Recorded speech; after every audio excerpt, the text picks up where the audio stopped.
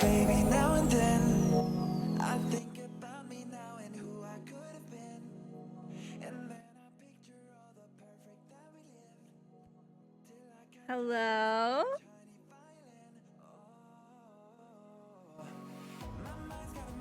Let's see. Hopefully that's a good balance for the music.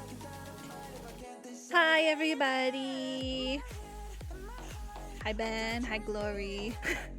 Hello fellow Carly Rae fans. Were you like spying on my Spotify activity today? Because maybe I listened to The Loneliest Time 3 times in the last hour, but maybe not. Unless you're friends with me on Spotify. Oh, I did do that.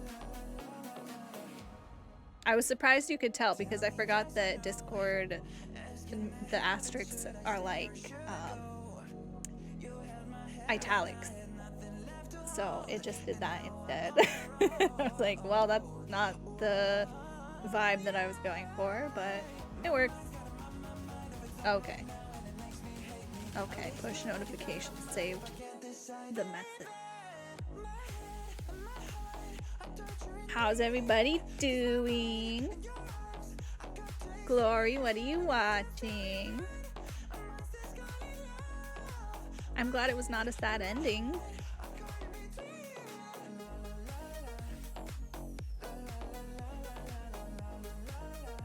And it only had a near deaths.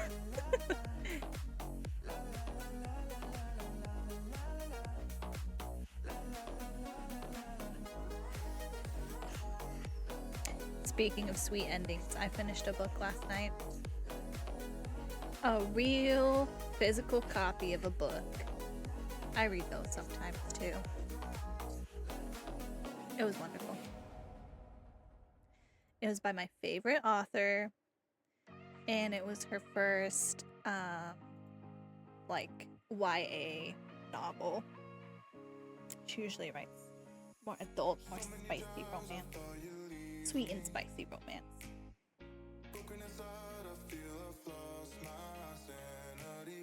Raven of the Inner Palace. Ooh, ghosts! Okay. Jotting that down.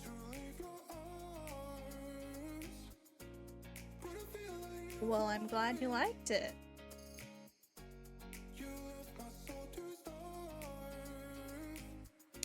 Me and Nate are pretty behind on most anime. We like don't watch enough of it these days, and then all the like little ones fall through the cracks, you know? Because we're still catching up on like Haikyuu and My Hero. Yeah, we're just behind on all the big ones, and then when we do watch them, we watch those. So then, yeah, we miss all these cool small ones. Maybe it's not a small one. I don't even know. I don't even know what the anime landscape is like right now.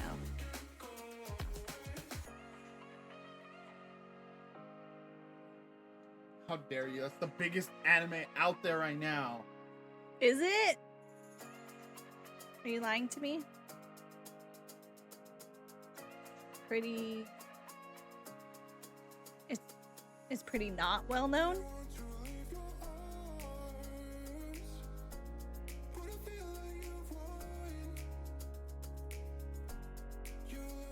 Yo, did you go to a VA con? Or was it just like a con and there were a bunch of voice actors there? No one's talking about it. Well, okay. Then I'm safe. Bro. But I am out of the loop in the world, in life, regardless. Yes? Someone we vaguely know of might be dating the voice of the vampire from Dream Death. Someone we vaguely know? Yeah. Like someone that added it.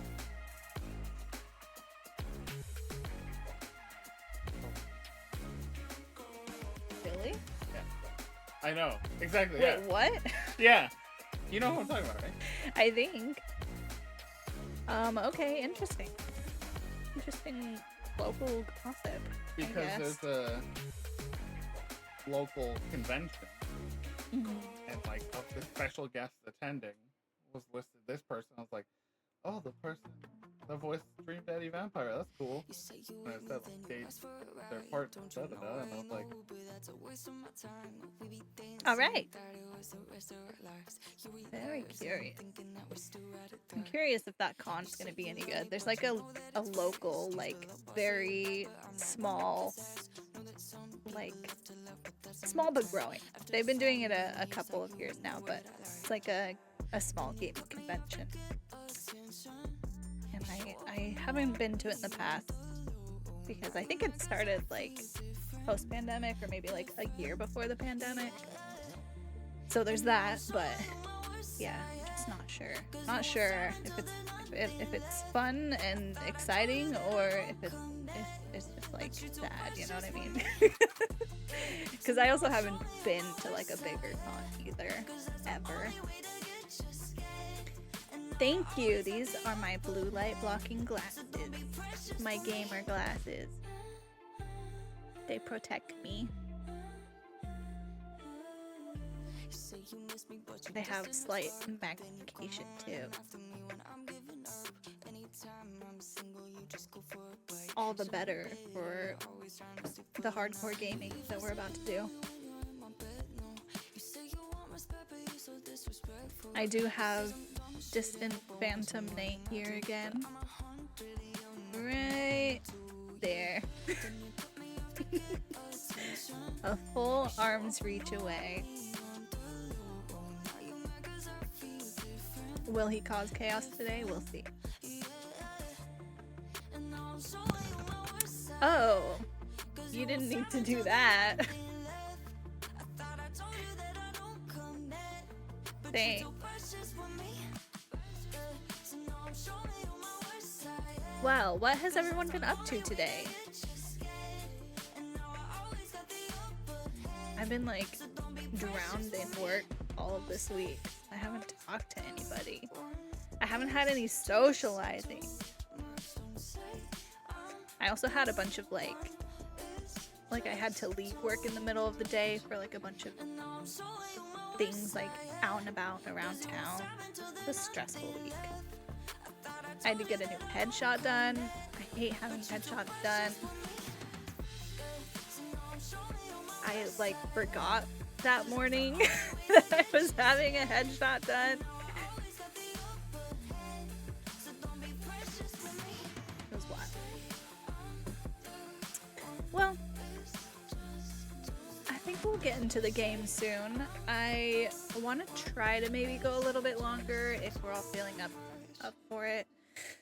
We usually go till about like 7:30. I'm thinking maybe 8:30, just get a little bit extra in, but I guess we can kind of see where we're at too, because if we're like getting pretty close to the end, we can either finish it or like I don't want to get to a point where we have like, you know, a few minutes left in the game for like another session that's like weird and awkwardly short.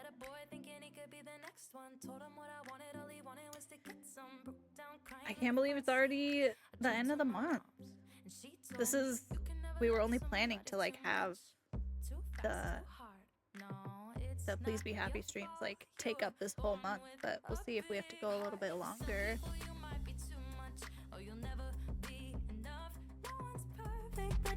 Okay, goodbye Twitch soundtrack. Hello gay video games. Hello Evan.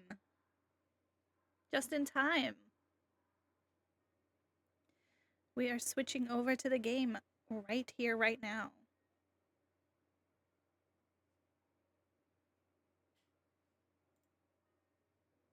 Beep.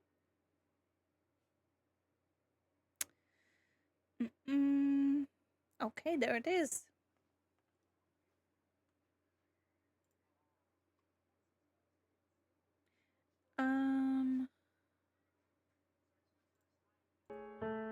Okay.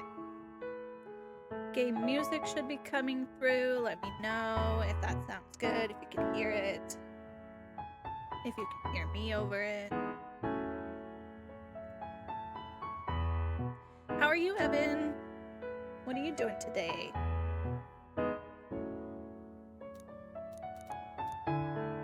Ooh, I needed that break. Back to it. I don't know if you all recall, those who were here last time. We're getting back into it in an interesting chapter. We just talked to Juliet at the end of our session last time, and she was revealing like where that toy room, like playroom that she has in her house is from, and it's because she had a daughter.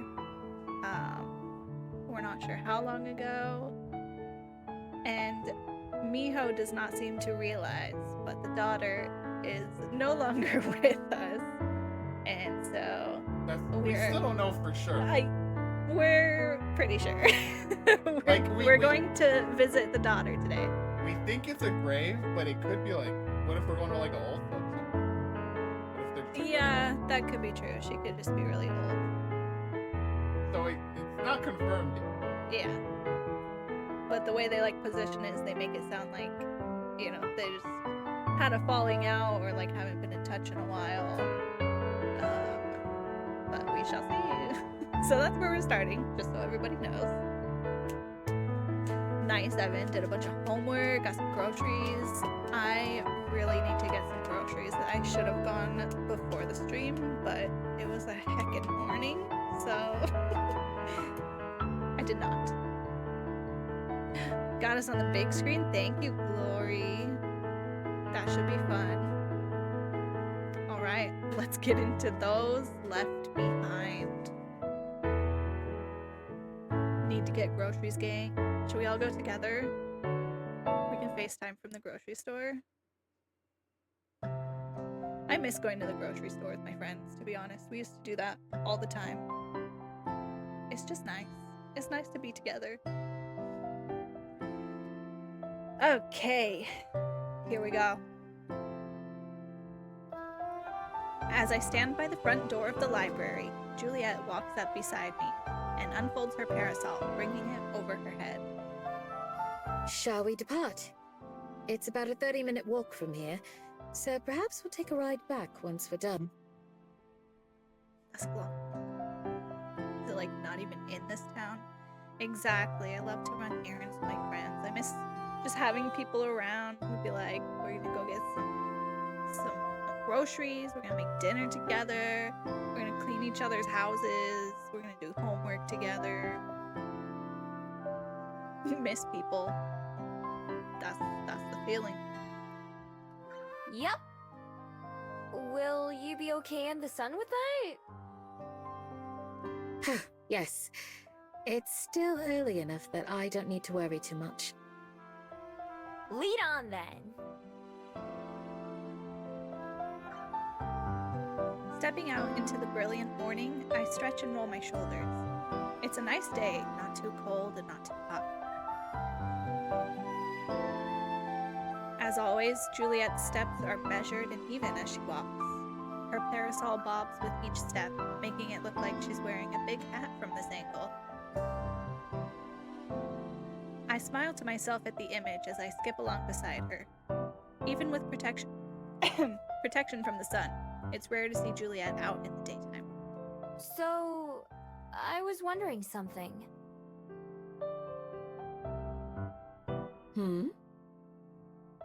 If your daughter lives so close, then why doesn't she come to visit more often? I've been here for a couple months now.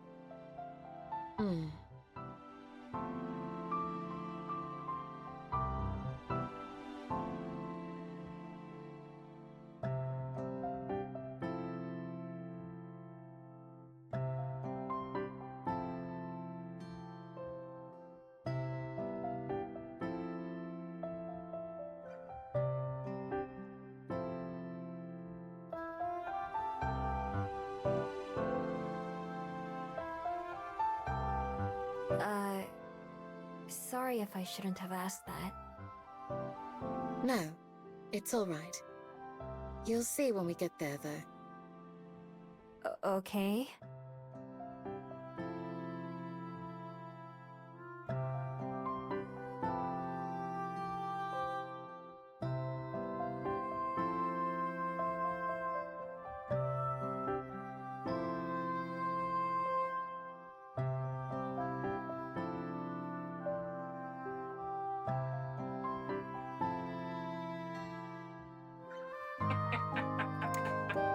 fuck?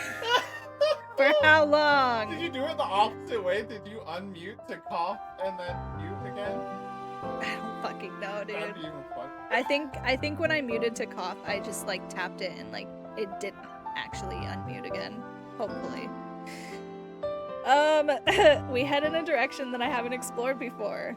We're in the same area as the gardens, but not quite the same spot.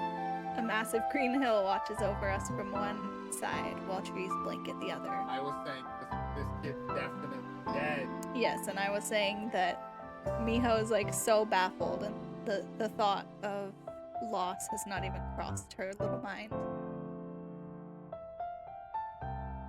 Yeah, it was just, I was dumb when I paused, or when I muted to cough.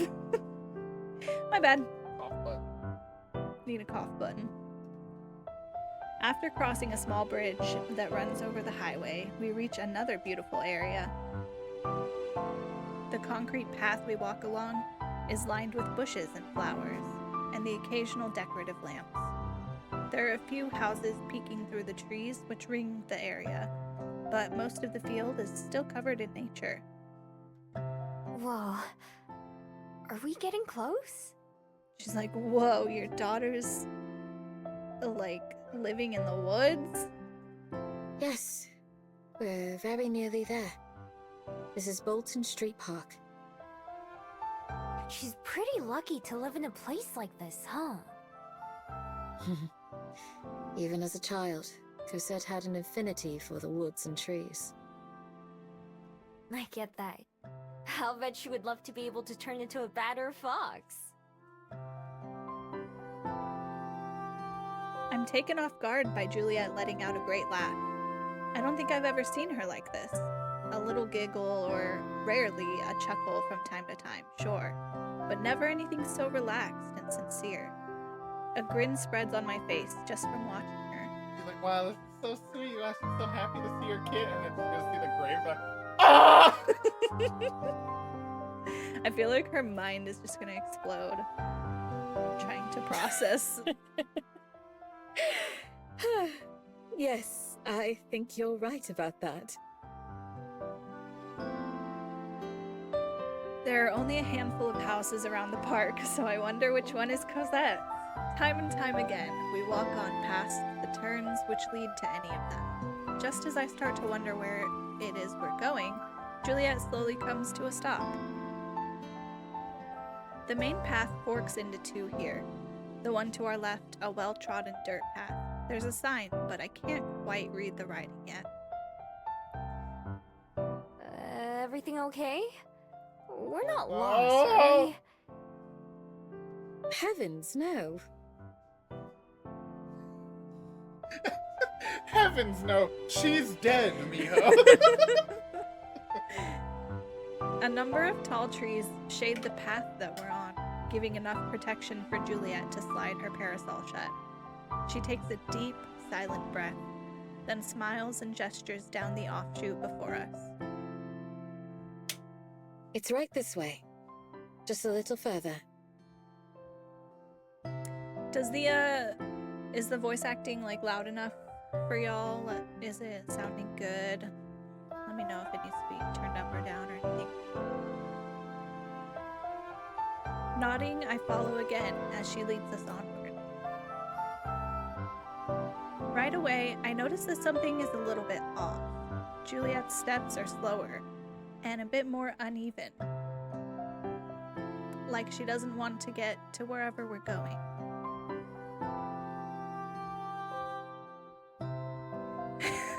Until the absolute end, Evan. Well, it's like, does Miho even understand the concept? That's what I'm saying. Like,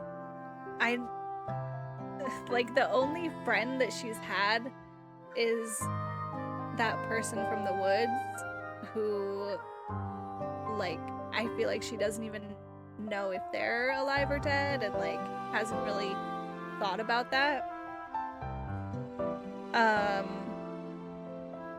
And then, yeah, because of her magic that, like, makes everyone forget her, like, I doubt she's formed any long-standing relationships that she could have lost someone or, like, even knows what that is.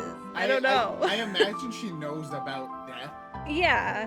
but she just assumes that this person, like someone would just say, no, they're dead. Yeah. You can't visit a dead person, you know? Yeah. Like, I mean, that's- it is a weird setup, like that Juliet is just sort of stringing her along in this way instead of being like, oh, you know, she passed away, but we can go and visit her at the grave. Yeah, I can turn the background music down.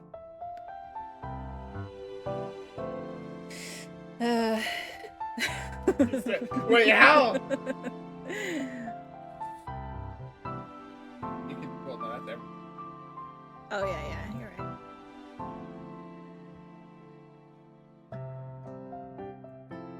Let's try that.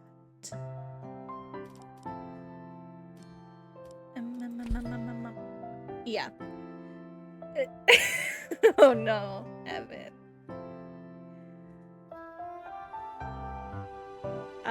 After a few minutes of walking in silence, she takes one last turn off from the path we were on, leading me up a small hill dotted with trees.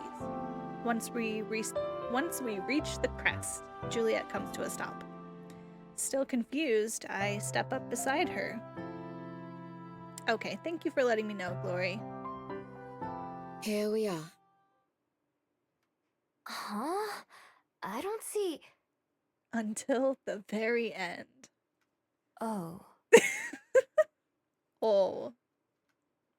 I was gonna make a joke. There it is! I was gonna make a joke that how likely do you think it is that Julie will forget to close the menu? Oh my gosh, shut the fuck up. I should have just started a prediction or something. In the shade of one of the trees is a gray stone monument. Its edges are rough and worn from time, but it's spotlessly clean. There are others like it nearby, practically identical. Words are carved into the stone, too small for me to read easily. She doesn't even know what this is. She does. Oh. I've never visited before, but I realize what this place is. She got me. I silently mouth the letters of the word at the top, even though I'm pretty sure I know what it's going to say. There's a C, then an O, and then an S. Cosette's grave is preserved perfectly. I'm sure Juliet wouldn't stand for anything else. Yeah, Nate, don't be mean to Julie. That's you. Don't be mean to anybody. He was being mean to me earlier, too. What? He was. When? In the group chat, in the group call. Sorry. I didn't. It's okay, Miho. I'm aware you didn't know, but I wanted you to. Bruh. Juliet really was stringing her along, bro.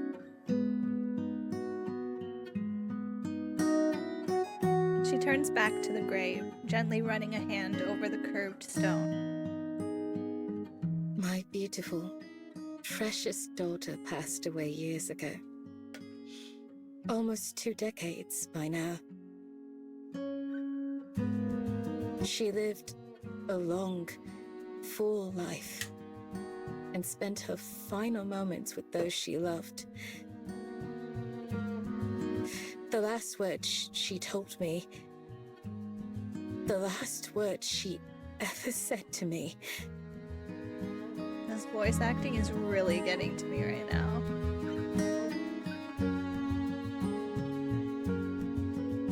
You weren't even listening? She just delivered the lines of her life. Juliet's shoulders shake without a sound as I stand there helplessly. She shudders as she takes a breath. Or that she couldn't have been happier. What was she like? She was so many things that it's almost impossible to answer. I think you would have liked her. I'm sure she would have loved you. She was adventurous and free, sometimes stubborn to a fault. Once her heart was set on something, there was no stopping her. Everything she did vividly, to the fullest. Even if the very laws of existence told her something was impossible, she would try anyway. Who's cutting onions in everyone's apartment right now? We're all trying to figure out the culprit. She was endlessly kind, with compassion for every living thing, from the smallest insect to the largest, most ferocious beast. She saw the value in all of them. Who needs one? Who needs one? Take one. Take one. Pass it around. She gives a small smile as she looks at me, even as tears well in her eyes. I gulp to try and force down my own emotions. You should have seen her as a child. She would talk your ear off. Both of them, if you'd let her. There wasn't a single person near us who didn't know who she was. So open and free was she. That warmth and care. It was the core of her life. If she saw someone in need, she would rush to their aid. It just naturally came to her. If you or I see someone hurting, we may choose to help. For Cosette, it wasn't a choice. It was simply who she was. To know her was to adore her. Every day that went by, I was more and more proud of her. Those virtues never faded a bit. Even on her last day, she was worried for me more than anything. I promised her that I would...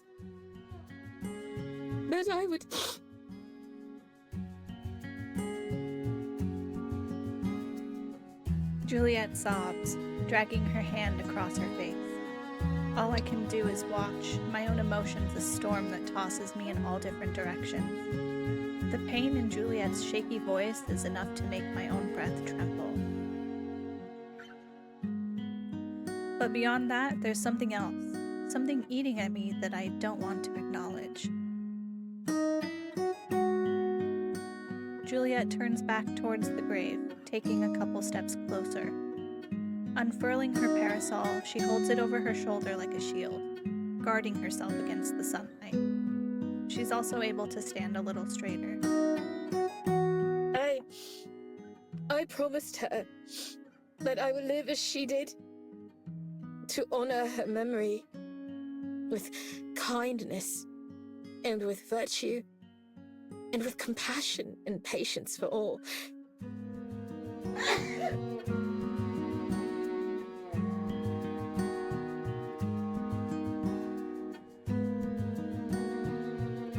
That I would ensure her legacy lived on in the many lives she had touched. It was only in the days that followed her passing, as I wandered lost and alone, that I truly began to understand how much she had saved my own life. The gift she gave me was something I'd never had before. Purpose. How very silly and irrelevant things such as wealth and prestige began to seem after that. Those were fleeting concepts, born of some misplaced need or desire. There was something that could be much greater. Something well beyond money and power. Love.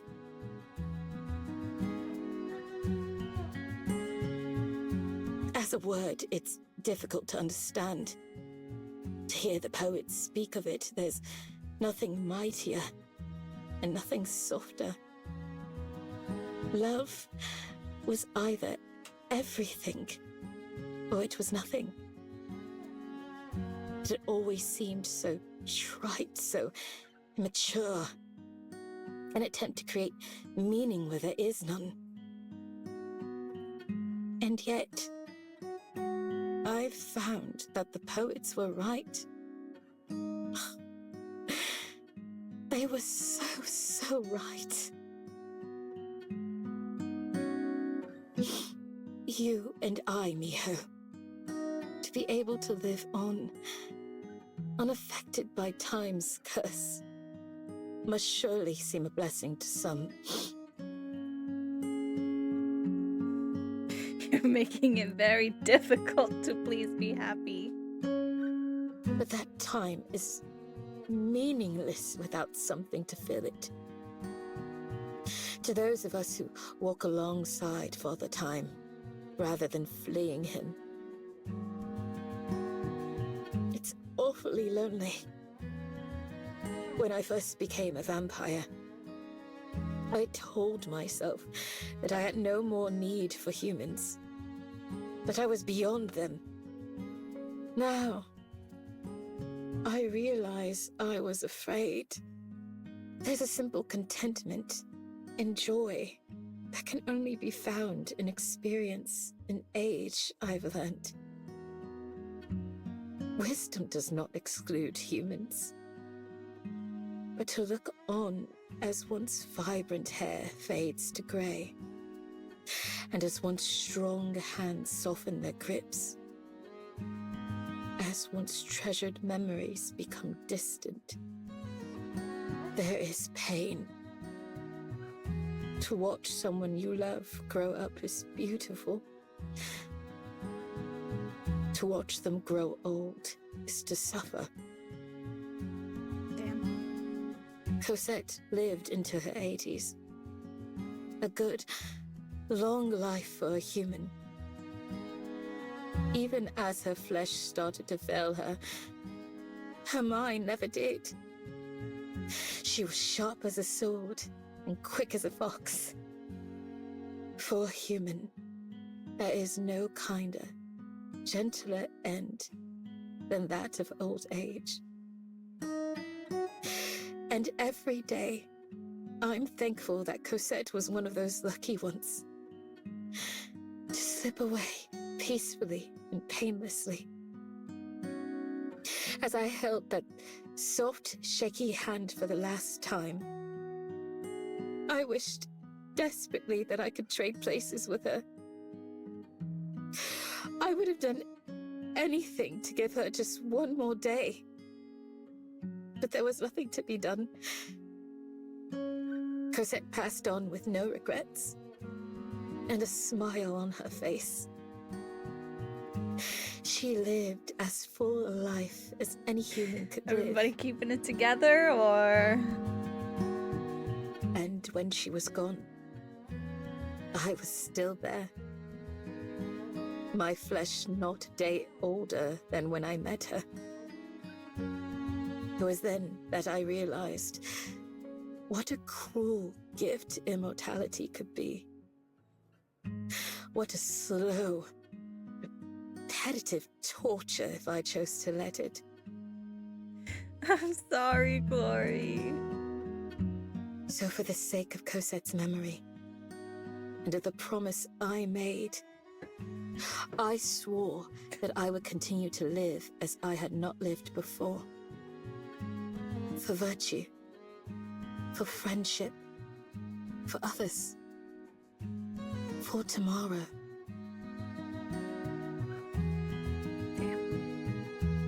To die is human. To live is a privilege.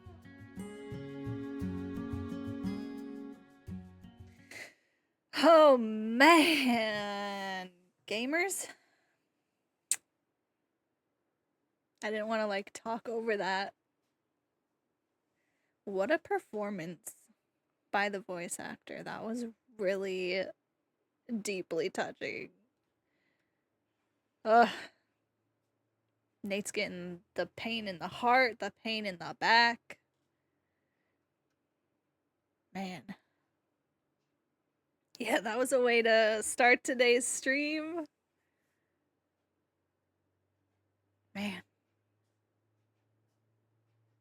After there's been like so little Juliet stuff, and then like the whole discussion that we had at the end of the last session with her, and then this one has been like pages and pages and pages of dialogue, which I love.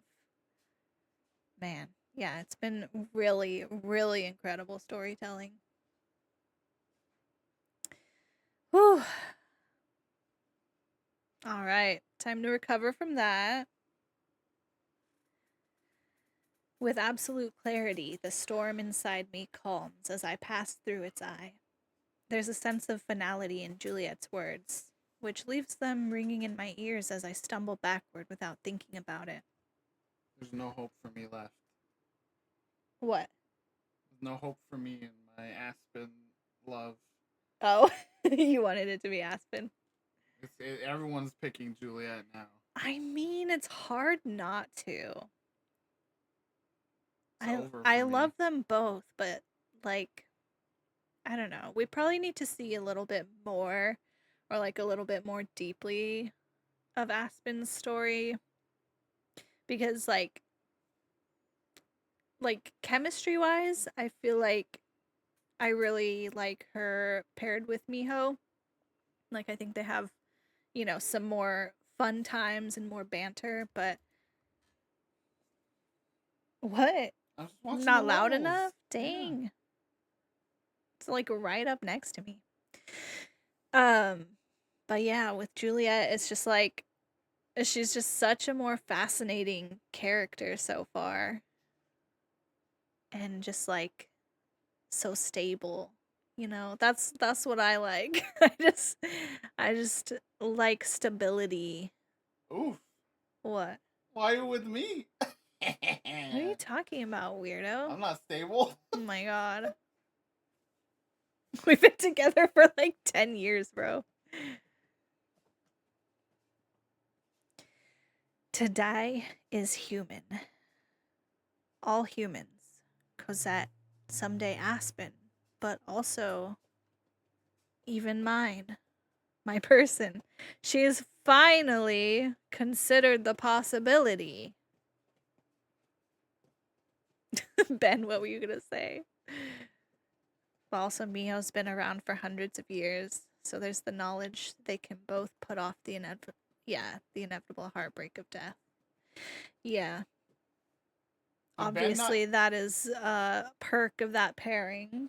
Did Ben not hear me say I'm unstable? Like, I think he heard you, but that's why I'm like, what more was he going to add to the self-roast? See, that's why I think the Aspen one is like so powerful. If you pick that, it's knowing you'll have this same thing happen. Versus with Juliet, it's like, we'll live together forever. Woo! Right, but that's not like a reason to I pick know. Aspen just I because know. it's like, oh, so meaningful, like, to make that decision. Like, yes, it is, but that doesn't make it a better decision inherently than pursuing the path with Juliet.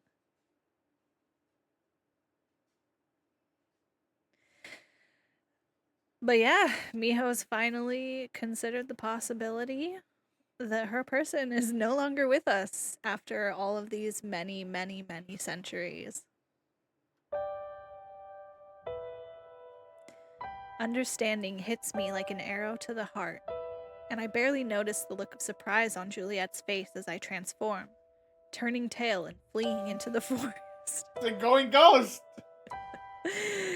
Miho has said, sorry about all that. Can't deal. See you at home for some sandwiches later.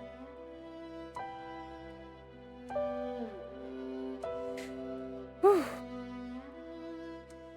My person, the one I've searched for my entire life, is dead too.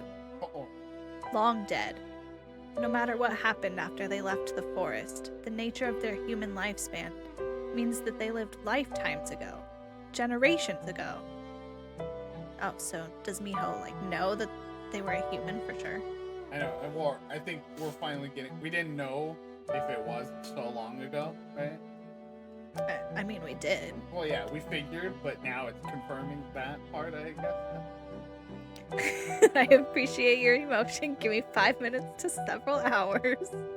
You just made me realize someone I'm looking for has been dead for a long time. I am understanding the finality of death for the first time.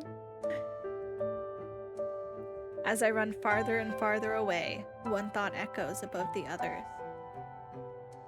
All this time, all these years, all these decades, they've been for nothing.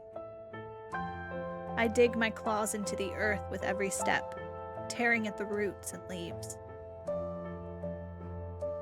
I do know the name for the feeling pulling and tugging at me, the one that had taken over Juliet as we stood there, one I've heard of, but never felt until now. Grief.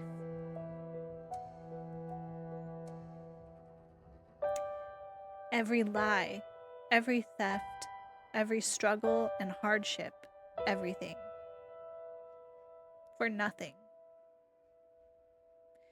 That word swirls in my head, a dying leaf drifting toward the ground, falling and powerless to stop itself.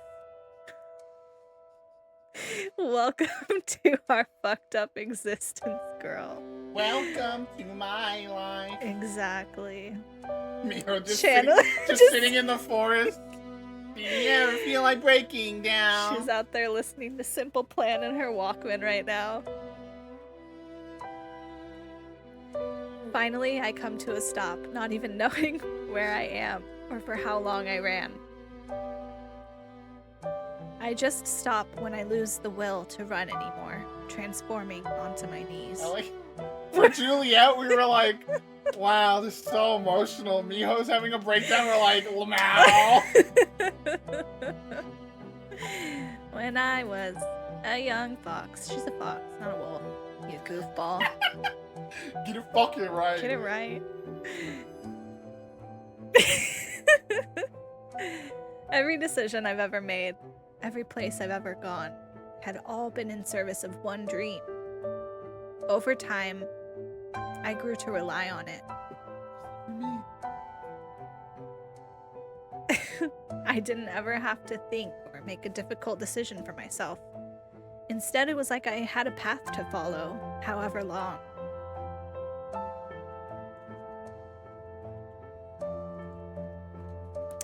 Okay, gamer.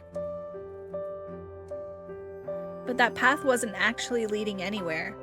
All it did was take me far away and leave me on my own. Rising to my feet, I look around the area. Although the trees and slopes remind me of Mount Victoria, I don't recognize it at all. Yeah, I mean, essentially, she just lost, like, her purpose. So that would certainly leave you floundering a little bit. Meanwhile, we're like, Lamau, she's listening to Simple Plan. Bro, I've listened to Simple Plan when I lost my purpose. I never even had a purpose, bro. Don't at me. Juliet's nowhere to be seen. The sprawling sunlight means she couldn't join me here, even if she wanted to, even if she found me. I wonder if she's looking. Yeah. And it's like one thing to be like our age and to feel like, God, what is the point right now? But then to know that you've been spending decades, like hundreds of years probably, and being like, oh, well,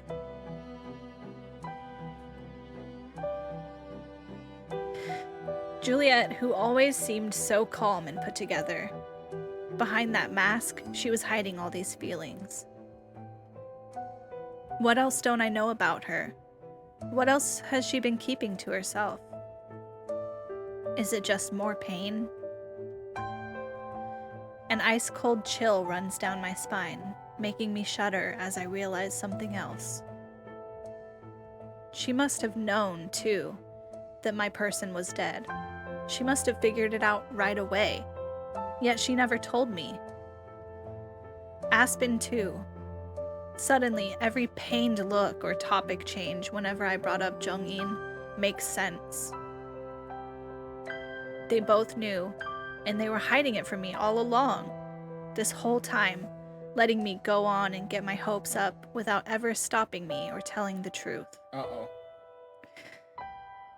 I mean, how do you how do you broach the subject? How do you explain the nuance of human relationships? Yeah, it was. I mean, yeah, but how do you bring that up even? And like, how did you think that feels if she's like, yeah, I'm looking for someone that I used to know, and they're like, oh, he's probably dead. Yeah, You know, like that would be It's fucked just up like- too. Like, oh, what the fuck? just like immediately. Oh, your person is probably dead. You might want to give up all hope of searching for them. Especially in this world where it could be that he's a vampire and elemental. You know, you never know. Yeah, Like he Yeah. could be. we didn't know if they were. Like if anything, I'm guessing what's happening in the background that we're not seeing is Aspen and Juliet have been like researching, like in the back, trying to find this guy in a book or something, so they have the full information before they just go, hey, there's no hope for you, you know. I'm still like, with the way they're building this up, there's in the back of my head, I'm like, there might be a chance he is alive now, like a tiny chance, like not as, you know, like that he could be some kind of being that was visiting her. Huh? What? Nothing. Yeah. It's tricky. Oof. This has just been a whole stew of emotions right now.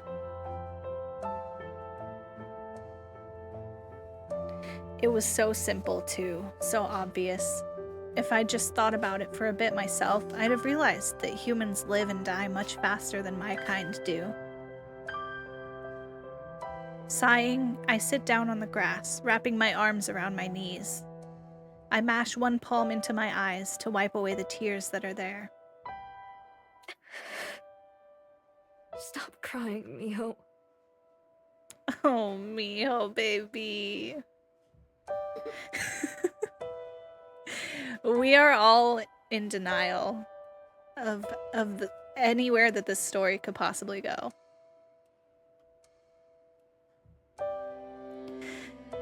With a few deep breaths, I manage to fight away the stinging pressure and keep myself from breaking down even more. I sigh again once I'm certain it won't turn into a sob.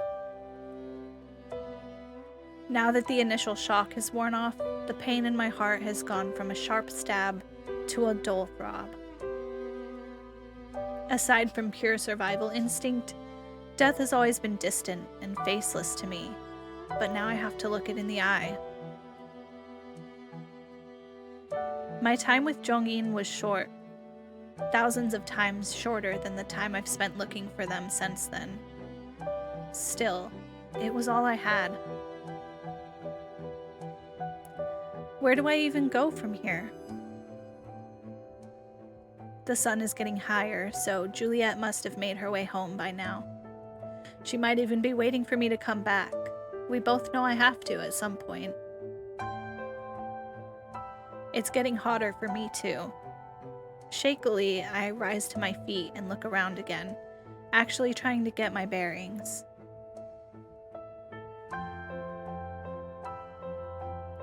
If I have to, I can just go back in the direction I came from until I find somewhere familiar. I start walking back toward the library, since it's the only place I have to go. I may think of it as home for now, but I can't help but picture Juliet's sobbing face. Immortal or not, there has to come a time, someday, where we don't see each other. And that will be the end of our memories together. Or at least her memories of me. The same goes for Aspen, as mortal as Cosette. Aren't I just resigning myself to feeling this pain again someday? Potentially even stronger? Maybe she was right, the other Gumiho. Maybe I don't belong anywhere. Don't say that, Miho. By the time I get back to the library, I'm exhausted from the walk and sun. I throw open the library door and go inside, walking past my empty seat at the front desk. Juliet's nowhere to be seen, only patrons. They've always managed just fine without me, though. Nihilistic phase. Yeah, baby, we're speeding through all of the emotions. Emo miho. Yeah. No cutting onions in the library. It's against the rules. Nemo. Nate's just making sounds trying to cope.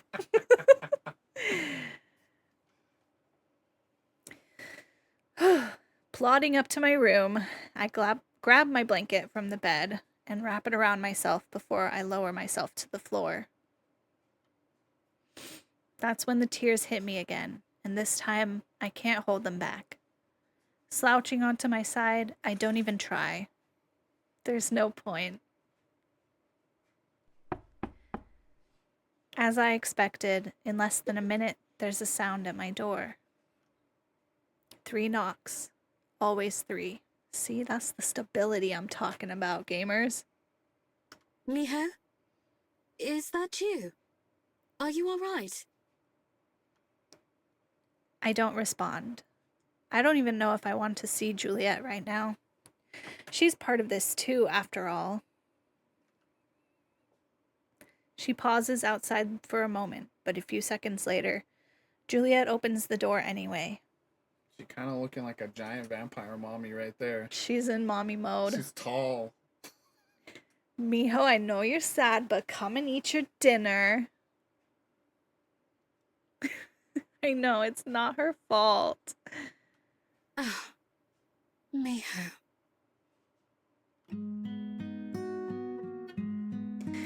The pity in her voice tells me everything I need to know. I can only imagine what I must look like, covered in blankets and lying on the floor. I must look pathetic, childish. It must be how I always look to her. That's such a sad thing to say, Miho. Miho, I'm sorry. I didn't mean to. Juliet trails off, still just inside the door. I can see her legs and cane, but not her face. I can picture the concern on it, though. Didn't mean to what? Oh, Sassy. emo teen. The words come out as a growl. I wouldn't call it quite a growl. It was certainly a little saucy for Miho, but surprising even myself. But I can't pretend. Not now. She let herself in here. She can deal with it. Damn, bro. Her cane sways from side to side as she wrings her hands, almost knocking into the wall more than once. Mean for you to put things together this way. Such a painful way. I wanted to... So you did know. The venom in her voice. Eddie. Sorry. We can't not.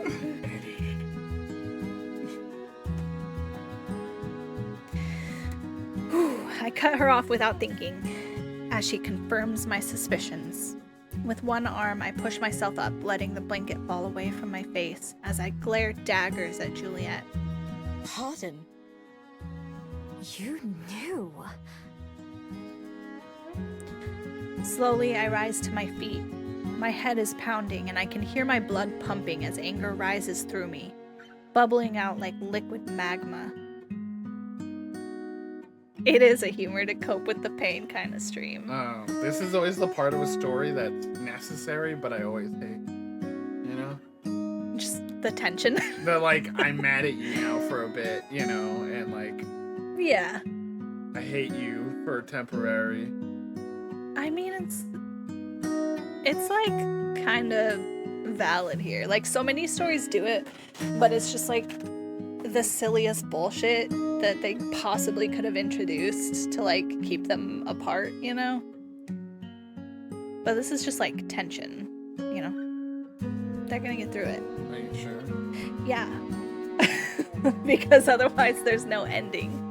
Because if Miho You just made like the wrong choices, bro. if we didn't make any choices. Because if Miho just dips, then like they forget about her and the story is over. So they're not gonna do that. Clearly. Cut to an hour All later. this time they've been dead, and you knew, didn't you? You probably knew from the first time I told you about them, right? She stiffens, and then Juliet sighs deeply. It's all anyone ever seems to do around here. I did, yes. Why? Why didn't you tell me? Although tears are beginning to choke my voice again, I manage to shout out my question, my accusation. J'accuse. I've been looking like such an idiot. I'm already an idiot compared to you and to Aspen. Every Miho, day I'm no. reminded of that. But this really takes the cake, doesn't it? Honey, you just have a different skill set. I know, that's what I was saying. She hasn't seen Aspen today. I was worried, like, when she came in here and, like, covered herself up with the blankets. I was like, is she just going to sleep before seeing Aspen? Panic? Can you do me a favor? Can you give me my blanket? I'm chilly, I'll just turn the heat up. but I want my blanket for comfort. Because you're sad. Yeah. My whole body is like my elbow now. I'm I've falling been apart. wasting my I'm whole entire sorry. life over something everyone else can figure out right away. I know, Aspen's about to walk into the biggest, like, shitstorm of her life. I've got cupcakes. Okay, let's get cozied up first, gamers.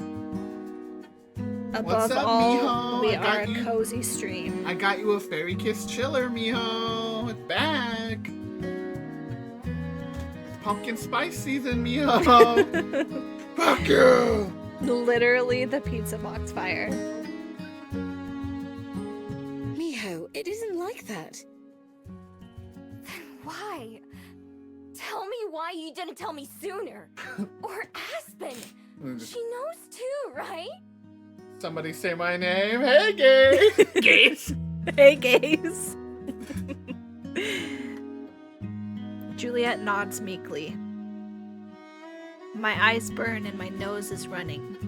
My face hurts in every way possible. I didn't. We didn't know how. No how? What do you mean no how? I can't keep myself from shouting. I feel so stupid, so angry, and so sad. Please, Miho, try to understand. We were still just getting to know you. You barely trusted Aspen or me. She's right. If we just told you that the person you were looking for was deceased, we didn't know how you'd take it. She's right. She got a point. You might not even believe us, for one thing. Or perhaps it would give you cause to run away again. As the weeks went on, we wanted to, but it never seemed to be the right time. Neither of us wanted to be the one to, out of nowhere, bring your whole world crashing down. Not when you were trying so hard. You seemed so happy. It felt more cruel to ruin that in a way. I'm sorry, Miho. I truly am. That's why it's such a good story, Evan. Like, literally, there's just nothing that could have made it right, you know? It's just a shit situation. The worst part is, like, they could have told, and then she would have just left, and then they wouldn't even remember. Yeah. They'd be like, I'm sad, I don't know why. I want to take my depression pills. Just forever changed. Yeah. It is really good Bro. writing of just the whole conflict and story. Is that what depression is? Have we all, like, been hurt by some spirit that if we don't see them Someone every that we day, forgot. Damn. and we just have this pain that we don't know where it came from, but Really makes you think. that's why. That's why I'm gonna. One brain cell for this whole chat. That's why I'm gonna tell my therapist. you One know? depressed brain cell that we all take turns with. Be like, do you think this is why I'm depressed, therapist? They'd be like, what the fuck? We might need to do more for you. Hayamatsu. Tsubasa. What is that? What is Tsubasa? My brain goes to, like, there's a soccer anime, and I don't think it's that. Yes. It is a soccer No, anime? but I think there's Oh. gotta be something else. Tsubasa. Reservoir Chronicle.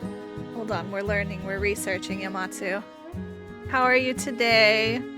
What are you doing, Yama? Yeah, it might be this. It's the princess of a kingdom who loses all her memories.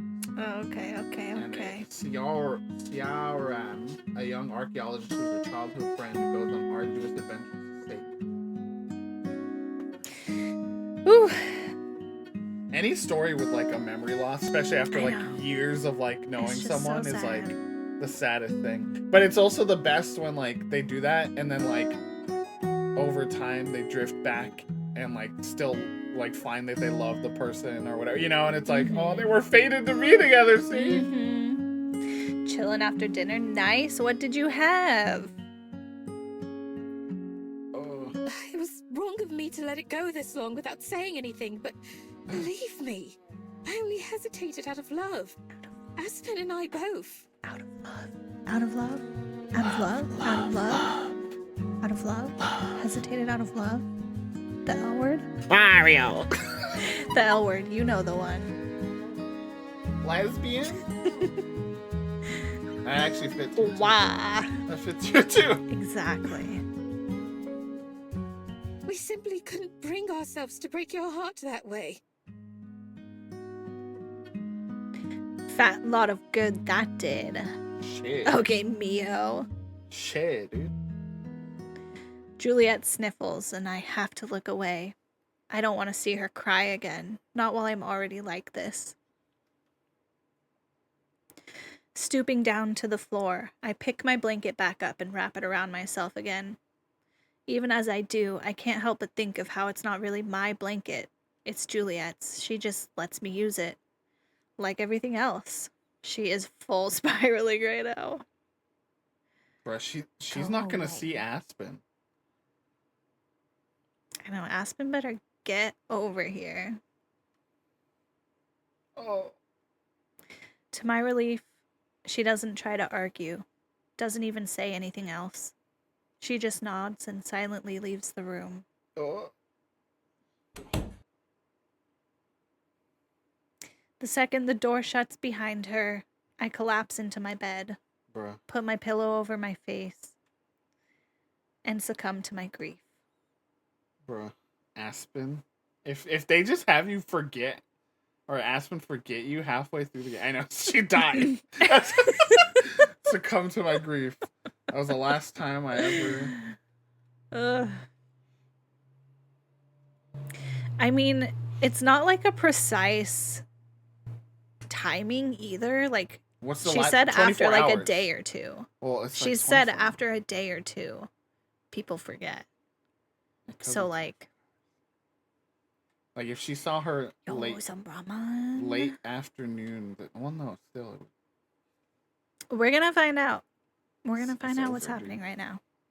Well, I hope you enjoyed your dinner, Yamatsu. We've got already 2 anime recommendations from this one stream.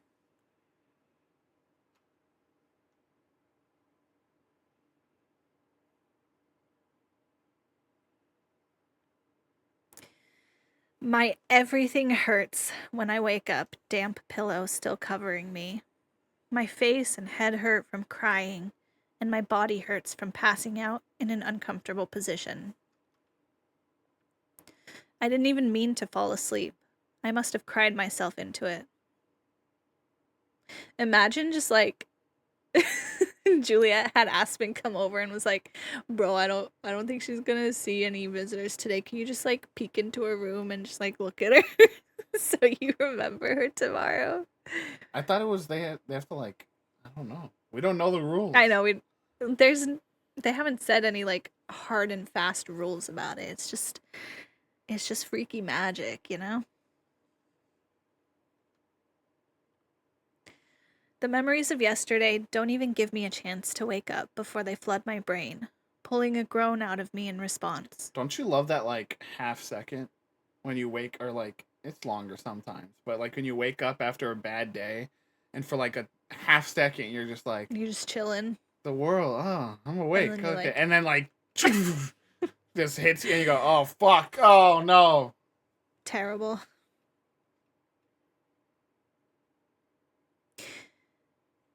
Yeah, it's true, because Aspen had like taken notes. She like takes notes on the customers and their preferences. So I guess, yeah, Maybe you it's still can remember her via like writing and yeah, maybe like, it's just if you have an impact, like her life was so just like in and out, in and out, in and out, that like she never really made an impact on anyone, you know? Mhm. That like if you think of her, if you know what I mean, like Yeah.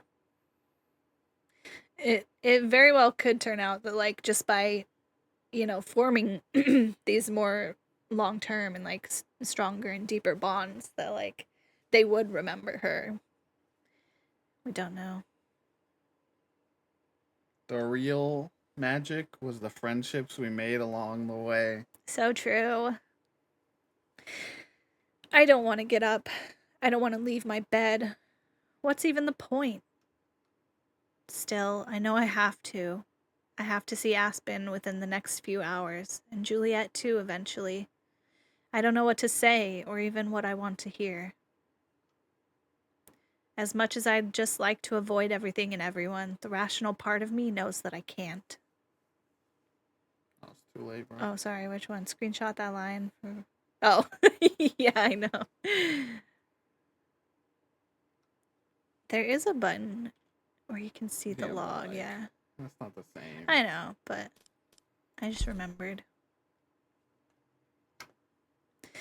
Instead, my magic and bead force me to conform like always. Either get up or be forgotten. It's not really much of a choice.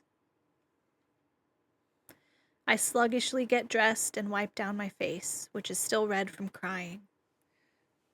Then I trot downstairs to where we'd normally be having breakfast. Except it's later than usual. There's food on the table for me, but it's long since cold. And I can hear the sounds of conversation and movement that mean the library's already open.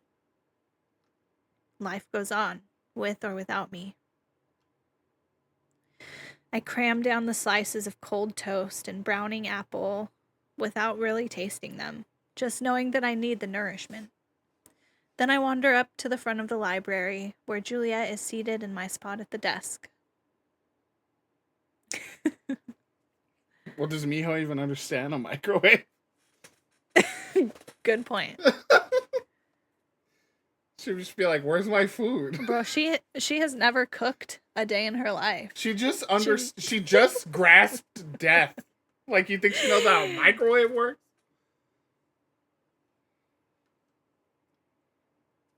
When she notices me approaching, I can see her struggle to decide how to greet me. Uncertainty plain in her eyes. I can't decide either, so I just settle for a stiff nod. Hey. Hey. Good morning, Miho. Her voice is awkwardly stilted. It seems out of place for Juliet. I gesture at the stack of books next to her and the half-filled checkout sheet. You can go to bed. I can take over from here. Juliet shakes her head, looking a little more confident in the motion. No, it's all right. You're Nah. in no state to be working today. Let me handle it instead. You just learned about death? Take a sick day? Really, it's fine. The sassy little half squinting. A patron starts to approach the counter, a couple books in his hand. I start to reach for them, but Juliet stands up, blocking me off. Good morning. All set to check out? I let my hand fall to my side.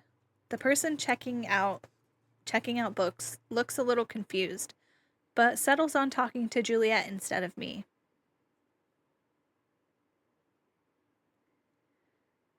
I know, Miho adopted the no mental health days mentality.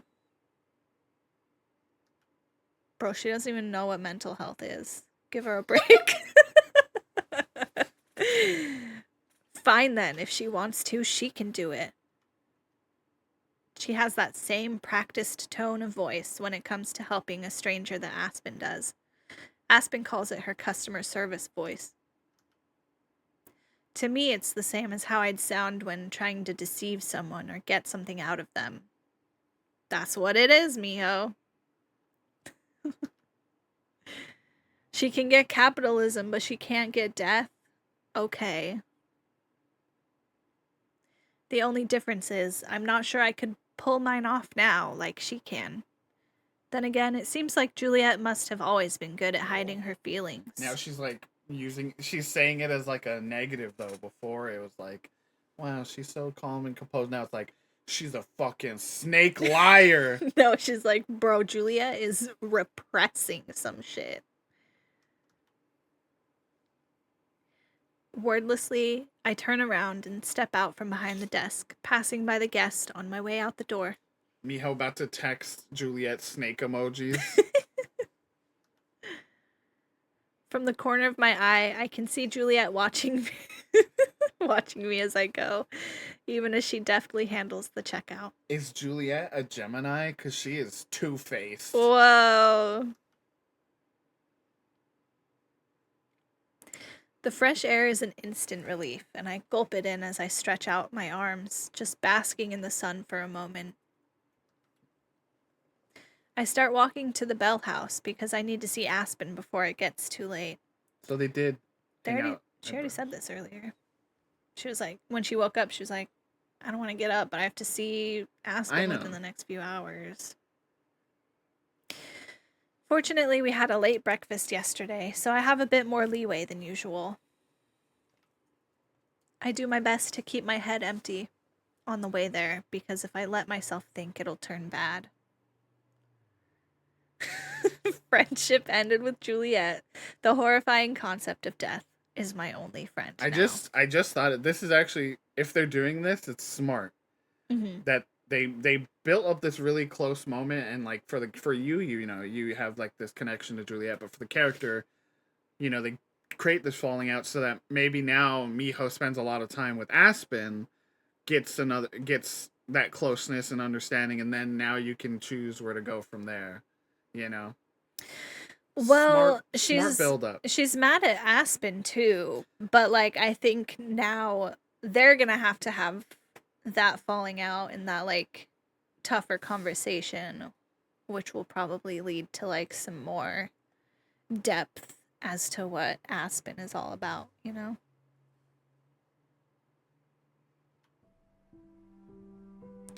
So instead, I just focus on putting one foot in front of the other, and on paying the minimum amount of attention to my surroundings, just enough to get me there. Aspen herself is working the counter when I enter the cafe, and she waves eagerly when she sees me. Aspen's like, hey! And then Miho is just like glaring absolute daggers. Oh, Miho! I was just thinking of taking my break early to come see you. Juliet said you were feeling a little under the weather this morning. Juliet? Taurus. A Taurus. I could Aspen? see that. Libra. Okay. Yeah. I don't know if Miho has a birthday. It doesn't say? Well, I don't want to. What if that's like a spoiler? A spoiler of her birthday? Well, like, we don't even know when she came to being, you know what I mean? So? We don't know when they are either.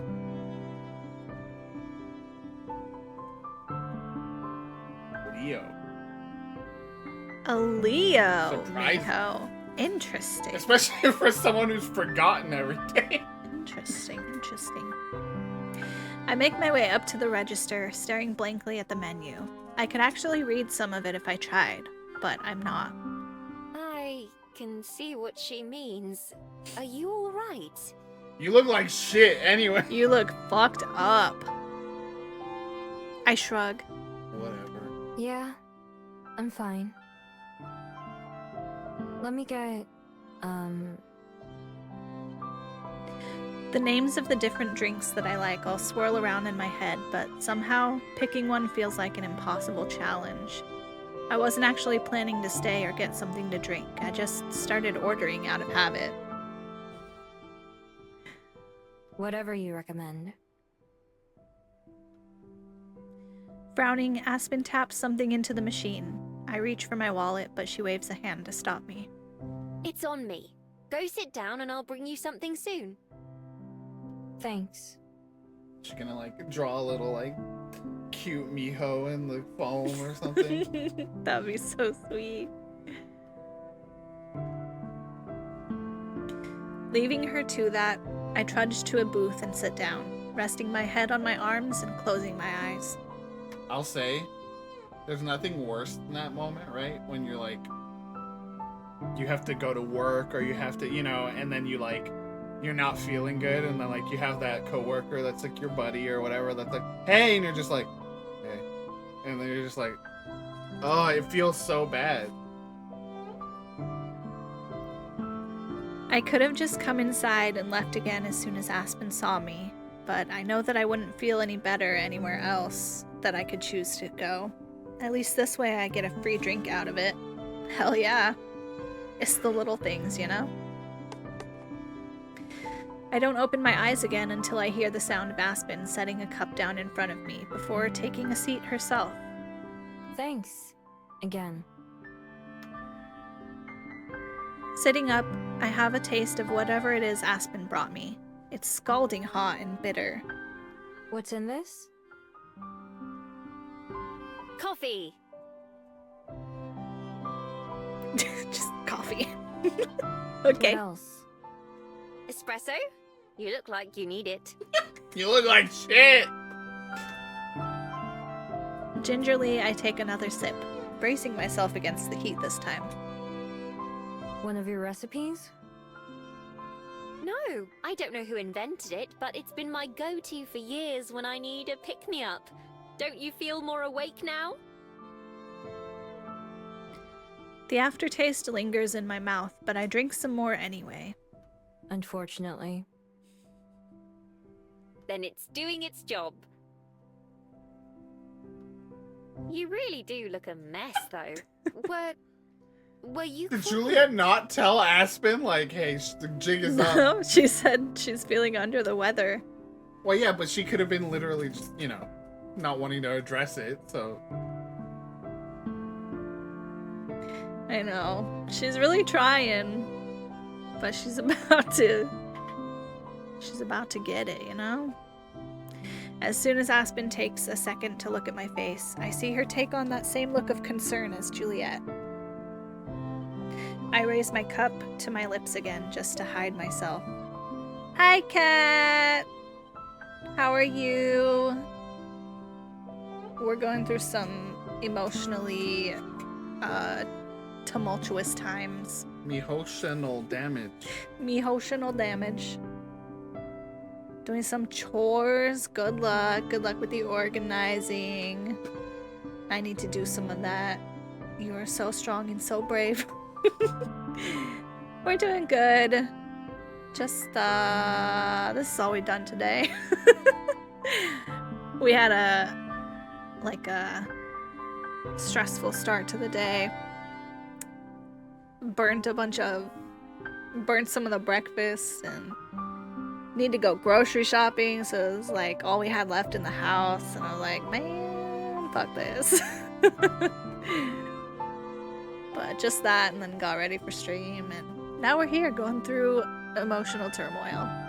It's been fun. As Evan said, Welcome. Miho has been introduced to the concept of death Yes. and human emotion. Yes. And she's struggling. It's a tough time out here. She's going through her emo teenager years. What is anything even worth it? Ooh. Yeah? There's an awful scraping sound as Aspen slides her chair a little closer to mine, taking one of my hands in hers. I pull away immediately. Sorry, I should have asked first. What's wrong? Did I do something? She's so worried. I know we had the L word. We had a hand-holding attempt. Yeah, bad timing.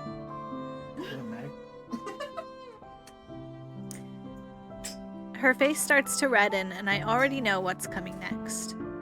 It's fine. I don't know how to respond, so instead I opt for a question that's been lingering on my mind. Do you know who Cosette is? Cosette? No, I don't believe I know the name. Is she a Well, friend of yours? Even Aspen doesn't know? No. Don't worry about it.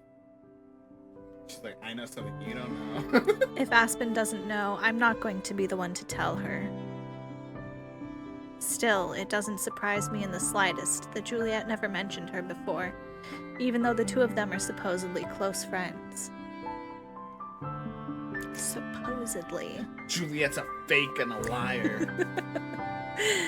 As for my human, though, may as well just get it out there. At least then we'll all be on the same page. I know you lied to me, loser. I found out my person is dead. Ugh. What a way to break it. I just want, like... I just want, like, absent, like, oh, like full, like, oh no!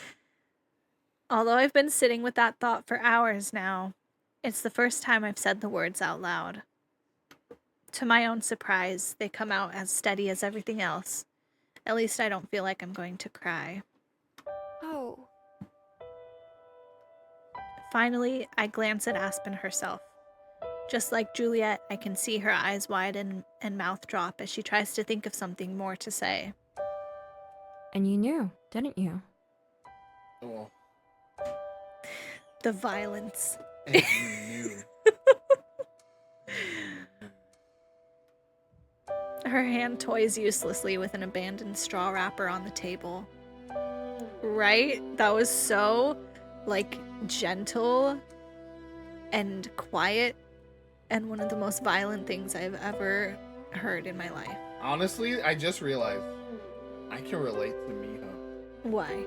This is like, these moments are like when I came down into the office for the first time after that thing, you know, that happened in my workplace. And I just like was just cut off. I was cold. I did exactly what Miho's doing right now. It was nuts. You're detached, angry. Like, because of the way I am, you know when I'm upset. You know what I mean? Like, and so like those two people were like they didn't know what to do. Anyway. You had to be there. Nate was a fox girl once, and Yeah. there was some drama, you know. They told me my person was dead, and I got real pissed. Her hand toys uselessly with an abandoned straw wrapper on the table. Bro, somebody clean these tables. Yeah, You don't Aspen. have someone bussing? I suspected as much, yes. I sigh, not surprised at all. I don't even have the energy to be that upset compared to when I was dealing with Juliet. I'm sorry, It's okay. Juliet already said it. Well, I'm saying it too. I'm sorry. It seems you probably didn't find out in the best way. Not that there is a best way. That was why we were afraid to tell you. We didn't know how... Actually, I'm just going to stop talking. He was like, you know what? I Fern. respect it, dude. It's fine. I cut her off flatly before she can start over apologizing. Being apologized to makes me uncomfortable, like an itch I can't scratch. Putting my chin in my hands, I look out the window to the sunny day outside. It's as nice as it ever is here. I just wish you would have told me. That was full. I'm not mad, I'm just disappointed. In our reflection, I see Aspen nod. If it makes you feel any better, we were going to soon. We'd already decided, but not on how. I assume Juliet told you. More or less, yeah. She said something that made me figure it out. I see. Both of them just accepted my being upset so easily. Neither of them tried to argue or anything, just apologized. I'm not sure how I feel about that, just like I'm not sure if Aspen's words make me feel better or not. I feel it. Are you feeling too emotional? You need some support. But also, I have to ask what I'm getting out of doing this to myself, and to her, and to Juliet. Sitting here silently, stewing in my emotions. What felt like burning rage last night now feels less explosive. I do wish they'd been more honest with me, but they were both just trying to be nice. It's not like I haven't done the things they were afraid of before, like run away. When that's the case, is it really okay to still be upset with them? I know Phyllis is reading the room and she is quaking. There's some drama afoot. Sorting through complicated emotions is difficult. I like when things are straightforward and I know how to be sad or mad or something else. Right now, seeing how sad it's also made Juliet and now Aspen doesn't make me feel better either. If nothing else, I should at least tell them how I feel, or try to. Closing my eyes for a beat, I make my first real decision since leaving for Cosette's grave with Juliet yesterday. Are you busy tonight? I want to talk with you and Juliet. I just want to talk. Together. I'm leaving. You won't remember me. She startles at the sound of my voice. I guess she didn't expect me to say anything else. I'll be there. Just tell me when. I don't know yet. I have to ask Juliet, but I'll have her let you know. Okay, that works for me. I stand up slowly, and Aspen does the same. I can tell from the way she's still fidgety and nervous, though, that something's bothering her. There's a tiny pop as she snaps the paper straw wrapper in half. Can you tell me one thing, though? Are you leaving? She's really worried about that, isn't she? I feel a bit more confident about one thing as I shake my head. No, I won't go anywhere. Wow. That's growth. That's growth. That got me. And neither will you two after I'm done. We're going to the garden? Oh, so that's, oh, I guess that's the only thing you can do. Yeah. That's where we're meeting up at the At garden. night? Dangerous. Isn't that, well, wait, no. It was What? a park. Yeah, it was a different place. Okay. She's not gonna just go and Out? out Juliet's secret. After getting back to the library, I made the same request to Juliet about being able to talk together. Not only did she agree, she suggested that we go somewhere else, just for a change of pace. We shared a quiet taxi ride up to the Botanic Garden, not far from Cosette's grave. Neither of us tried to talk, which suited me fine. I spent the whole ride trying to think about what I want to say. I imagine Juliet did the same thing. The taxi driver drops us off as close to the entrance as possible, tipping his hat in thanks as Juliet pays him before driving away, leaving the two of us mostly alone. There are a few people around, but more of them are leaving than entering at this time of the evening. One of those people, a figure sitting on a bench reading, stands up and approaches us. When they step into the light, it turns out to be Aspen. It's certainly a new feeling to be the one waiting, instead of waited for. Hi, Aspen. Aspen got there nice and early, just to be sure. Good evening, Aspen. I hope we didn't keep you waiting for long. No, not at all. Besides, I can hardly complain when it gives me an opportunity to catch up on some reading. What a nerd. I thought about exploring the gardens a little, but I wasn't sure I'd be able to find my way back out. There are worse places to be lost, at least. Thank you for indulging my request to come here in the first place. It was a good idea. Not to say the library's gotten boring, but... We never really go anywhere else? I feel better now than I did this morning, at least enough to make a couple jokes. A lot of things still weigh heavily on my mind, but I'm determined to not just be an emotionless rock. That wouldn't help anyone. Precisely. I've never been here before either, so I'm eager to see the gardens.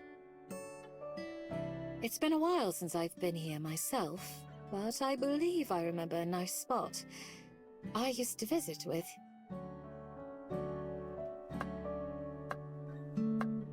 Instead of finishing her sentence, Juliet simply begins walking. Her cane makes a steady click, click sound as it taps against the stone path. Aspen reads off some of the signs that we pass by, signs which I, of course, have never given a second glance at. Stonebridge Gully. That sounds rather poetic. Perhaps I'll use it in a story sometime. Ah, Pine Hill Path too. Whoever named these gardens was having fun, weren't they? I love Aspen's noises. Ah! Ah! She is so enthusiastic about life. Juliet still seems preoccupied, not ignoring us, but not seeming to pay any attention either. She does wait while Aspen pauses to read one of the big signs that talk about the gardens. She writes a little bit in her notebook, then scurries back to us. Sorry, one of the photos there caught my eye and I wanted to take some notes for further research. I hadn't realized there was more to this park than just this one garden. Really? Like what? There's an old estate for one thing. Also another garden just for native plants. There's even a cemetery not far away that's apparently part of it. Oh, we're aware. The steady rhythm of Juliet's cane misses a beat, but she keeps walking. After a short uphill stroll, we reach our destination. A small brick path juts off the main road, leading to an overlook covered by a glass roof. There are a handful of benches around, but all of them are unoccupied. Would this do? Oh, Juliet, it's breathtaking. I have to agree. Aspen walks slowly to the edge of the overlook, pressing a hand against the glass as she looks out over the view. I stand beside her and do the same.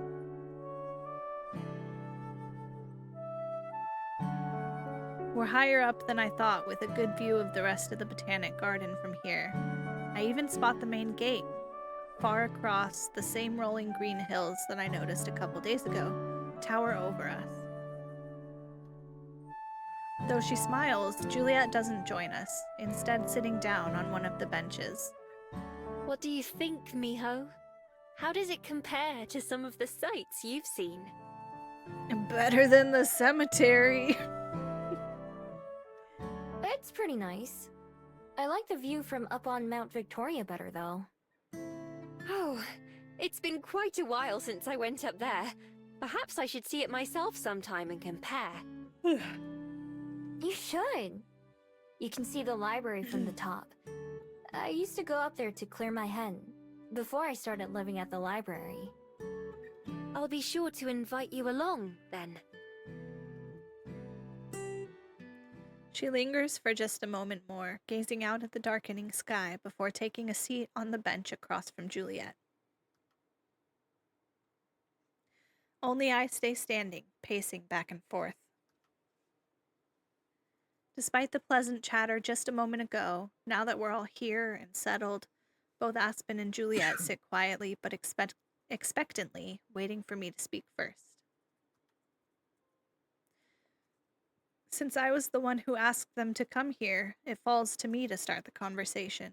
But where to even begin? I've been thinking about that all day, and I've decided that maybe I should just start at the beginning. The very beginning.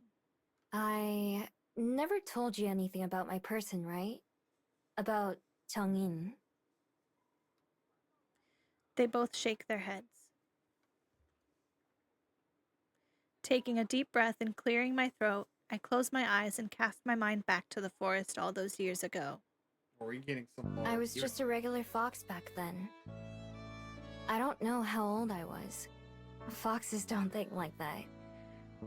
All we know about is eating snacks and lying in the sun.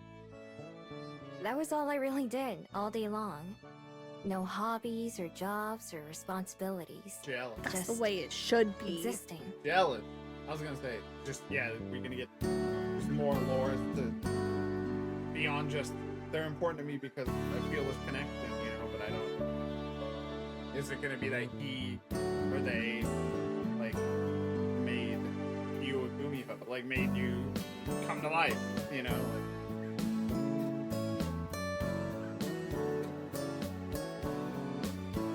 I knew what humans were in the same way I knew what leopards and bears were. Big and scary and something to avoid. It was rare to see one in the forest, but it happened. Most of the time, they were noisy enough that you could hear them coming from far away and hide. That was the first thing that was different about my person, Changin. I was taking a nap in one of my favorite spots, an old log that had fallen over. Changin came all the way over and sat down before they woke me up. And when they did, I panicked. I ran and hid as fast as I could. I think they were surprised too. They didn't try to catch me or stop me. Instead, they kept their distance and tossed me a little bit of the meat they were eating. I didn't trust them and didn't know why they were sharing, but it smelled pretty good. So I grabbed the food and ran away. And eventually they left. When I went back to my log the next day, Changin showed up again too. I ran away again, but they still didn't chase me and let me come back on my own. We did the same thing the next day, and the next day, and the next. Then, one day, I was in a new part of the forest. I liked wandering around even as a fox. Oh, no. I wasn't paying attention to where I was going, when suddenly, it felt like my leg was on fire. I didn't know what it was at the time, but I'd walked right into a trap that a hunter left. Owie! I couldn't move as much as I tried, and it's still the scariest thing that ever happened to me. I was sure I was gonna die. Finally, Changin showed up. At first, I thought they were there to finish me off. Instead, they were worried for me. They knelt down and got my foot out of the trap, and then wrapped it with a part of their shirt to stop it from bleeding. That was when I finally figured out they weren't going to hurt me. They literally saved her life. I kept going to the grove to see them, and they kept being there. I let them get close enough to touch me after that. Still, they didn't do it much. It was only to check on my leg and make sure it was healing okay. One day I went, and they were waiting like always, but they brought a lot more food than usual. And they gave it all to me, hardly eating anything themselves. Honestly, I get it. I would be deeply in love with anyone who did any of it. After I was finished, we sat together for a while. They sat on my log, and I laid in the grass nearby. Finally, they got up like usual and set two things on the ground. One was a bag of food, the same as they had just given me. The other was a little paper scroll. They patted me on the head for the first and only time. Then, they left our grove. At the time, I didn't think that day was anything special, other than the extra snacks. But it was goodbye. But it was the last time I'd ever see them. When I came back the next day, they weren't there. I waited, just in case they were late, but they never showed up. The scroll they left and some of the food were still there. Other animals had taken a lot of the food, but they didn't want the paper. And bro, left you a goodbye feast, and then this other animal was like, ah! I took the scroll with me when I left. I didn't know what it was, but it was theirs, so it had to be important. My only option was to carry it in my mouth. I went back again the next day, expecting them to show up, but they never did. I don't know how many more days it took before I realized they weren't coming back. Once I did, it was all I could think about. I kept looking for them, but I couldn't find them, as much as I wanted to. I didn't even know why I wanted to see them so badly. Just that I did. While I was thinking about that, I started to choke. Something came out of nowhere and was stuck in my throat. Finally, I coughed it up. A bead. I'd never seen it before, and definitely never swallowed it. I left it and went back to my den, but it was waiting for me there too. No matter where I went, it was always waiting. So finally, I touched it with my nose. And then? Everything after that happened so fast. 1 second I was there, just a normal fox. The next, I was in this new form, not sure how or why. Some things came to me naturally, like using my new body and walking on 2 feet, and even how to turn back into a fox. But I still thought like an animal and acted like one. I didn't know any words that I could even think with. Just turn and like, ah, oh, ah, oh. I had to learn those, and all kinds of other human behaviors the hard way, after getting chased away from villages and strangers that I met. Over time, I learned how to hide and blend in, and steal, and just how to survive. I followed Jungin's scent all the way to the ocean. I'd never seen so much water, not even close. I had no idea how huge it was. I boarded a ship like Jungin had, not knowing that it would take me somewhere different than the one they took. And I've been looking for them ever since. When I open my eyes again, they're heavy with tears, but this time I don't try to hide them. I didn't mean to talk for so long, but once I started remembering, everything else just came naturally. Turning to face Aspen and Juliet, I see that they're crying too. Oh, Miho. They sound like they were a wonderful person. I can see why you never stopped searching for them. They were truly special, weren't they? Yeah. Yeah, they really were. Seeing all my girls crying right now has me emotional. I'm not okay. Remembering how their hand felt on my head and the softness of their touch as they inspected my leg, those thoughts hurt as much as the hunter's trap did. But also, they make me smile too. I've often wondered that they might have forgotten me, but I don't think they did. They only knew me as a fox before I had any magic, so their memories should have stayed intact. Those days weren't long, but they were special. To me, and I hope to Jongin too. And so I don't want to let them become painful memories. I want to smile when I think about them. Anyway, I'm sorry for getting so mad at you yesterday, Juliet. And for how I acted this morning with you, Aspen. I know that you both just wanted to keep me from getting hurt. But that's another thing, too. It feels like you're always looking after me, or taking care of me. There are lots of things I'm still learning, but I'm not weak. I've taken care of myself for a long time, you know. So, I don't want it to be like that anymore. I want you to be honest with me from now on, both of you. Even if it's something that would make me sad or angry. I promise that I won't run away without saying anything. I won't just disappear no matter what happens. Because if we're really friends, then we should trust each other, right? Shit. That's one of the things I've learned. Gamers? Who crying? Who up crying? They're gonna hug. The next like full they're called CG, right? Like when it's like a full painting or whatever. There's gonna be the three of them hugging on the bench and Mio's in the middle like bashful. They better do it.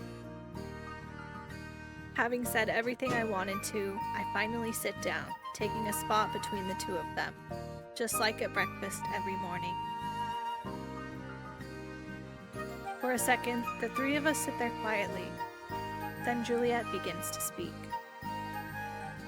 I hear what you say, Miho. And I agree. You're not the only one still learning things, you know? I have a long way to go too. For years, I felt it for the best to remain open, but guarded. If I maintained a comfortable distance, even from those I call my dearest friends, then I would be protecting myself. By never getting to know anyone too well, by withholding any meaningful details of my life, I thought to avoid the pain of loss again. But all I've done is keep myself from experiencing that joy of companionship again, while even causing hurt to others. I'm not too experienced when it comes to being honest to myself. Or perhaps only honest to a point. But you're right, Miho. That isn't how it should be. From here on out, I'll endeavor to be more open, more real, with both of you. For myself, and for you. Juliet looks in our direction, but in particular at Aspen right now. As such, Aspen, there's something that I'd like to tell you. She begins telling Aspen about Cosette in much the same way she told me yesterday. I sit quietly and think about what she said. Not only has Miho learned, but she is teaching these people who have been friends and been around forever how to be stronger, more human. It's beautiful. I'm crying. There's still 2 more chapters. Like, God. what else happened? I guess now... A lot. My guess is chapter 4 is you could start a relationship with either one, and then chapter 5 is probably short, like outro. Maybe. I mean, this is what, chapter 3, and she's like just learning to trust. Like she just learned to trust officially.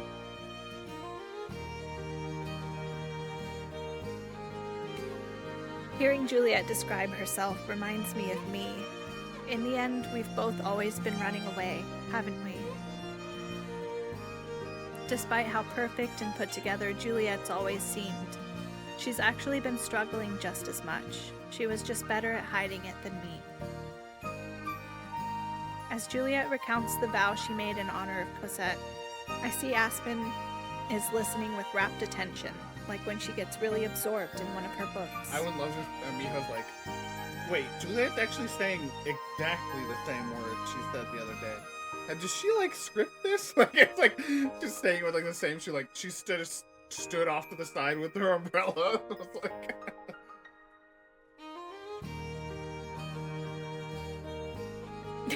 Next, full-blown rage and sarcasm. Hell yeah. When Juliet finishes her story, both of them have to wipe their eyes. Aspen rummages around in her bag and pulls out a small pack of tissues, offering one to Juliet before noisily blowing her nose and wiping her eyes. I'm imagining a very Gosh, cartoony. that's certainly a lot to take in. Thank you for telling me, though. Cosette sounds like she was a wonderful person, just like Johnine. I wish I could have met her. I wish you could have as well. She would have had endless stories to recount, and I know she would have loved to share them. As for all the other stuff, first of all, I promise, to both of you, I want us to be truly friends as well. I don't have anything quite so dramatic in my past, but I certainly know how it feels to be performative. I can hardly fault you for curating your self-image when I do the same thing. It's kind of funny, actually, and a little scary to hear you talk about Cosette and Zhuangyin. Because, as someone who will one day be past tense, I often wonder about how I'll be remembered when I'm gone. Not that I expect that to be any time soon, but still, I hope that someone speaks of me just as fondly someday. There will be more than enough time for me to worry about that in the future, though. Right now, I'm glad we had this conversation. I'm gonna start using that as someone who will someday be past tense. It was worth the near panic attack I had earlier, wondering what would be said tonight. Me too. I still have a lot to think about, and I'm still sad. But I don't want to be sad forever. I know it's not what they would have wanted for me either. But I do know that I'm lucky I met you two, and that you're my friends. I want it to stay like that. My cheeks burn from saying something like that out loud for the first time ever. But I liked saying it, because it's true. Although I'd already made up my mind to stay, it's sitting here in the middle of the gardens that I know I made the right decision. For all the doubts I had, all the struggles, I'm thankful that it happened, and I can finally admit that to myself. Maybe it won't turn out the way I expected, but for once, I'm content with my life right now. Well said. And don't worry, Miho. We're not going anywhere. Even if it's not always perfect, it doesn't need to be, just like Juliet. Oh, Miho, I'm glad too. The first time you stepped into the Bell House was one of the luckiest days of my life. Those moments where you're just going around with the whole friend group, everybody's saying why they love each other so much. All I have to do is keep trying, like Aspen. So maybe another first time would be appropriate. Hopping up from the Here we bench, go. I grab Aspen's hand and Julia's hand and pull them to their feet too. There it is! I No! called it, bro. Screaming. Then, spreading my arms as wide as I can, I pull them both into a hug. It's so beautiful. It's so sweet. Look at her one little tooth. Oh my god. Inside, I am hollering. Everybody No, take it in. Aspen's like, finally! Been craving for human touch. Wow. Miho's first hug ever. I know. Curious. Suspicious. Intriguing. Fascinating. Let's just sit with this. We deserve to just sit with this right now, okay? Honestly, not We've only- been through so much. This CG exists, this whole scene exists where they just spent hours telling each other how they love each other. In my head, that's the other part, right? Like, in my head, like, I get it, there is some more to it, but in my head, Juliet is the, like, mother figure for the group, and Aspen's the one that, like, romantically get it in them, and they're all this perfect little trio, right? You know? That's the With vibe. one of them as the mother? No. She's the one taking care of them. You can take care of your partners I and know. other people in your life. I know, but that's just that was my logical relationship tree. Yeah, you're making it weird, Nate. What? I didn't say if they were a throuple. I'm just saying that's why I was honing in on that. Well, you said it in the context that we were just having a conversation with the chat about it being a throuple. No. So you are can the see weirdos. why we would be confused. Oh, gamers. What a wonderful game. If you ended it here, I would be thrilled. It would still be a perfect game.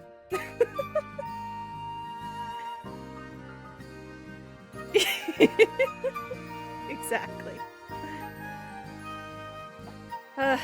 Lovely, wonderful, flawless, delightful, life-changing, transformative, gay. Yeah. If we stopped here, then we all get to live our fantasy. And then they live happily ever after, the end. And they never see the other scary fox again, which I'm sure is what's going to drive the drama later. Ugh. I love it. I love this game. Okay. We'll move on. We'll move on. For anyone who wants to not pay attention anymore and just live your throuple fantasy, you're valid. But It's not. we must continue. You're acting like it's all downhill from here. The show must go on. No, I just don't know what's gonna happen from here. Anything could happen, as Ellie Goulding said. Okay.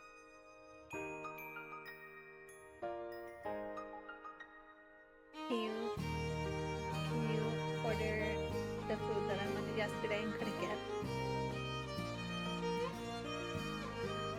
If they're open.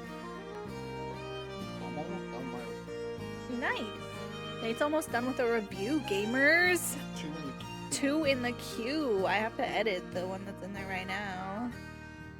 Sorry. New stories coming up. Fans of BGG, rise up.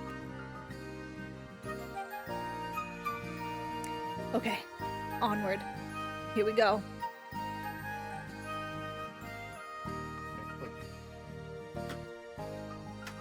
Now here we go. Without hesitation, I feel them embrace me in return. From that first day at the cafe, all the way to now. It's chilly out here in the gardens, in the cool evening air. But it's warm in Aspen and Juliet's arms, as it should be. And I smile to myself, and to them, and to anyone who may be watching. That's us. Oh my god. She's smiling for us. I was gonna say, oh yeah. I don't know. I don't remember if I'd said this, but in my year-end wrap-up for the stream channel, I don't know if we had said this publicly, the most used emote across the whole year of this channel was the world banner for VGG versus the world. Because y'all are fake fans, okay? Y'all, you want to say VGG win hours, and yet the most used banner or emote all year. We didn't stream as much as we used to in this last year, but still, we streamed a decent amount all year long. All the other emotes we have, that was the most used because of that one day. You are all out here posturing, pretending as VGG fans. Evan, I believe you. You're valid. Mine too.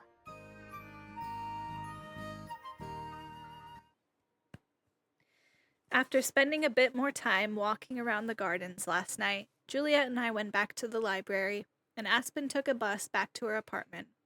Once we got back, I fell asleep almost immediately, my brain finally getting some relief from all the emotions of the last few days.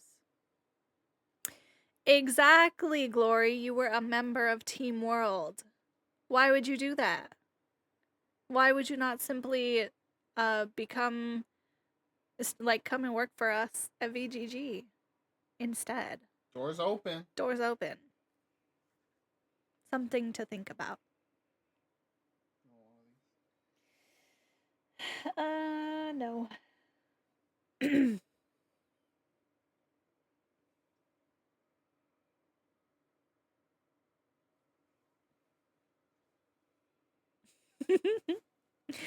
Wonderful. Love to hear it. In the morning, once I go downstairs for breakfast, it's pleasantly familiar. Toast, eggs, and fruit like always, and conversation about books and work and Wellington.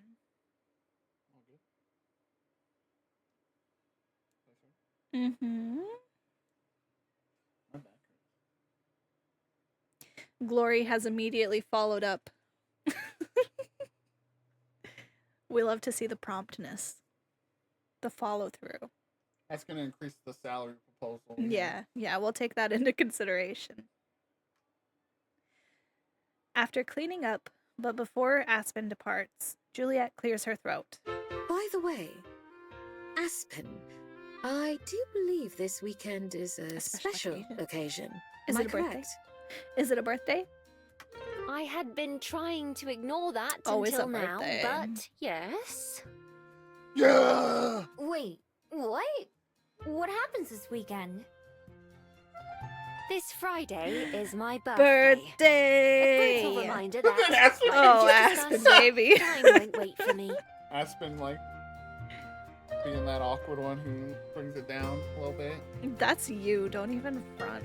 What do you mean? That's you being like, I'm about to turn 30 and I'm on my deathbed. It's true, though. Stupid. Whoa! Humans have parties for that, right? Are you gonna have a party? No, I'm not turning 12. There's something about Miho, one of Miho's, mouth frames is, so, it's oh, it's so wide. It makes me smile. How old are you turning? Not 12. I thought parties were a thing you got to do your whole life. That's what I'm saying. That's not fair that only 12-year-olds get to have them. It's not like that. They're just one of those things that you grow out of. Couldn't be me. Why? Why what? Why do you grow out of them? Her brow gets some more creases, like she's trying to explain this as much to herself as to me. It's just part of being an adult. No, you get it's older and not. older, and you reach the real world, and then you don't feel like having a party, I No, suppose. no, that's not right, Aspen. When you're young, it's exciting getting older because there's so much you can't do See, as a this is- child. This is gonna be Miho's opening Aspen back up. Where Aspen's kind of, for whatever reason, shut herself down from her inner child, you know, and Miho's literally like a baby in human, you know, life. So Once you're an adult, you realize that what you thought adult life would be like isn't real. I mean, you're right about that part, but that's why you have the party, Aspen. So instead of being excited that there's cake and ice cream, you start worrying about how many Oh, wow. calories are in each. Free yourself, Aspen. What's a calorie? Exactly. Never mind. You know, Miho has a point. She does? I do. You're never too old to have fun, as you both went out of your way to remind me. calories don't count any ever. day. 25 can be just as much a reason to celebrate as 5. Oh, you can take her from me. I suppose you're right. For the record, I'm only turning 24. Oh, a baby Thank you then. very much. A baby. Still, I'm not the partying type. Plus, I told my parents I'd go visit them this weekend. I remember when Let's party with the parents. I remember when I turned 24 all those years ago. I still remember it in my mind's eye. Just for a day, mind. I'll be back well before 24 hours have passed. That's wonderful. I'm sure they'll be overjoyed to see you. I'm sure they will be, at least for a little while. I still wouldn't want to stay for more than a weekend, even without Miho to keep in mind. Yes? That confirms 24 hours. Okay. Longer than that, and my mum and I would probably go crazy. I'm not leaving Welly until late Saturday evening, though. Would you mind going with me to the bus stop on that day, Miho? Just to be extra safe. Yeah, of course. Even without a party, would you let us treat you to dinner on Friday evening? We can go wherever you like. That would be nice, thank you. No gifts, though. It won't be a party. Coward. That's easy, because they wouldn't know what to get you anyway. Where do you want to go? I'm not sure yet, but I'll let you two know. Maybe you can come over on Friday evening, and we'll go from there. We get to see Aspen's apartment. Oh my god. Come over? Where? I thought you sleep at the Bell House. To my apartment? I do have my own place to live, you know. And, well, it isn't anything special, but I felt I should at least let you two see it. Only if you want to. Yeah. Of course I want to! I mean it. It's the definition of average. I'm not even sure if it can fit 3 people. Bruh, if true, you need a blueprint. That's a clause. I lived in a dirt hole for most of my life. I can handle anything. Good point. You'll feel right at home then. I'd love to come visit as well. Thank you for the invitation. She is a vampire. She needs to be invited in. Great. I'll clean up and make sure the cats are on their best behavior. Bro, It's I been knew she quite had a while pets. since we've I had knew it. company. I can't wait! The three of us chit-chat for a little bit longer until it's time for us all to split up for the day. Miho, do you have any plans for the day? What do y'all think the cats' names are? Brainstorm in the chat. I want to see who gets closest. I think she said cats. I'm guessing like 2. Not yet. Why? I was planning to go see a movie soon. Movie date, finally, like to 2! come with me? We are following up on all of the dreams. Elm and Oak, that's so cute. There's a very good chance, though, they're literary names. They're Pokemon. Professor Elm, Professor Oak. Oh, I see. I thought you were saying their names were gonna be like Pokemon names. You're more than welcome to, of course, Juliet, but I imagine it's rather late for you. Pride and Prejudice. What if their names are Miho? This is my cat, Prejudiced. Why is he named that? Unfortunately so. I'll be up a while longer, but I wouldn't be able to make it through an entire movie. Go I anyway. hope that you and stay enjoy for it, the movie though. theater. Dreamy. I understand. Miho? It's fine if you don't want to come along, but the showing starts in an hour, so we'd need to leave soon. I prefer to get there before it's crowded. Is it option? Oh shit! What? Oh shit! Our first decision. Fuck. You want me to do a poll? Just at least, you don't have to follow it, You can do a poll, but I'm gonna decide. but you can at least see what the people are.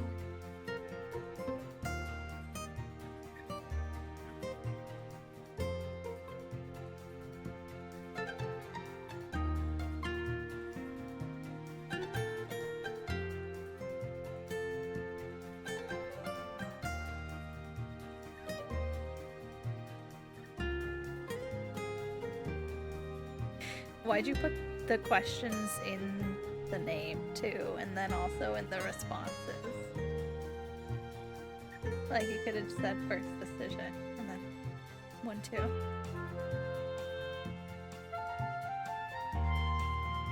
The poll is coming. Evan, that is exactly.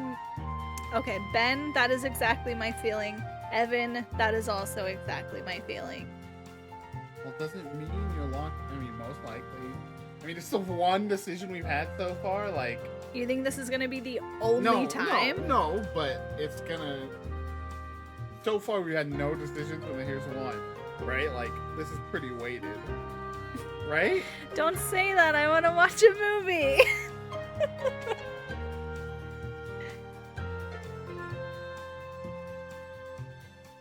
Like I said, I think chapter 4 will be the real, like, relationship building. We have one I vote, am upset. and it's movie off. Oh, there you go. There's the tying vote. I am upsetty that this is happening. I don't think you'll be locked in. Then why did you say it's gonna lock me in? It's so weighted. Evan! Stop. That's not helpful. She needs more rest. I mean, yeah, she is still coping with some pretty profound loss and new information.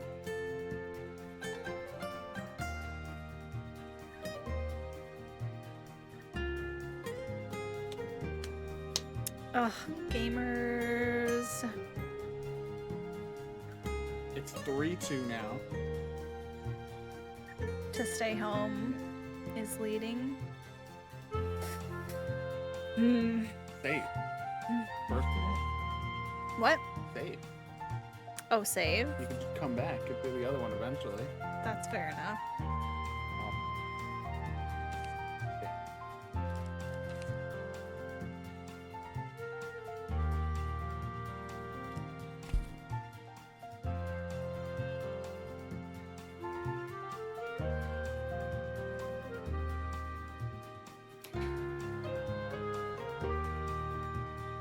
Gamers, I think we're gonna rest at home with Juliet. The outrage I'm leaving. This stream is biased. We all want to see the movie. I want to see the movie. But I want Juliet more. It's gonna be more. You've been home this whole time. Clearly something different is gonna happen. There's gonna be some sort of scene with her. Like, they wouldn't just make this choice, be like, go do something fun, or stay here, and then Juliet goes to bed, and you just hang out. So... man, we're gonna have to just keep playing through this game on stream until we can get every single possible ending. Because it's just not fair. The people need to know. We all need to see what happens. Okay. Stay home is leading in the poll, and it's leading in my mind. We're gonna do it. The group chat is popping off right now. And it's all just like big blocks of spoiler text. I don't know what's going on. Okay, rest at home with Juliet. Here we go. I'm not really in the mood for a movie today, I think. Sorry, Aspen. It's fine. Maybe another time. Yeah, definitely. Jay sounds disappointed. I'm so sorry, Aspen. Aspen gathers her things and departs, while Juliet remains in the kitchen with me. Voice breaking. It's fine. So, you're not gonna go to sleep yet? It's the time you usually do, right? It is, yes. As I said, I won't be up too much longer, but I have a few tasks that I'd like to finish up. Like what? Anything I can help with? Looking around the library, I don't really see anything that needs to be done. Nate, you put in that vote. I'm certain of it. I'm afraid not, although I appreciate it. It's for my research services. You're welcome to keep me company, though, if you'd like. Sure. I forget you do that sometimes. I tend to work on it at night, after you've gone to sleep. Come, let's head to my study. I'm going to enter the private study. I follow her up the stairs and into her office. She sits down at the desk and opens her laptop, while also moving a stack of books and papers closer to her. I walk around the room a little, examining the shelves. There aren't any bats in the corner today. I never noticed how many books there are in here.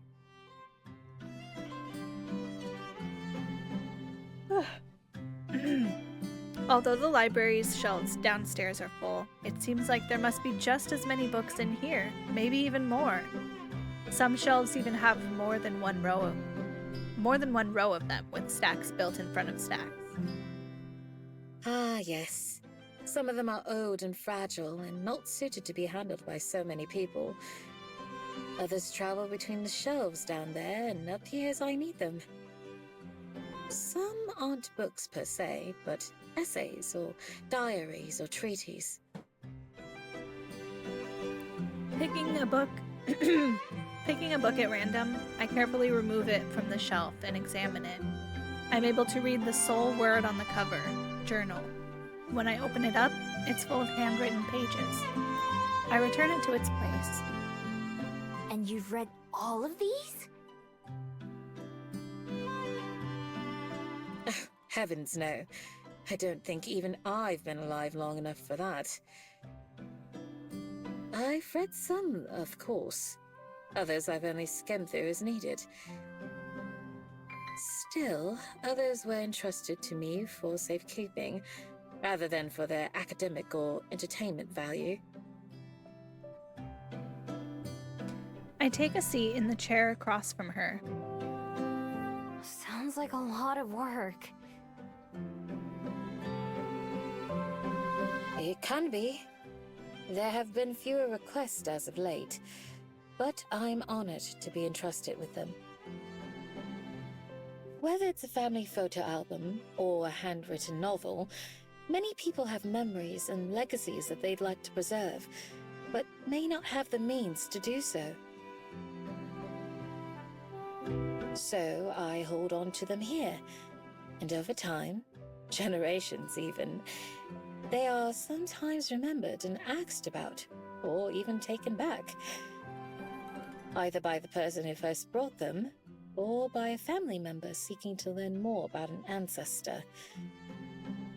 There are hundreds of years of history in this room, and I'm not just talking about you and me.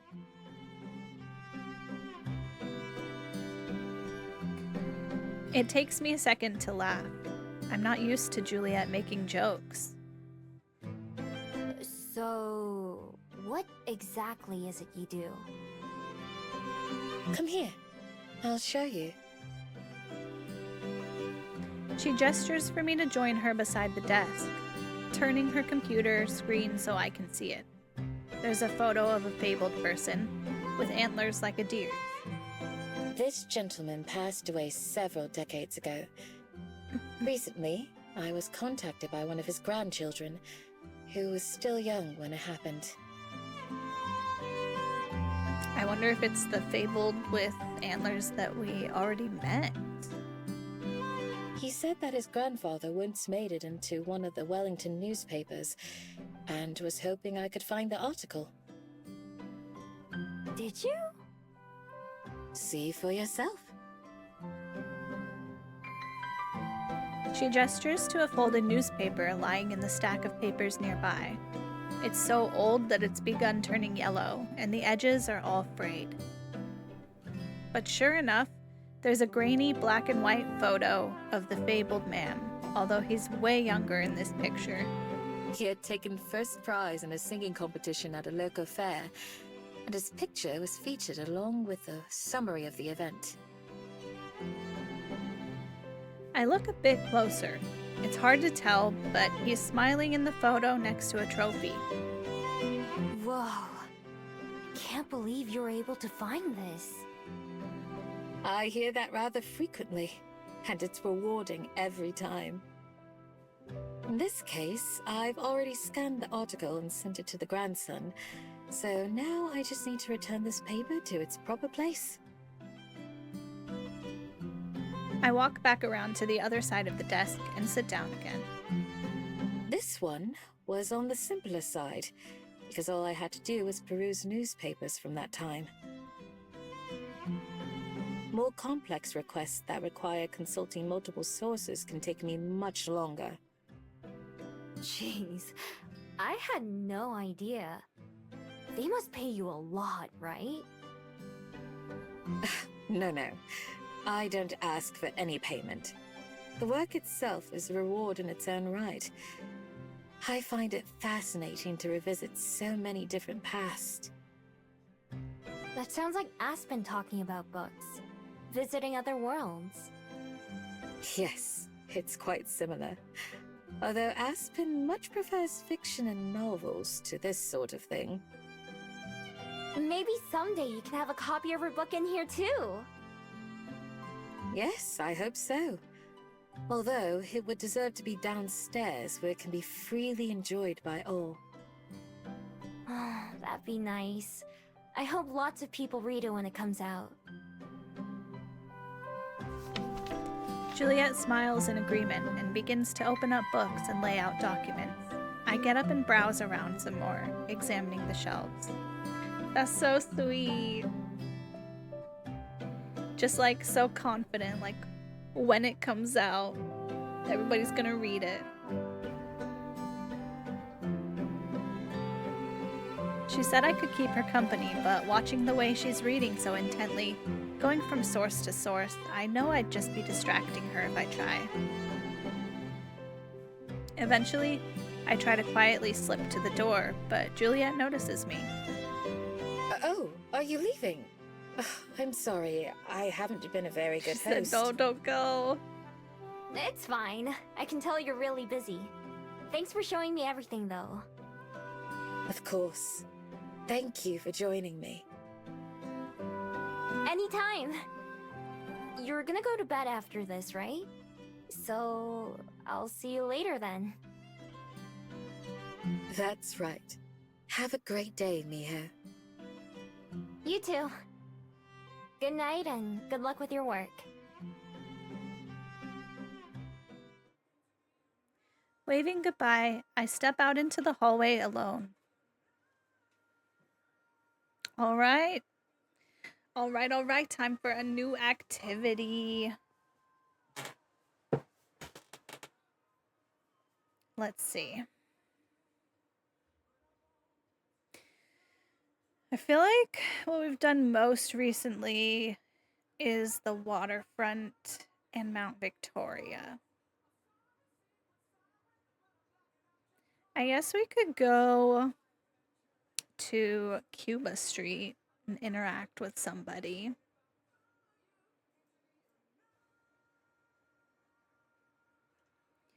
Feeling like I could use a break, I head down to Cuba Street. While I walk, I count up the bills in my wallet. Aspen was right. Having a job is kind of nice. At least having money is. I can buy so many snacks, and no one can yell at me now.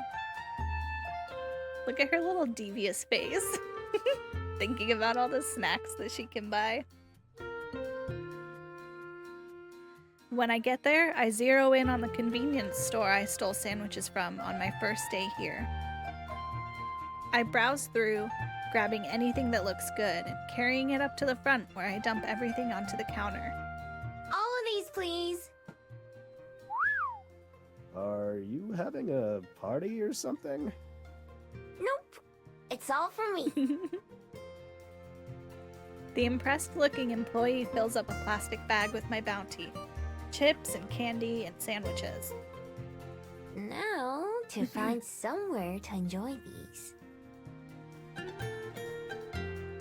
I don't want to walk all the way back to the library, but all the benches around here are full.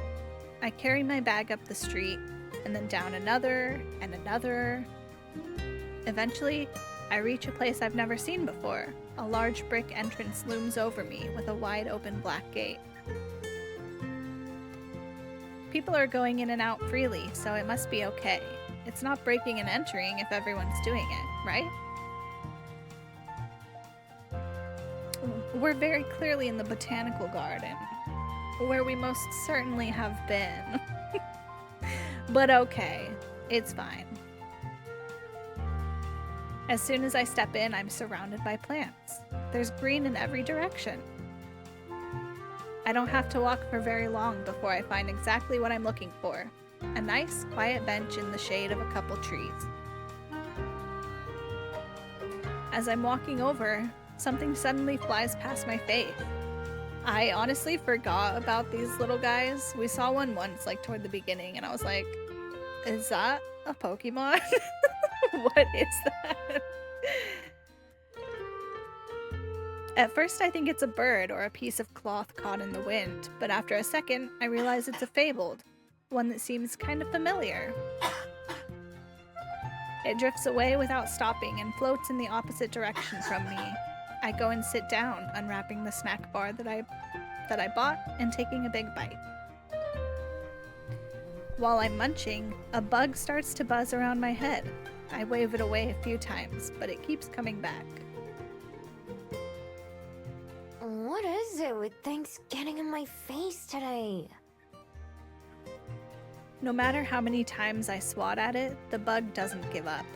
Finally, I go to knock it away and totally by accident end up catching it in my hand instead. Dang, power move. I can feel it buzzing against my palm as it flies around, trying to find a way out. It's not exactly pleasant. I'm not sure what to do with it. If I just toss it in the bushes, it'll come right back. Can I have that? Yo, a little nerd. A little bug collector. A voice from behind almost startles me into letting the bug go. I spin around to come face to face with the fabled that flew by a couple minutes ago. Just beneath him is a kid. Have the bug? She's like, why? Yeah, it's for my collection. The boy holds up a book with some pictures. Excuse me. Some pictures of other bugs on it. I've got almost all the bugs on this page. That's the only one left. Suddenly, I remember where I've seen both him and the fabled before. On the pier, hiding from his mom a couple weeks ago. I think his name was Tommy? It took me a bit to recognize him since he wasn't pouty. Mom won't let me keep bugs because she says they're dirty, but Dad doesn't mind. So, can I have it? Please? He pulls out a little jar from one of his pockets and opens the lid. Well, that solves my problem, I guess. I dump the bug into the jar, and Tommy quickly shuts it. Thanks. Kirby and I were tracking this one all day. The fabled bobs up and down in agreement. At least, I think it's agreement. Yo, who that? New character. New character jump scare. All three of us turn at the sound of footsteps as someone else approaches us. My private spot has filled up pretty fast. Hi, bud. You catch anything good yet? Dad! Dad! Look what this lady caught! Tommy runs and shoves the jar into the man's face. He takes it and inspects the bug inside. Oh, looks like a big one. Did you say thank you? Yeah, Kirby did too. Oh, is that what it meant when you bobbed up and down? Both Tommy and his dad stare at me like I've just said something crazy. I take an instinctive step backwards. You mean that... You can see Kirby? You mean he's real? Oh, that's right. I remember this from last time. No one except Tommy can see Gerby. So, Tommy and me, apparently. how does it work with the forgetting? Like, does the dad remember this interaction, but doesn't remember? The dad wasn't even there. No, I'm saying like right after this. Right? Like, will the dad remember, like, wait, that thing's real? Oh my god, we've been telling him it's just an imaginary friend, but, you know. I think he would remember, But just he not doesn't her. remember. Yeah. Damn, she just, like, shook up this whole familial relationship. Yeah, he's floating right there. He has a purple flower on his head and on his sides.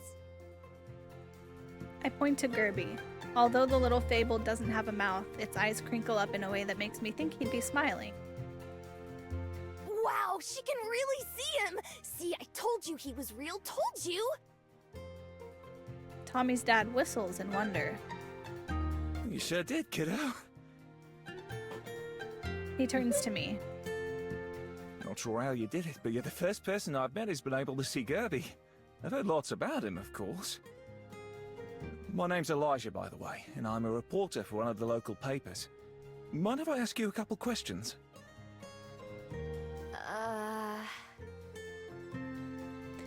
I just wanted to eat a snack in peace. Now I'm being asked to do an interview? My discomfort must show because Elijah waves a hand, just like when I was trying to wave the bug away. It's fine, it's fine. Forget I asked. Didn't mean to put you on the spot. I'm just not very good at talking to people. No worries. Thanks for helping Tommy catch that bug, though. Beats me having to do it. Yeah, probably one of the best ones so far.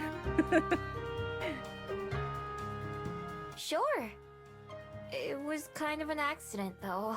I think it's easy to, you know, this is a world with vampires. Hey, an accident doesn't have to be a bad thing. Me and Tommy should probably be heading out, though, or his mum's gonna be upset with me. Oh, and Kirby. Okay. Goodbye. Take care. Say bye, Tommy.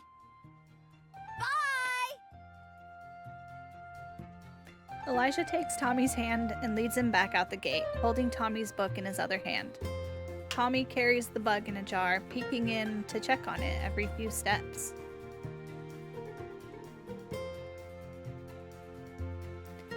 Only Gerby stays behind, orbiting around my head a couple times, before bouncing up and down. Then he floats off in the same direction as the other two. When I'm finally alone, I sigh with relief. At long last, I enjoy the snacks that I bought earlier, and when a bug shows up and starts flying around me, I just leave it alone. I'm not taking any more chances. Smart.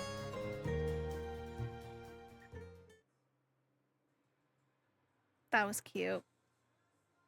Oh, we can do more. I think we should go see Lena again.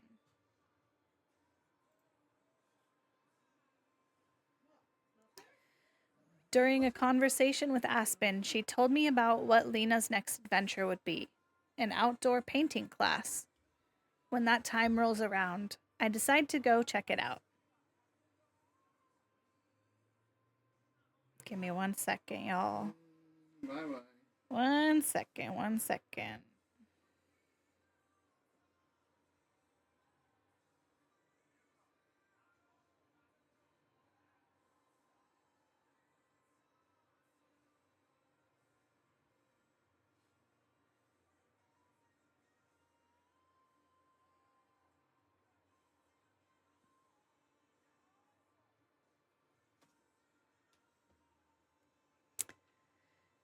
Okay.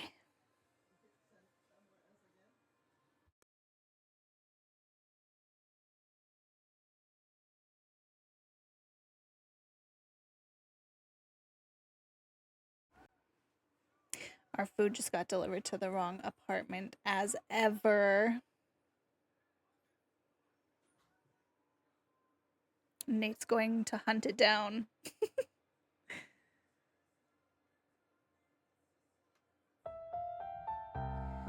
Just like the other activities I've tried with Lena, it'll be happening in the park. When I arrive, I don't even have to look around. The class is right next to the entrance. The group is bigger than the ones for tennis and tree planting. Everyone has a big canvas on a stand in front of them, and there are a bunch of paints and brushes in the middle.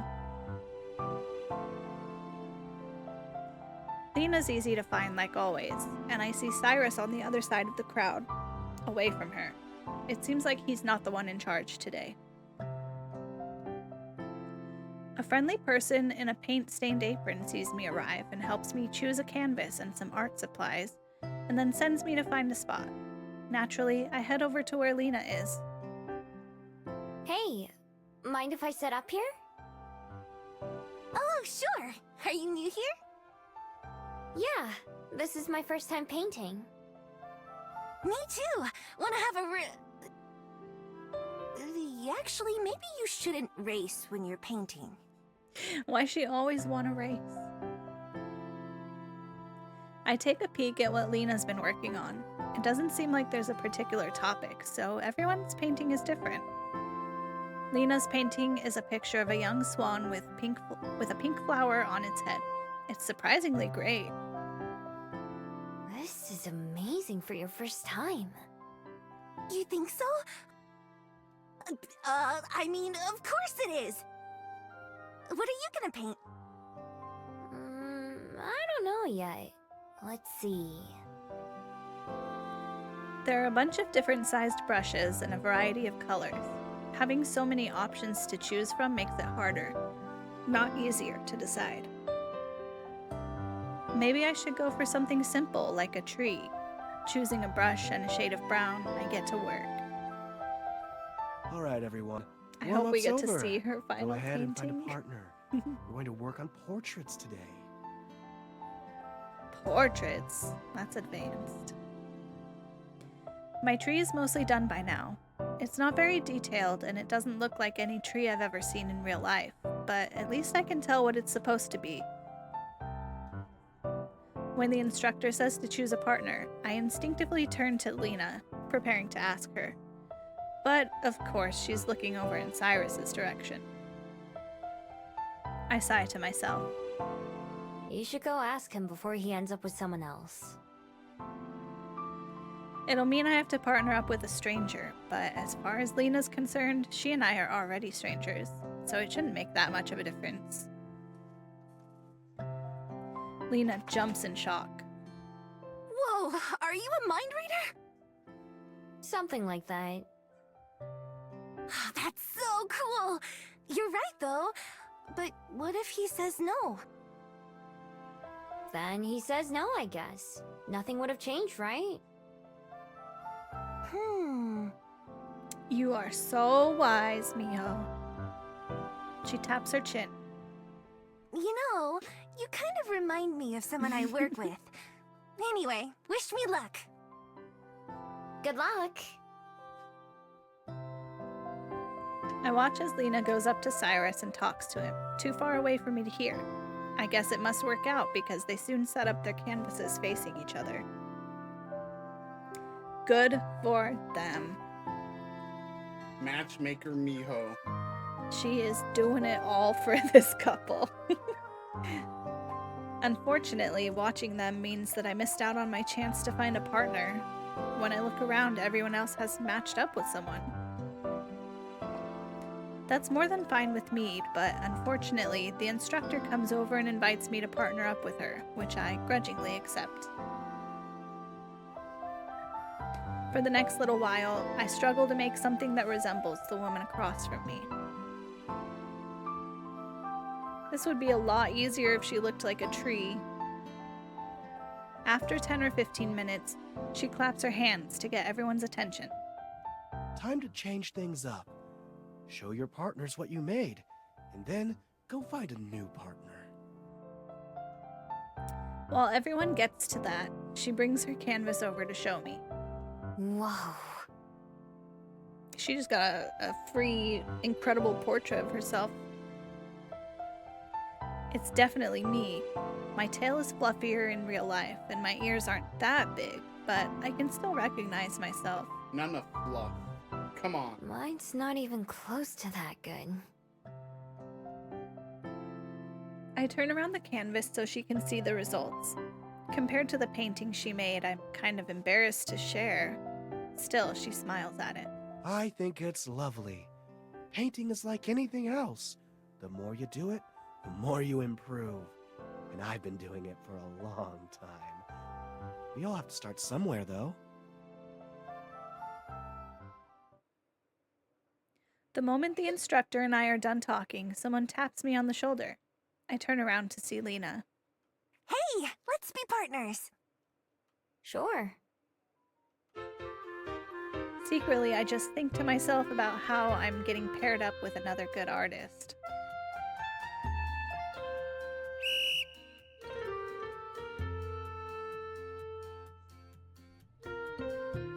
The instructor blows a whistle to signal the start, and Lena and I both get to work. So, how'd it go? How'd what go? I know she can't have forgotten me that quickly. Talking to Cyrus. Oh, that. Oh no. Using a few shades of pink and white, I managed to paint something that looks passably close to Lena's clothes. If I squint a little, at least. Nice, Evan. Bird brain. I got too nervous to really say much, so we just painted each other until it was time to switch. What? Look down. Look down. What? Is Further. there somebody Further there? Who's this? We got a stowaway Phyllis. Stowaway. Little stinky dog. Let me see your Phil S in chat. Chat.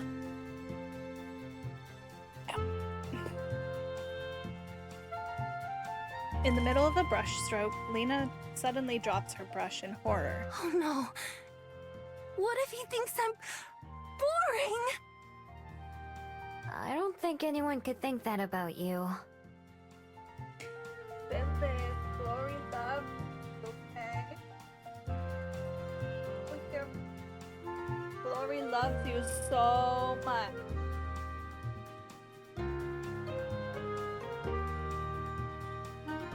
Yeah, but what if he does? This is not good. Leaving the paintbrush in the grass, Lena closes her eyes and puts her fingers to the sides of her head like she did back at tennis. Evan just lying in wait. She must do that for at least a minute while I just keep working on my painting. It looks more like Lena than my last one looked like the painting instructor, but I already know her wings are going to give me trouble. Okay, got it. I need you to do me a favor. What is it? When we change partners again, I need you to go partner up with Cyrus, and then you can ask him what he thinks about me. This bird brain is looking for a wingman. That was okay. That was okay. Come on, somebody. That was Come on. good. What's wrong with this guy? That was so good. Oh, I guess wingman is me. Yes. I thought you were talking about Fire. I'm the bird. That doesn't make sense. That's why I was like, it's okay. I'm the bird brain. You're a bird brain. I don't know what to tell you. Don't just straight up ask him, though. That'd be too obvious. Evan's Try got to good see if you can follow-up. get him to say it without saying it. Nice, nice, nice, nice, nice. Say it without saying it. Yeah, you know, like, She makes a few gestures that remind me of charades, but I have no idea what she's trying to say. Hi, Rinks! Rinks! Hello! Good to see you. Thank you for lurking. Okay, I'll try. Thanks! I owe you one! I'm not even motivated by that, because it's not like she'll remember long enough for me to ever cash it in. I just want to see what happens. She's invested in the matchmaking. All right, new partners. This will be the last time. I love the voice. Here, this is my painting of you. It's better than the last one. It still isn't great, but I like the way some parts of it turned out. Ooh, I look great! Looking down at her own canvas, Lena frowns. I, kind of forgot to paint you. So, I guess I owe you two things. Thanks, Lena. That's fine. Cool. Okay, hurry, before someone else takes him. I walk over to Cyrus as fast as I can without being self-conscious about it. Fortunately, he was distracted with something himself, so he's still on his own. Hey, wanna be partners? All right. I'm sure it's a total coincidence you were just talking with Lena, right? Not at all. I appreciate the honesty. Anyway, let's get started. Both of us set up our canvases. It's not looking good for our girl Lena. But last time, he liked her too. Yeah, but And maybe he- she's just coming on too strong, man. I don't know. We'll see. I feel a little more in my comfort zone painting Cyrus. At the same time, I try to think of how to do what Lena asked. Hey, can you do me a favor? Can you tell Lena to back off? Uh-oh. Nah. I mean, what is it? There's something that I you. want to ask Lena, but I don't know how she'll take it. Back off. We've known each other for a bit, but that's why I'm worried. I mean, I kind of know her feelings, but not that well. So, And maybe don't ask her this outright. Okay, never mind. These Maybe you dummies. can try to see how she feels by, like... He makes some vague hand gestures that eventually turns into a shrug. Well, you know what I mean. So Cyrus, since Evan said, I'm completely on Lena's wavelength, Cyrus is Evan. Since Cyrus and Lena are the same person. Okay. Confusing. They share a single brain cell, and that brain cell is attracted to each other. No, I don't. Her face, she is so fed up. Anyway, what I want to know is... A shrill whistle blows, cutting Cyrus off. No, now the world will never know. All right, that's it. Time to show him off. Couldn't she give him a couple more minutes? I rub my ears to recover from the sound before waiting for Cyrus to continue. Actually, never mind. It was dumb Oh anyway. my gosh, these hooligans. Here's what I made.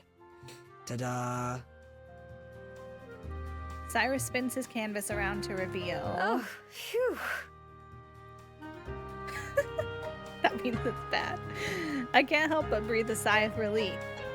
He's just as bad at painting as I am. I show him my equally unimpressive work. It's messy and scattered. Nice job. You really captured the way I feel inside. You know what's funny? That reminds me of when I was getting my headshot taken earlier this week for work. And the photographer, we came down to 2 different ones that we both liked. And they were both obviously me smiling, like you do in a headshot. I was fully smiling, teeth and everything. And one of them, he was like, I think I like this other one because this one, this one makes you look more approachable. This one's a little more like, oh, I'm a writer, I'm depressed. I was like, I mean, that's true. Called out. I said, I mean, that's true. But it was just so strange because I was like, I'm fully smiling and they don't even look that different. It's just a slightly different tilt of my head. They can tell. And I was like, damn, he really did capture my aura with this portrait, did he not? I can't stop thinking about it. Why did he say that to me? I want to press him on what he was going to say, because this is the second time he's almost asked me about Lena, then changed his mind. Before I can ask, though, Lena herself comes hurrying over, carrying her canvas. She walks up and shoves it into Cyrus's hands before he can even react. I made this for you so you can have it. Okay, bye! Smooth. Nice. Immediately, she zips off back the way she came.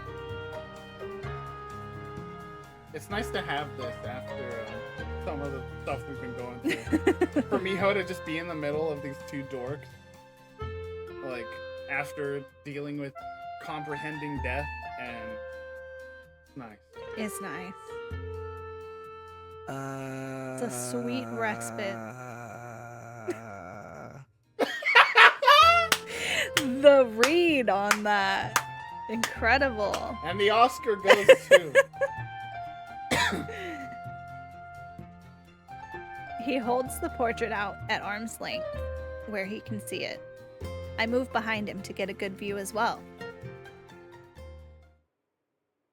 Just like Lena's picture of the swan, her picture of Cyrus is really good. It shows him looking thoughtful as he works on his own painting, biting his lip in concentration. There's a lot of detail in his eyes and face, and on the leafy vein that runs up his neck. Whoa. This is... Really good? Yeah. The 2 of us look around to try to find Lena, but she's nowhere to be seen. She must have left right away. Or she's hiding somewhere. In my head, What was it you wanted me to ask her? she she immediately flew into a tree. I know. And she's just perched in the tree looking down. That is exactly what I was thinking. She just flew away.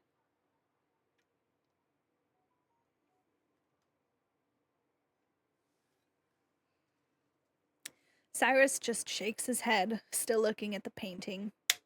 It's fine. I need to ask her myself. That's my boy. All of us, minus Lena, help the instructor clean everything up, with some people taking home their portraits and others tossing them.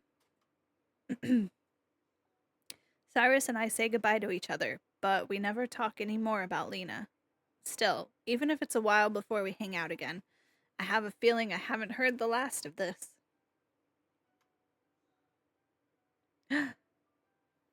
It's time!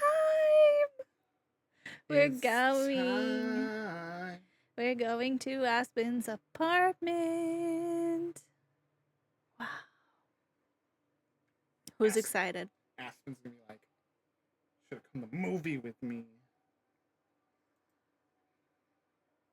And look, I was right in the end. All you did was read some books. Oh my gosh.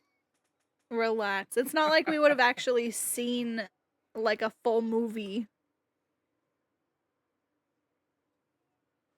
Imagine just in the middle of the game, it's just like an hour and a half long movie. It's just like Spider-Man 2. Yo! In its entirety.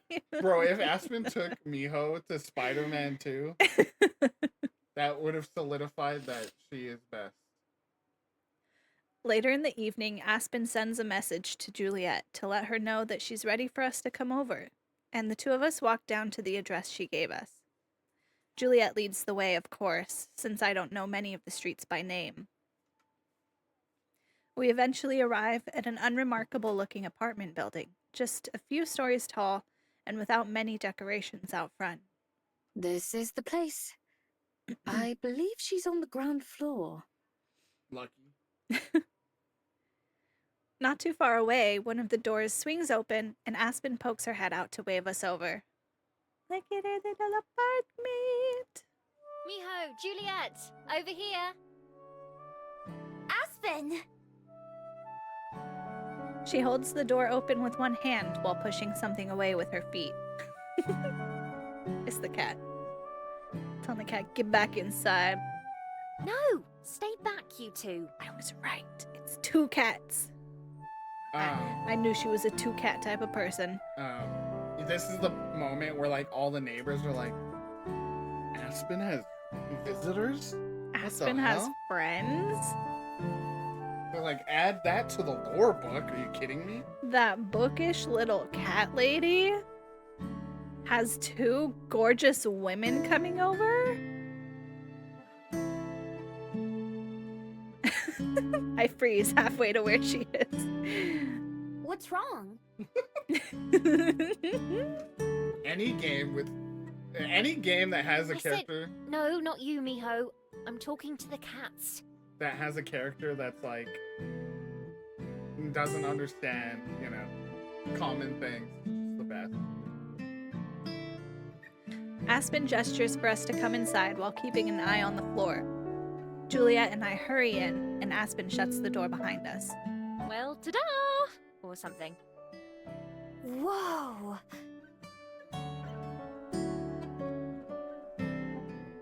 Wow! So cute. Her little backup beret hanging on the wall. Just in case. Just in case the first one. Breaking case of emergency.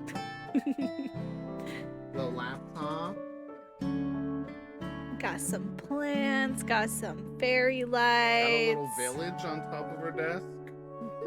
Little village. Little house. Oh.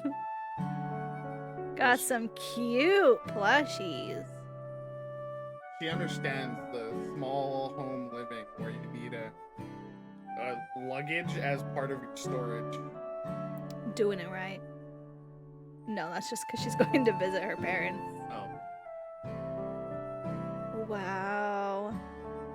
What a lovely home. Now where are the cats?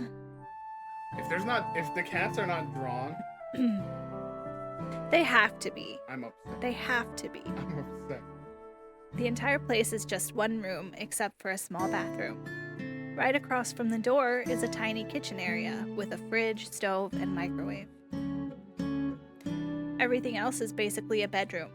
There is a dresser, a small desk with a computer, and Aspen's bed itself. Some luggage and boxes are scattered around, which I'm guessing were part of Aspen's cleanup. I hope that was the good kind of whoa. It's lovely, Aspen. I adore the fairy lights and plants. They make it feel very welcoming. Thank you for having us. Juliet genuinely judging, but I think Miho is like, this is sick. Like, Exactly. I love a little cave. Like It's she her said. little den. Yeah, thanks. It was a good whoa, don't worry. Juliet on the other hand, it's cute. How charming. I didn't really have any expectations, but I'm still kind of surprised by how small it is. I figured she'd been exaggerating that part, at least a little bit. The decorations make it feel fitting for Aspen, though. Two pairs of green eyes peek at us from around the corner, and both cats go dashing under the bed as we step further in. Sorry there's not more space to sit down. Show me the You cats. can see why I don't have company over Show very often. me the cats. You can sit on the bed if you'd like. Or the computer chair. Oh, it's fine. I'm okay on the floor.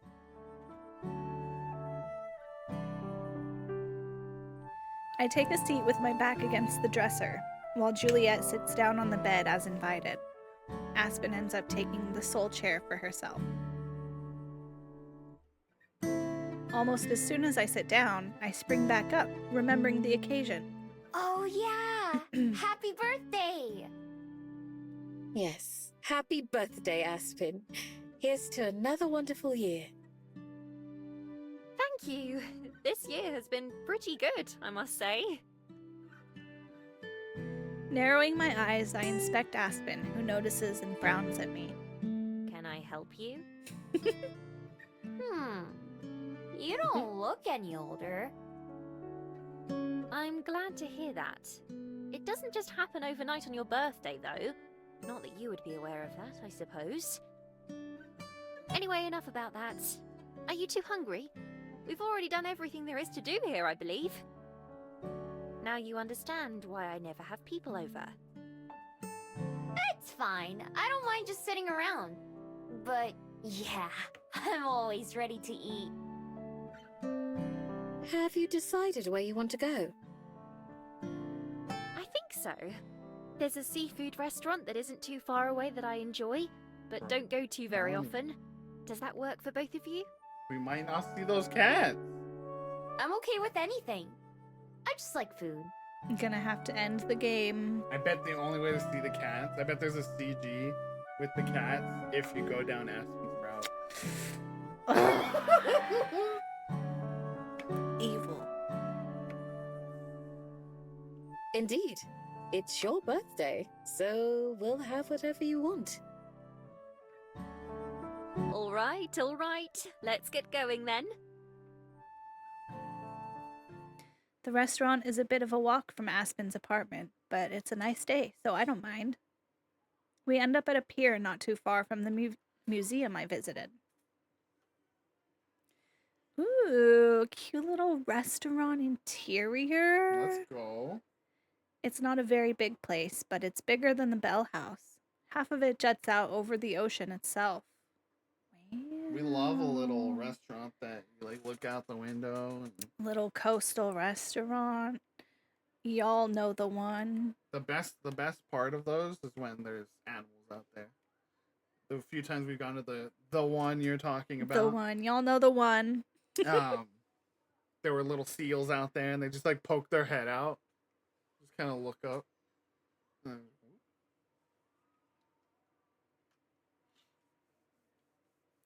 We get seated right away at a long table with metal stools. It sure smells fishy. It's supposed to. That means it's fresh. Our waiter brings 3 menus, setting one in front of each of us, and promises to come take our order soon. Aspen and Juliet both pick up their menus and start to flip through, so I do the same. Let me know if you need help reading anything, Miho. Thanks. Fortunately, there are plenty of pictures. The Bell House could learn a thing or two from here.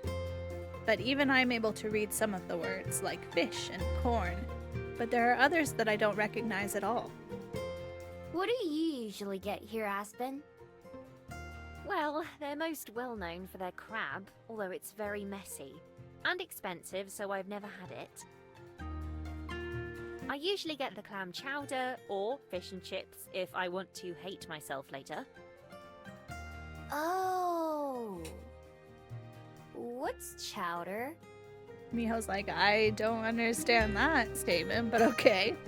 It's like a thick soup. Oh. Isn't it hard to eat clams? I've tried before, but I couldn't get past the shells. They do that for you. No shells involved. Whoa! That's nice of them. I'm sure they'd be glad to hear that. Is there something you usually order when you go out to eat? Oh, I've never been to a restaurant before. Unless you count the Bell House. Well, not as a paying customer, at least. But I know how they work because I've seen them on TV. I hope you enjoy your first time then. I will. Both of you, feel free to order whatever you'd like. Don't worry about the price.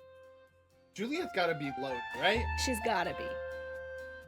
Just, you could, like, keep a gold coin from ancient time. I'm not saying she's that ancient.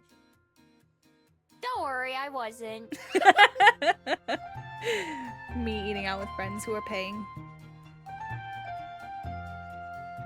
A nearby door swings open, and for a second, I can see into the kitchen as another waiter comes out, carrying a big bucket.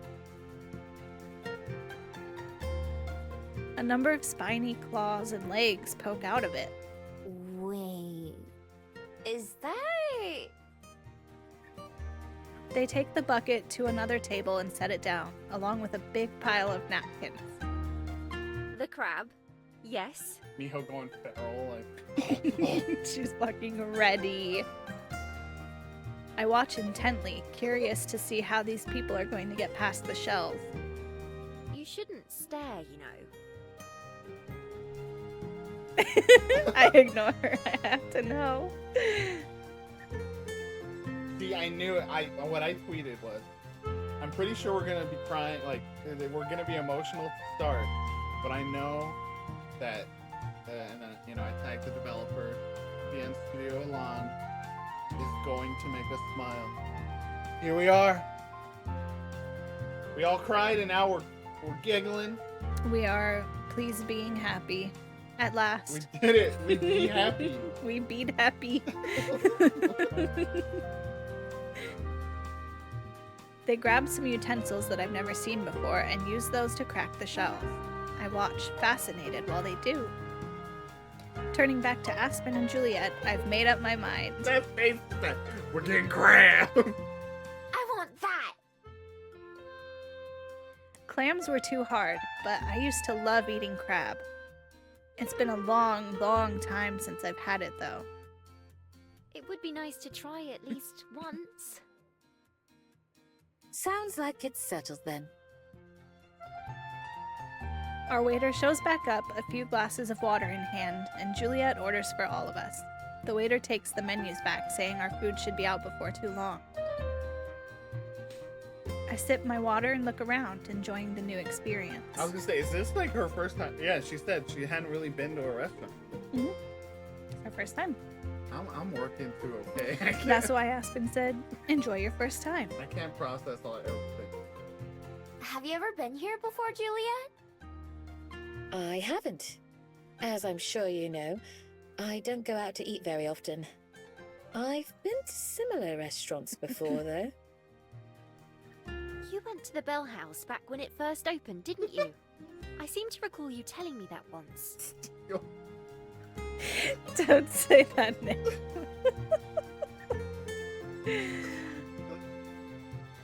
I did, yes. I can still remember what I had. A chai latte with a blueberry scone. Were you working there yet? Oh no, it was a few years before I came to Welly. Although, Regina, my boss, wants to expand. There's going to be a second location opening in a couple months. Oh no. Oh no. Oh no. Is that what's gonna happen? She's gonna get sent away for work, and then we're gonna have to choose to go with her or not. No. What if it's just literally like across like town? No. Why would it be across town? I don't know. You don't why there's open 5 Starbucks in. That's literally different and you know it. If you're a small business, it's not usually that you're opening a second location in the same town. Where did Tried and True open their second location?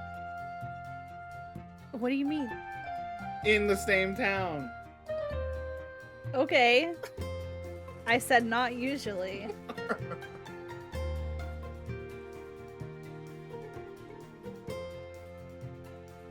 She asked me if I would consider being store manager. See? See? See? What did I tell you? Oh, congratulations! That's quite the honor. You'd get to run the whole place? I would still be working for her, but otherwise, yes. I haven't decided if I want to do it or not, though.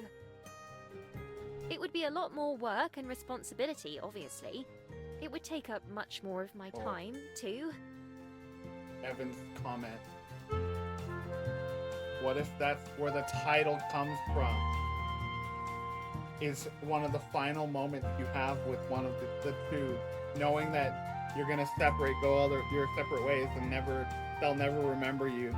Because one of the last things they say to you is, please, be happy. I thought it was what it said on the scroll. But still.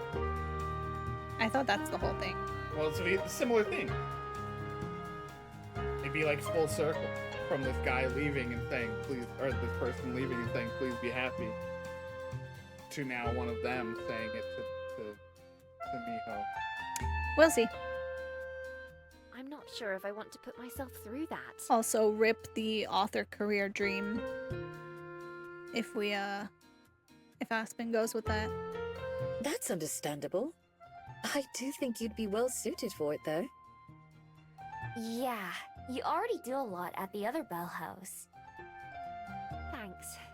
Yes, it is tempting. I told her I'll think about it and give her an answer by the end of next month. The building it'll be in is already a coffee shop, so it won't take too long to convert. It all depends on some other things, really. Like what? Well, for one, I'd been thinking about keeping this a secret until I hear back, but I finally finished a draft of my manuscript. Hello? I sent it off to a few publishers to see what they think. Let's freaking go. Oh, congratulations, Aspen. That's a stunning achievement. Yeah! What are you gonna do with all your free time now? Thank you. That's a good question. I'm sure I'll spend plenty of it worrying. Other than that, I will need to find some new ways to fill my day. This is a sign to all the writers in chat. Write that story now. If all goes well, then I won't have time to help out at the new store. I'm getting rather ahead of myself, though. It's only been a little over a week since I submitted it. Oh. I hope it works out for you. Me too. We sit and talk about the usual stuff for maybe 15 or 20 minutes before our waiter comes out of the kitchen, carrying a giant bucket like the one we saw earlier. Aspen and I both gasp in awe as they place it on the table before us with a flourish, giving us a stack of napkins and tools like the other group. Well, let's not just stare. Dig in! I don't even know where to start. I grab one of the pieces closest to me. It's hot, so hot I drop it on my plate. Aspen does the same thing with a yelp of pain. Juliet, on the other hand, seems totally unbothered as she calmly claims a portion for herself. Leaning in close, I blow on my food to try to cool it down. While I do, I watch Juliet to observe how she does it. She smiles when she notices me watching and turns her hands to give me a better view as she uses the tool to crack the shell and get to the meat. Aspen seems to know what she's doing too once it's cool enough for her to handle. Now I just need to give it a try. I try to mimic what I saw Juliet do, and after a moment of squeezing really hard, it finally works. That was a lot easier than trying to use my own claws. I should hope so. I pile it onto my fork and take a big bite, finally getting to enjoy my prize. I feel my eyes go wide with how good it is. Enjoying it? Yeah! I quickly finish the piece I was eating and then rush to grab another one. It's a lot easier to crack now that I know what I'm doing. For a while, the only sounds coming from our table are those of us enjoying our food and the occasional sip of water. When our waiter comes by to give us refills, they look a little shocked at how much we've already gone through. When the bucket is finally empty and I sadly toss the shell of my last piece into the waste bag, Juliet seems to pick up on it. Are you still hungry, Miho? Hungry? No. Do I want to eat more? Yes. That was delicious. Juliet glances at Aspen, who shrugs. I could eat more. The next time the waiter passes by, Juliet flags them down with a smile. Could we get a second order of this, Let's please? go! Let's go! Living the absolute dream. It feels like it may as well be my birthday instead of Aspen's. By the time we get through the second bucket, I can't eat anymore, and we leave the restaurant in a bit of a daze. I can see the anime in my head, and they're like, you know, doing like a cute little waddle out. Like, oh. I don't know if I've ever been this full in my life. Me too. I think I'm set on crab for a long time now. Thanks for dinner though, Juliet. It was wonderful. It does really pay off. Of course. It was my pleasure. I hope you've had a nice birthday. I certainly have. Now if I can make it back home, I'll call it a success. I feel like I've put on several kilos just from that meal. Would you like me to call you a taxi? No, it's fine. Walking some of this off will be good for me. I still have to pack and get ready for tomorrow. I suppose Miho and I will head home as well then. Does that sound okay, Miho? Yeah. Let's just walk slow. Still, I manage a weak wave.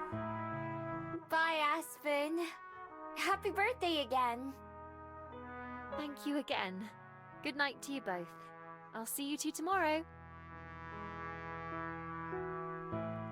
Aspen trudges off, but Juliet somehow seems unfazed. Shall we be off? Taking a deep breath, I steel myself for the long walk home. Yeah. Let's go.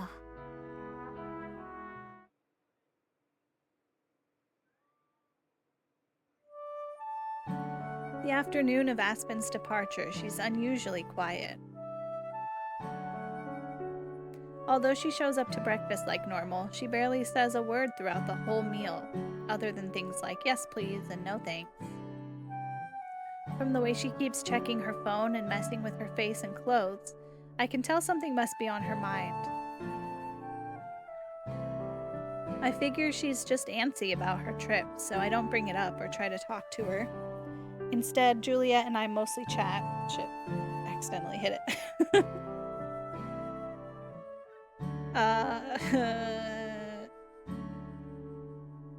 Instead, Juliet and I mostly chat until we're done eating and the dishes are cleaned up.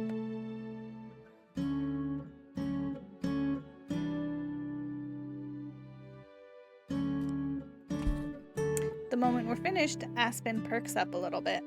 Miho, are you ready to go to the bus station? Yeah. This way, you have as much time as possible to get back. Precisely. Thank you. If she might. Of course. Before departing, Juliet approaches Aspen and gives her a hug. From the outside, I realize that hugs look kind of weird. People have come up with the strangest ways to show they care about each other. Safe travels, Aspen. Let us know when you get there. Will do. I won't have reception while traveling, but I'll send a message as soon as I'm home. How long's your trip? If it was by car, only a couple hours. It'll be closer to 4 by bus, though. I'll take an early one on the way back tomorrow just to be safe. Ample reading time, it sounds like. Oh, yes. She drums her fingers on a book tucked into her bag. Patricia and I have a lot of catching up to do. Although she's still fidgety, it seems like Aspen's remembered how to speak. After spending an unusually long amount of time adjusting her skirt and hair, she finally faces me brightly. Well, shall we be off, Miho? Yep. Goodbye, Aspen. Good night, Miho. Bye. Later. Aspen holds the front door open for me as we exit the library. Where exactly is the bus station? Not too far from my apartment. We'll pass it by on the way there. Should we stop by and say hi to the cats? I'm sure they'd love to see me. They're going to be angry enough at me for leaving for a day. I'm not sure I want to traumatize them right before I go. Rats. Dang it. I've never gotten along with cats. Have you known many? Only a few. Some of the strays have some really good stories to tell. The two of us walk along in silence for a little bit before Aspen pokes me on the shoulder. I've gotten more used to physical contact like that, but it still surprises me every time. What's it like talking to an animal, anyway? How do you do it? I'm not sure. It was just something that I knew how to do, like making a den. A lot of the time, you can just feel what they mean without saying it. I don't know how to put it. No, that makes sense. There are some things that you just can't put into words, as much as you'd like to. Exactly! I have the problem a lot. I'll bet you don't, though. You'd lose that bet quite handily. Why, I'd say I struggle to put things into words more than anything. Really? How? I thought you loved writing. I do, usually, but it's not that simple. Sometimes you just can't use any old words. You have to use the right ones. And often that means going through lots and lots of the wrong ones until you find them. I think it's easier the way animals do it. It certainly sounds like it. I often wonder if I could talk to Percy and Byron, what they would have to say. Percy and Byron are the cats' names. None of us got it.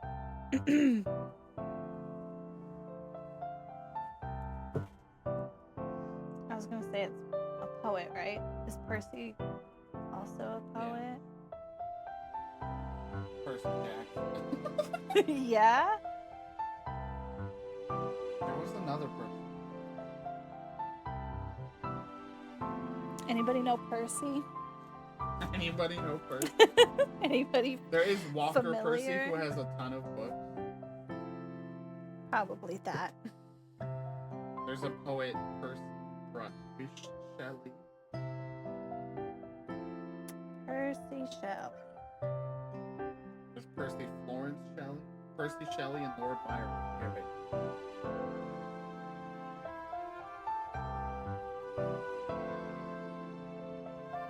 Friends with Lord Byron.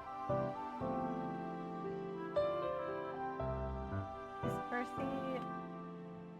Did that say Mary and Percy Shelley? Is that like...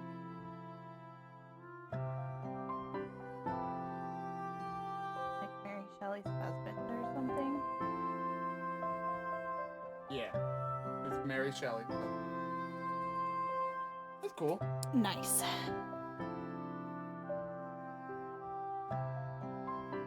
Maybe they just complain about me not feeding them enough or something. Do you want me to ask them? It's tempting, but no thanks. As long as I don't know for a fact that they're saying rude things, I can convince myself that they're not. Yeah, that's like every once in a while you have that as like a pet owner, right? But then I would hate to like, oh, my dog starts talking and it's like, I hate you. You're like, oh no! They wouldn't say that. Rather like that other cat in the box. Cats like being in boxes, so they probably wouldn't be complaining. Not quite what I meant, but I'll take it. For a bit, Aspen hums quietly to herself while we walk. I don't know if she knows that I can hear her. Even though she's being more chatty, there's still something that seems a little off about Aspen. I can't quite place my finger on what it is, though.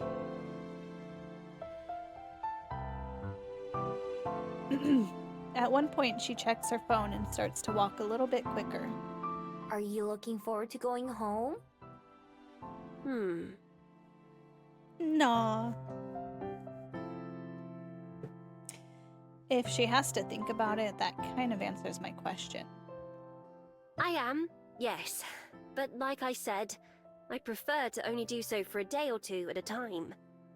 'Cause of your parents? A little. They're not really that bad, though. Mum's a worrywart and Dad isn't, so Mum feels like she needs to worry enough for both of them. It's not too bad over the phone, but when I'm there, Mum always tries to convince me to stay and move back. So I tell them they should move out here instead, and Mum goes into why they can't, and it's just tiresome. Sounds like she cares about you a lot. She does. And I love her too, don't get me wrong. It's more the town than them. Or rather, the lack thereof. What do you mean? They live in the middle of nowhere. Mum loves it out in the countryside and says she can't live without her backyard view and half a kilometre from the nearest neighbours. I, on the other hand, can't live without bookstores and coffee shops and high-speed internet. Relatable. You all know the feeling. So that's why you moved to Wellington? That's why I moved to Wellington. It seemed like a necessity to make it as an author. I try to put together the things she's been telling me She's like, into "All right." one big picture. Can you only find the right words here? Exactly. At least, that's what I thought before I came. Turns out that moving to a new city won't magically make you a better writer. Or even a writer at all. Back when I was in school, I used to daydream about what life in the big city must be like.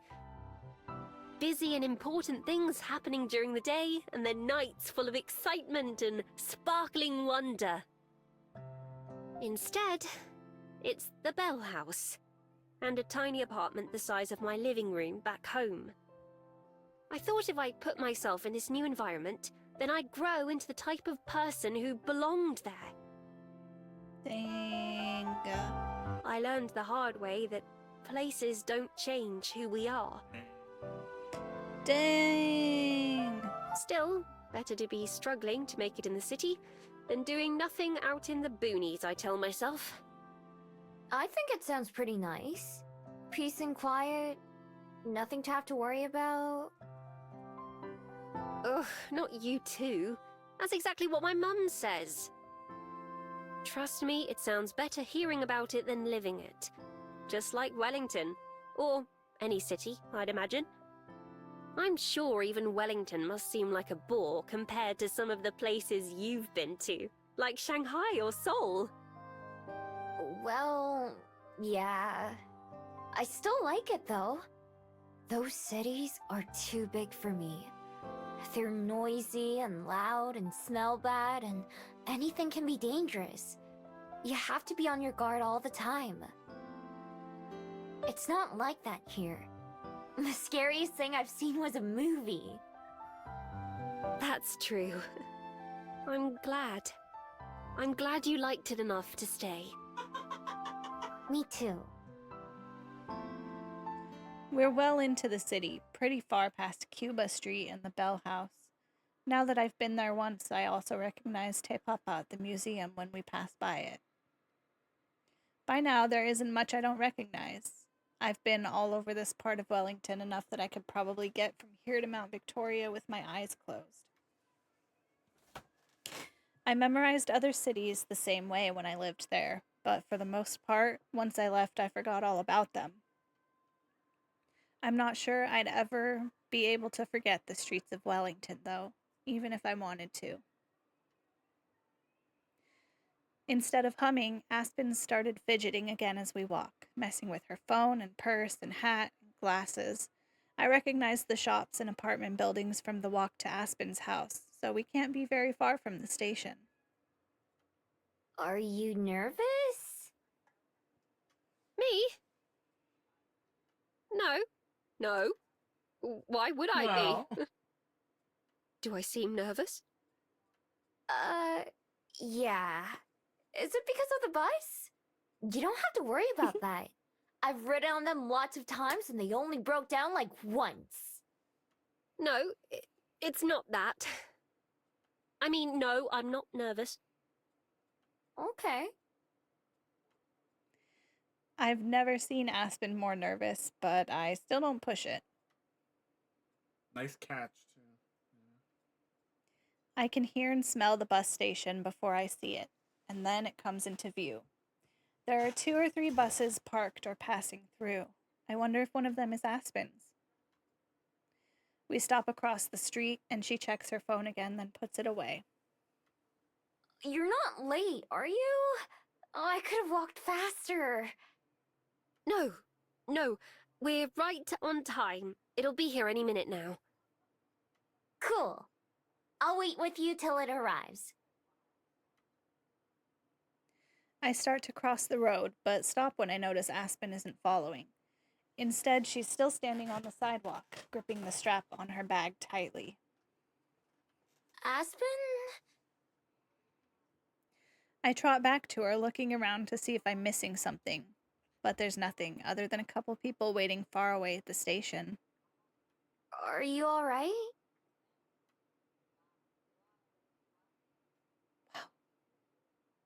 Oh no, is she like leaving? Or is she is gonna go for more than one day or something? I don't know. Like, what is this shot right here? I don't know. Why are they giving us this shot? Did you lock in? With one decision? That would be so fucked up. Gamers, what's happening right now? I'm very scared.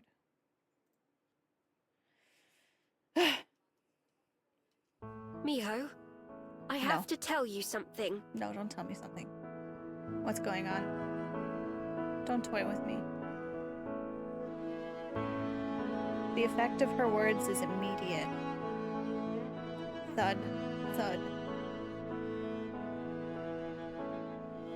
Like she cast a spell, my heart starts to race. Whatever she's going to say must be why she was acting so weird all afternoon. Is it something bad? Is she not going to come back after all? Or it is. I have feelings for you. I'm thinking it's gotta be, because like they wouldn't say this, like, is it something bad? And then it actually is. Gamers? Everybody getting close now. Let's see what happens. Yeah? I barely managed to croak out an answer. I can't handle more heartbreak so soon. I was gonna say, she's smiling too. She's not like, she would be she would be like already tearing up if she was. It's like a sad smile though. I'm pausing my game, I'm so stressed. I'm happy. I've just finished writing. I'm done with everything. Nice, so nice, I can dedicate my full attention. Everybody say congrats, Nate. And then let's move on and we'll see what's coming our way. It's something that I've been thinking about telling you for a long time. Gamer. But it was one of those things where I wasn't sure how. Or when. Because I didn't know how you'd take it. What if she's just like, I'm gay?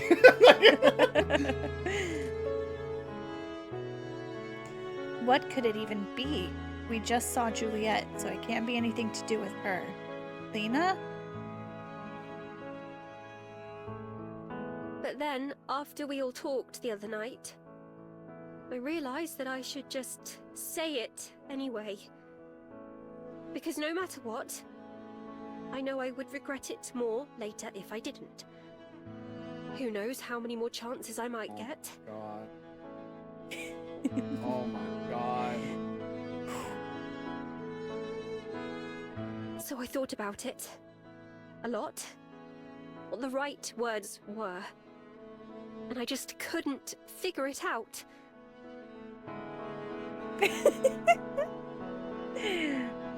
So I didn't prepare. I'm just saying this, somehow, and hoping. God, I'm actually saying this, aren't I? That was such a good line delivery. Who else is crying? Who else is out of breath? Who else She's has like dying of being in love with Miho-itis. Who else's chest is tightening and breath is shortening? Her grip on her hat shifts, clutching it so tightly her knuckles are turning white.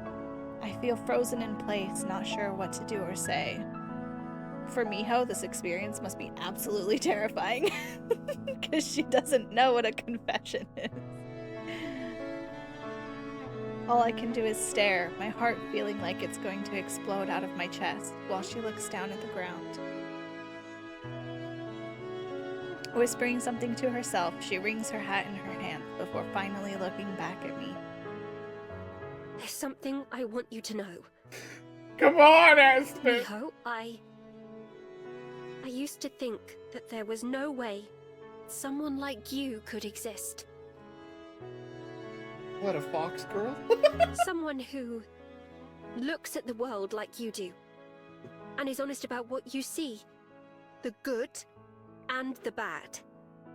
Y'all know I'm controlling the speed of the dialogue, right? I'm doing this to you. And at the same time, someone who doesn't realize just how much she has to offer. Just how much you make people happy. But here you are. Maybe meeting you used up all my luck for the rest of my life. But here you are. And I love you. And I just couldn't keep not telling you that. In case maybe you love me too. Screaming. I'm screaming. Aspen believers, rise up! Oh my god. Wait, do you have to like make a decision right here, right now? That would be so fucked up. Oh my god. Oh my god. Hello?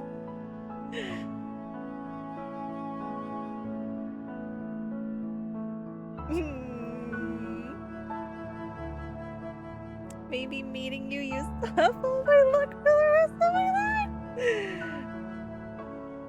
Wow. And she didn't prepare that. What a thing to say, She Aspen. didn't prepare that. What a thing to say, Aspen.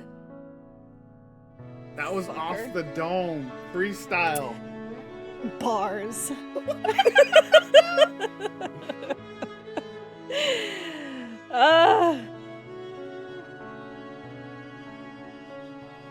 I have to scream. You have to hit enter. I have to scream. I couldn't keep just hoping and wondering and not knowing.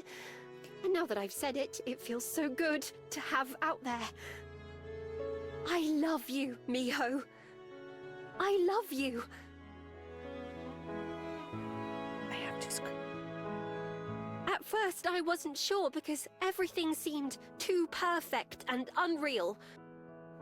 I thought that I was just letting myself get carried away like I always do. A silly little daydream, but it's true. It makes me feel silly how much already, when I think of how utterly stupid it always sounded to me when reading about love at first sight. But how could it be anything else? I don't believe in coincidence, Miho. My life was changed the moment I saw you. I just didn't know it yet. Now I do. Now we both do. I love you, Miho. It's out there, and I can't take it back.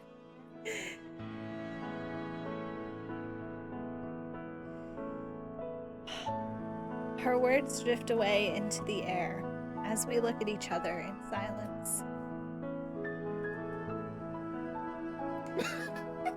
My head is TV static, buzzing with nothing to show. I would love if the next line is like Miho going, I know this is important because of the way Aspen's reacting, but I still don't really know what's happening.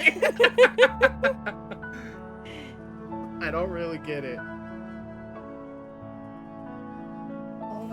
Hold on now. Hold on. Gotta find the right emote. Gotta find the right emote to spam real quick for y'all.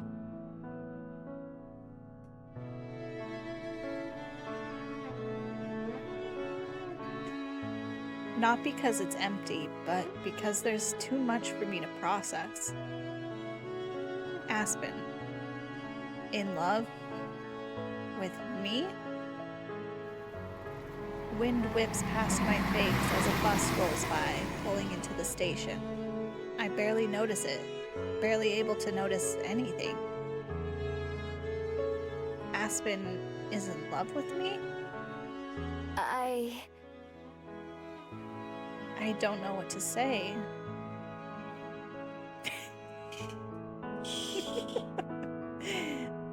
But Aspen raises a finger to her lips. Shh. Don't tell me. I said it now before I leave for a reason. Because I thought you might say that. What, I thought you might. Whatever it is you feel. Oh god, I'll oh hear it god, then. oh god, oh god, oh god. You're oh like, god, Juliet, oh god, you got oh god, limited oh god. time, alright. I look at her face for some guide on how to respond, but she just gives a smile. A weak, fragile smile. Left dumbfounded, I nod. Aspen is in love with me?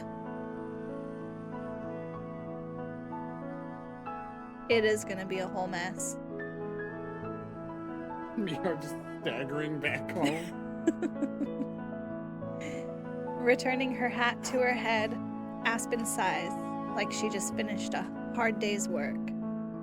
Well, that's it. All I have to say, I suppose. As if that wasn't one of the most important things I've ever said in my life. That's my bus. So, I'll see you tomorrow, Miho. And no matter what, it's okay. If we just carry on being friends like normal, I'm fine with that. More than fine. I'm just glad that I took the chance to tell you. Good for her. For how nervous she was a few minutes ago, she does seem a lot calmer now. I may as well be a statue as Aspen starts to walk past me, but then she pauses. May I give you a goodbye hug? That much I can respond to, at least. Yeah. We wrap our arms around each other, that weird human custom. Everything may have just changed, but she's still the same Aspen she was when we left the library. I try to listen for what she might be saying without words as she squeezes me tight. Finally, she steps away with a smile. It might be the most genuine one I've ever seen on her face. Bye, Miho. Bye.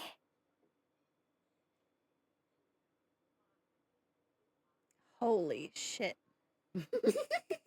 I told you, she's like... "Grr, grr, grr, grr, grr, grr." I make my way back to the library like a zombie, my feet moving without really thinking about it. Aspen's words keep replaying over and over in my head. I get them, but I can't make sense of them. There's not a sound to be heard from the empty aisles when I enter, Juliet having finished tidying up in the hour or so that's passed since I left. After a quick glance around, I head towards the stairs. When I head up to the second floor, I spot a sliver of light from underneath Juliet's bedroom door. I knock and it opens just a moment later. Juliet greets me with a calm smile at first, but the corners of her mouth falter as she looks at my face. I don't quite know what expression I'm making right now. I don't know what I'm even feeling to begin with. Miho? Did something happen? And then it's just like, you can't enter, and then it cuts to like the same CG, but it's Juliet, and you're like, no! Aspen said she's in love with me. Oh, I see. Oh. Oh. Then there's something I must tell you, Miho. Juliet's not the type to be shocked easily. That's why I wanted to see her for advice. But she's even less surprised than I thought she would be. I was gonna say, if there's anything close to like a canonical potential like relationship, like Juliet seemed to have known that, you know, Aspen was in love with, and so like, not saying canonical, I guess, but just like, you know what I mean, like they're setting up for that as an easy route, right? Mm-hmm. Give me just a moment, and I'll meet you in my study. What if they plan this? They're like, I'm gonna do it, and then you have to right after. I nod and head over there, opening the door. As I walk into the darkness, I'm met by several pairs What's of happening? eyes. It's bats. What? Just as startled as I am, several bats begin to flap their wings and noisily take flight, chittering overhead before most of them leave out the open window. Is this actually happening? Like, I feel like that Yes. last... Oh, you go. Read the last line. The biggest one watches me for a bit longer before departing as well. See, like, that one is, like, the close friend one, and it's like, wow, Juliet's about to confess. By the time Juliet enters the study and turns on the lamp, it's just me and her. Sorry I scared off all your bats. It's fine. Don't worry. I'll be back before too long. We settle down into the same seats as last time. with Juliet behind her desk and me across from it. So, Aspen. Yeah. Aspen. I wonder what Aspen's thinking right now. Is her head as much of a mess as mine? Probably, knowing her. We had just gotten to the bus station when she stopped and said it. She said she waited until just before she left, so she didn't have to hear my feelings until tomorrow, when she gets home. And what are your feelings? I don't know. I'm not sure. I haven't ever thought about love or someone being in love with me. I don't even really know what it means. I know the word, but how does it feel? How would I know? The other day, you talked about how much you loved Cosette, and how you didn't know much about love before then. This is a different love from that, right? She thinks to herself for a while, carefully considering her answer. I'm glad she does. At least one of us can stand back and think over this properly. Yes and no. Of course, the bond between a parent and their child is different than that of two partners, but it comes from the same part of the heart. The part that you give away to somebody else. Love is when you care about another person so much that the feeling becomes bigger than you. When your life is more full and joyful for the presence of that person in it. I could throw out any number of cliches, but they'd be meaningless. What love means and how it feels are different for every person. To speak from my own experiences, love is like a flower. It starts as something tiny, but as it's nurtured and cared for, it grows. It reaches toward the sunlight and towards something better, and blooms into something beautiful. Not all flowers grow at the same rate, and not all flowers look the same. But wouldn't you agree that that's the joy of flowers, Miho? I look up from the floor toward Juliet, who's watching me warmly. I like flowers, but I've never grown one before. The same can be said for everyone at some point. But as long as you're willing to give it the time and patience that it deserves, even the tiniest seed can become something wonderful. Juliet must see the confusion on my face because she touches my hand gently. You should take some time to yourself, Miho. We can talk about it later tonight, if you're ready. If you needed even more time, I'm sure Aspen would understand.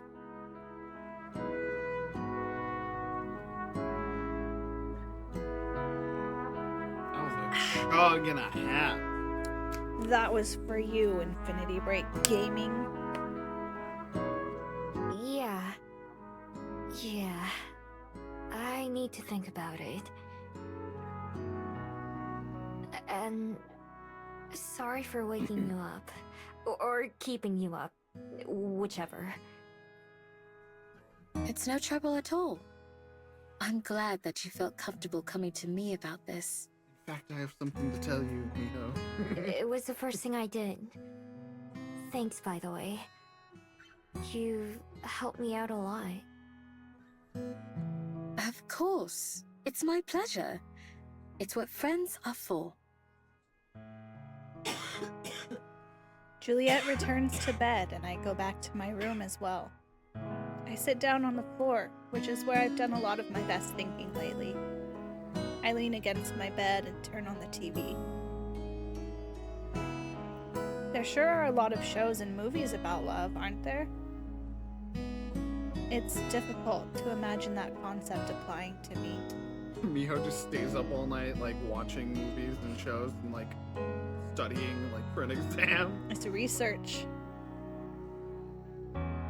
I do know that I care about Aspen a lot. I like being around her. I like talking to her. I look forward to seeing her when she's not there. We're friends, but could we be more than that? I spend a few hours stewing in my thoughts and not coming to any conclusions.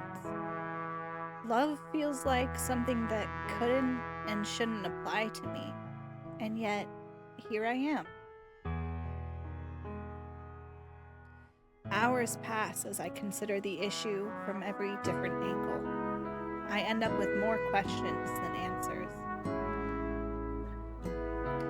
Is it something I want?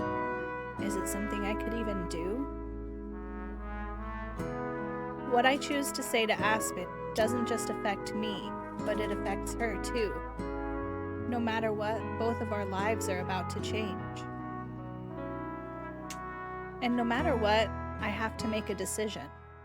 I'm sure that I'll have some doubts either way, but I can't just ignore or run away from this. So, after turning it over and over in my mind, I finally make a choice. Slowly, I stand up and head downstairs.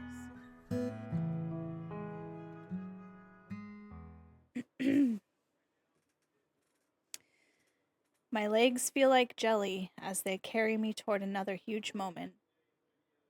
My hands shake, but I hold on tightly to the banister as I head down to the kitchen where Juliet's making tea.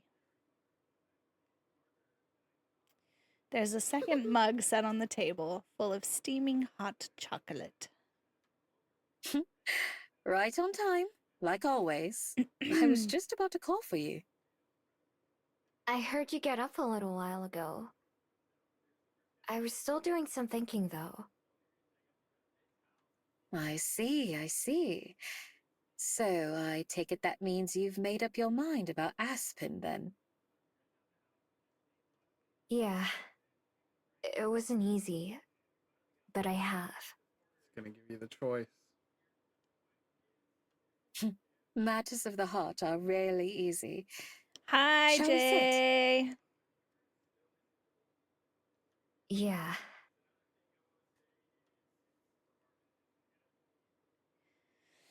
We take our usual seats, the third one conspicuously empty. I take a big gulp of my hot chocolate, while Juliet takes a small sip of tea.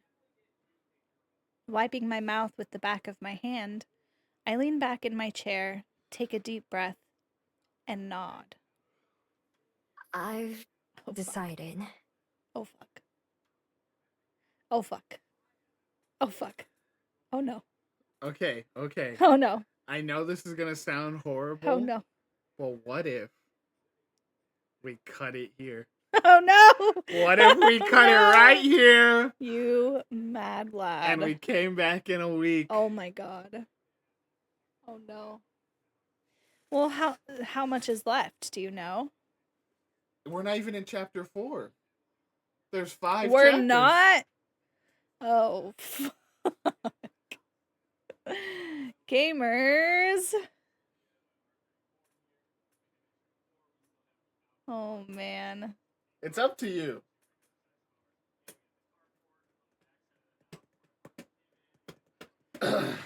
I'm gonna say this as an Aspen stan. One of the two has confessed love to you and the other hasn't. That's all I'm gonna say. We're all aware of this, Nate. That's all I'm gonna say. That's something that everybody here knows. Here's my other thing, right? Yeah, what's we up? cut it off here. We guarantee every single person in this chat is here next time. They would have to be. They would have to They would have to be.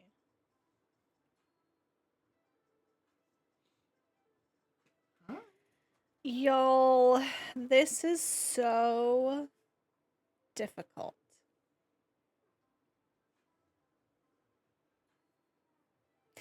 And Nate gave me an easy out to not have to decide yet. I was gonna say stopping here gives you a whole week to mull this over. But is that better or worse?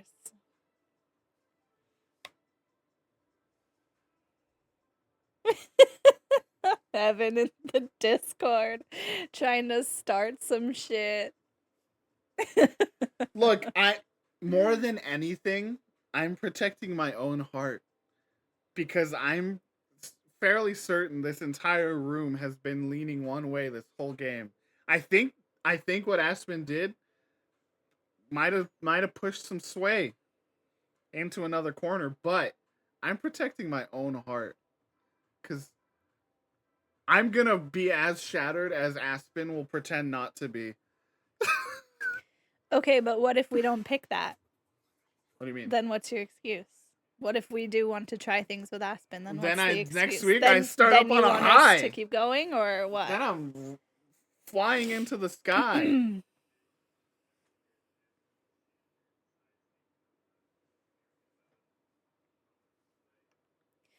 What are you saying, Glory? If I decide now or if I decide later? I think Glory's saying, say you decide on Tuesday. You go, I'm going to do this. But then you can't just do it right away. You'd have to then stew with it even more. And then wait, maybe I don't want to do that. Well, the thing is, like, even if I think about it throughout the week, I wouldn't be deciding until The moment we get back in here and I get back to the screen and I go, oh, fuck. Because that's just simply how I operate, unfortunately. So that's the perk of deciding now while we're like still fresh and like sitting with all of the emotions and the story that we just went through. If anything, I'm hurting my case, but I'm just saying. I mean, you're free to do what you want. And we can at least... Well, you should do another poll. So say you should do another poll because I want to see where people are leaning. And once again, I'm going to decide for myself. Poll of what to pick here? Yes. I'm going to eliminate channel points for this poll. Okay. So no one can stack the deck. Okay.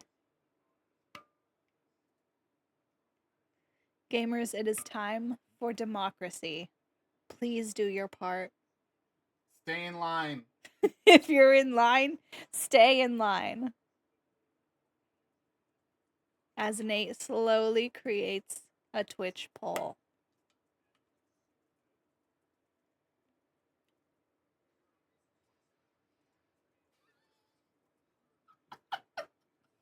Okay, no, I'm going to get rid of this other part.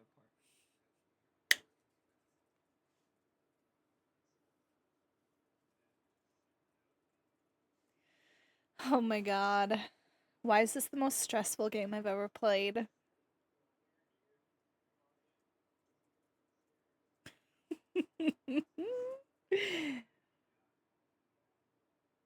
Poll is up.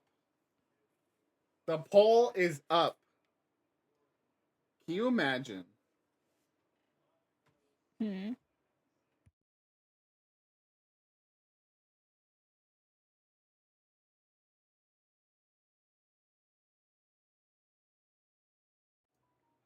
Can you imagine being the developers of this game and like knowing the frenzy and the chaos that they are instilling into the people? Genuinely, we have 10 people here screaming. Aspen's confession was so sweet, and it's not fair that we have to decide before we hear what Juliet says. I agree with you. Okay, I know we know, right? We know in the games world that you can potentially end up with Juliet. But take it just as Miho, right? In Miho's mind, Aspen's the only one. What? Excuse me? Hello. How dare you? Hello. Studio Elon. Bringing the pain. Welcome to our Scream Fest.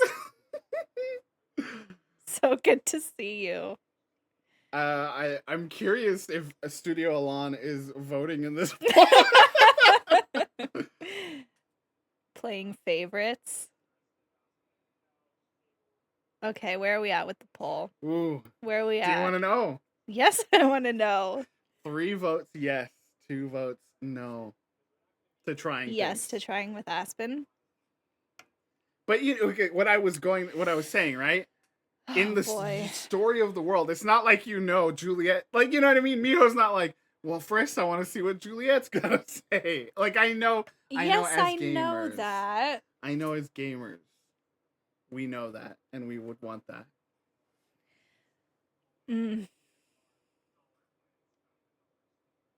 We know that, but also, like, if this were a real life situation, and we were Miho wanting to, like, have a relationship with Juliet, we wouldn't just jump at the first chance of someone being like, oh, I have feelings for you, because we wouldn't be like, oh my god, this is my only chance to be in love ever. That's just how games work. So it's stressful. Here's my read, and this is not even clouded, right? This is not even clouded by my love for Aspen. May have voted. Oh, interesting. Here's my. I think Aspen has been the one. Like, I think there is love with Juliet, but it's a very different kind of love. So far. While Aspen has been very. Well, yeah, you have to. I agree with you. I'm staying on my Juliet train. She could have let Miho. First person who introduces you to the concept of death, you have to betroth. It's the law. Grandpa? Excuse me? Oh, man. The poll is almost over, by the way. I hear you. We only have so many votes in. I know there's probably some people on the fence still.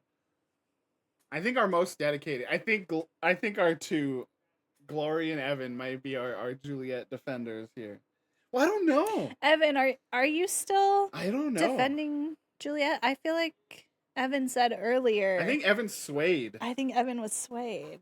But where was that is also frustrated with not being able to know. Yeah.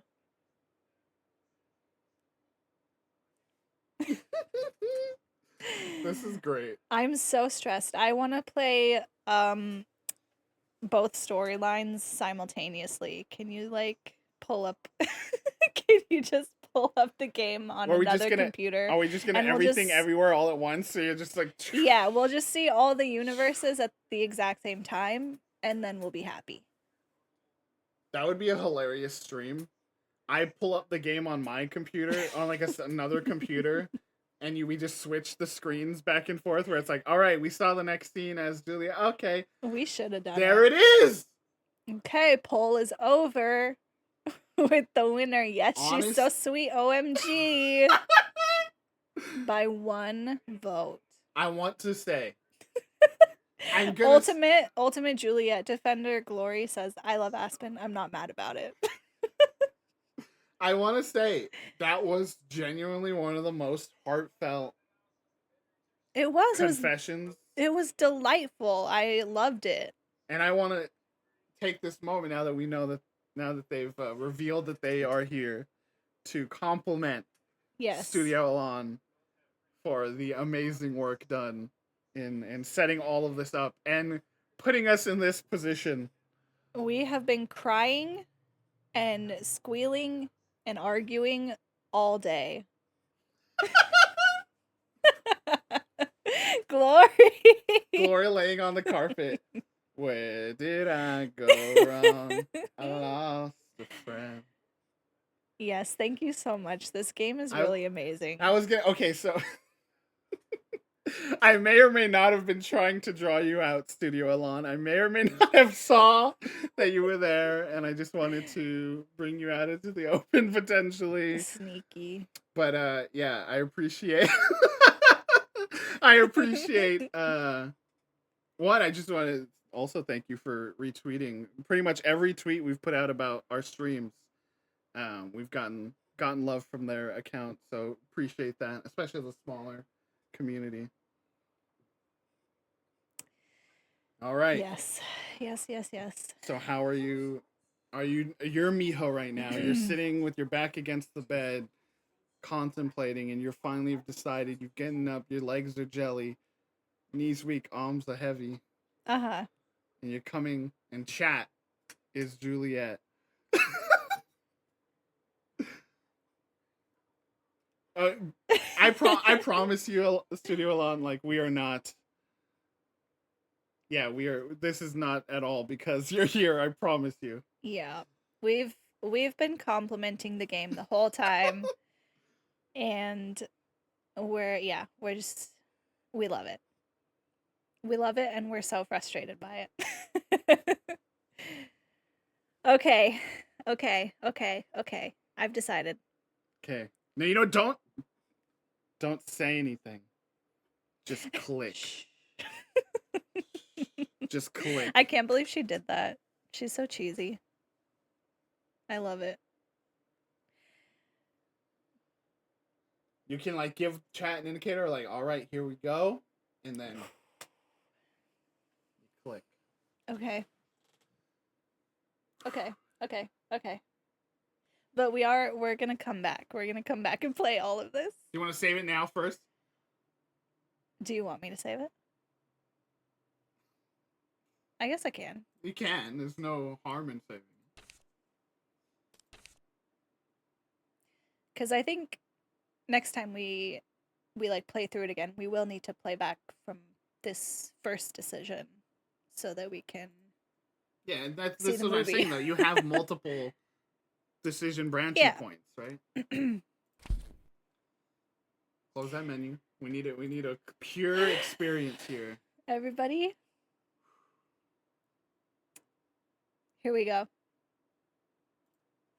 I want to try things with Ashley.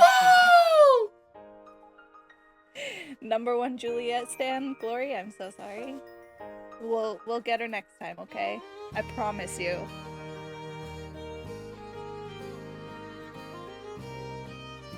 You have a slight preference for the Aspen route. Interesting. The developers! Alright, keep that a secret. Keep that in. Oh yeah, wait. Huh? It's like, I'm like Miho, I forgot. Huh? Okay, yes. I mean, I can see why you would, and it's like... I mean, I don't know what the other route is gonna look like yet, but this one is just, like, seeded really well throughout in, like, those little moments and the little shoulder pokes and stuff like this. Oh, we're close to the out of the chapter. Oh, okay. Okay, we might as well just stick out to the end of the chapter then. Okay.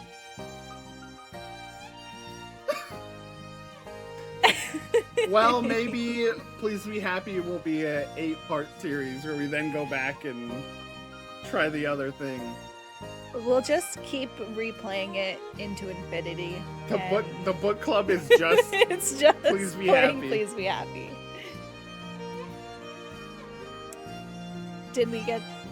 Are you talking to, like, us? Like, is there a character designer, Yeah, Jay? no. Is that what you're saying? In that case, no. These are just the characters, and they are all perfect. Okay. I just want to thank my family. I want to thank Studio Alon. I want to thank Video Games Are Good. Just everything's led to this moment. Yes, you finally won. I want to thank Aspen for the killer confession. She really did that. Okay, here we go. Here we go, gamers. I know it'll be hard, but I want to try. I feel more sure of the words as I say them. Something about this decision feels right. I do want to try. Like Aspen said yesterday, it's out there now and I can't take it back. I know she's a human, and so someday it'll hurt. Everybody, do not forget that Nate gave us this painful, painful route. But I can't just always run away from things that are painful. Because if it hurts, that means it was important, doesn't it? It hurts because it matters. Oh!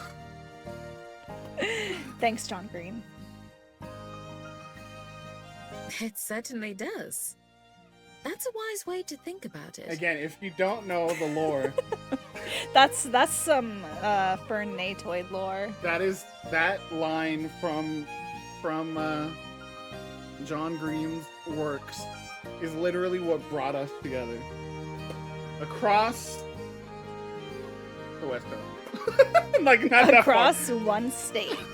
One Hey, very our large state. Yeah, our story is still cool, okay? But that line from John Green's, which is essentially that line that Miho just said, is why we're even here right now, right? That's why we're here. That's why we're streaming. That's fake. That solidifies. Glory, how is the fray screaming into the carpet? Are you okay? Do you need some hot chocolate? Do you want me to, like, drape a blanket over you?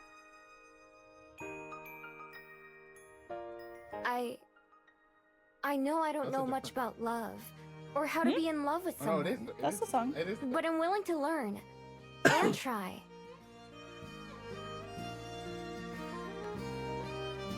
As I speak, I feel something stir in my heart. That feeling of excitement that's pushed me forward so many times before, kept me motivated in my lifelong search.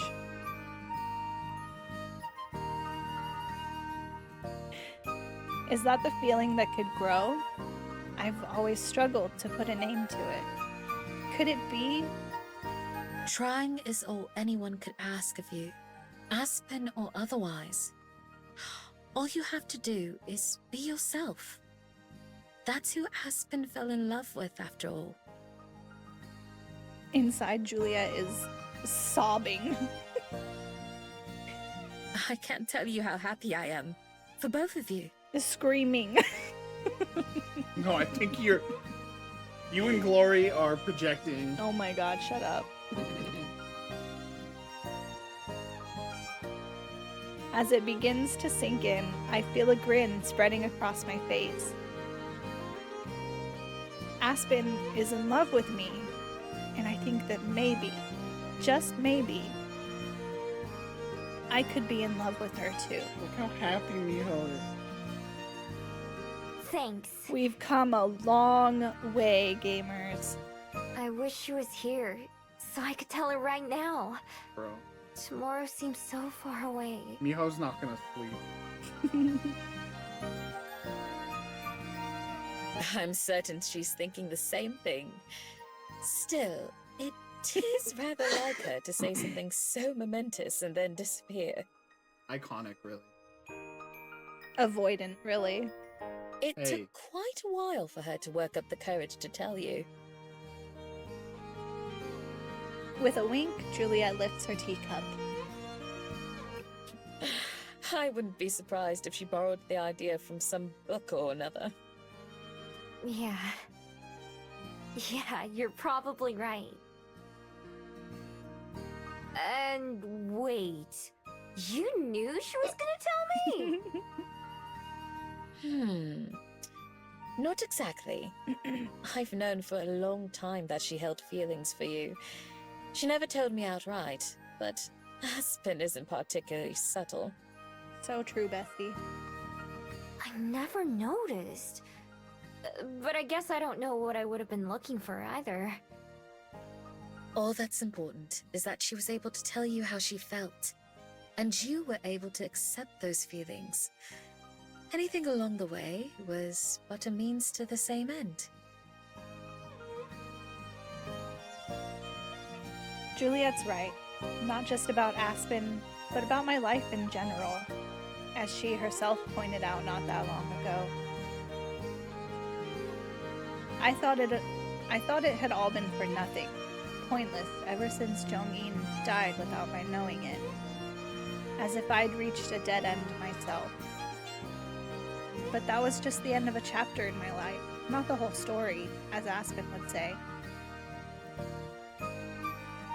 I had thought my life as I knew it was ending, and maybe that was true. On the other hand, I feel like a new life for myself is just beginning. One that isn't so solitary and lonesome. Nearly every day, I discover something new about myself. Things I used to think were impossible, at least for someone like me. Maybe I'm not so different after all. I've found a new place to belong, and someone new to share my life with, as much of it as I can. Aspen, who's seen just as many different sides of me as I have of her, and who still chose to tell me she loved me, even though she'd never told anyone that before. I can't wait for her to get back so we can find out what's next together. With nothing more to really say about it until Aspen returns, Juliet and I move on to talking about other things, like the library and recent events. I feel pleasantly warm, like I'm glowing, as we sit there and chat. That sensation carries me through the rest of the evening and all the way to bed, where I lie for hours.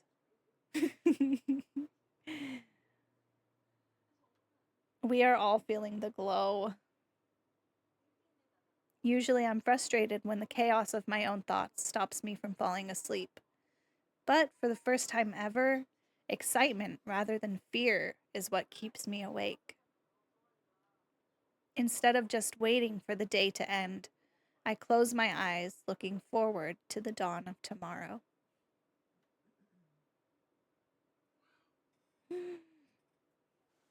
For once, my struggle to fall asleep worked out in my favor. I sleep until later than usual the next morning, meaning I don't have to wait as long for Aspen's bus to arrive. I've barely even woken up and I'm already thinking about her. Looking up at the ceiling, I can't help but smile. I wonder if she's thinking about me too. I'm too full of nervous energy to stay in bed for too long, so I hop up and get ready in a hurry.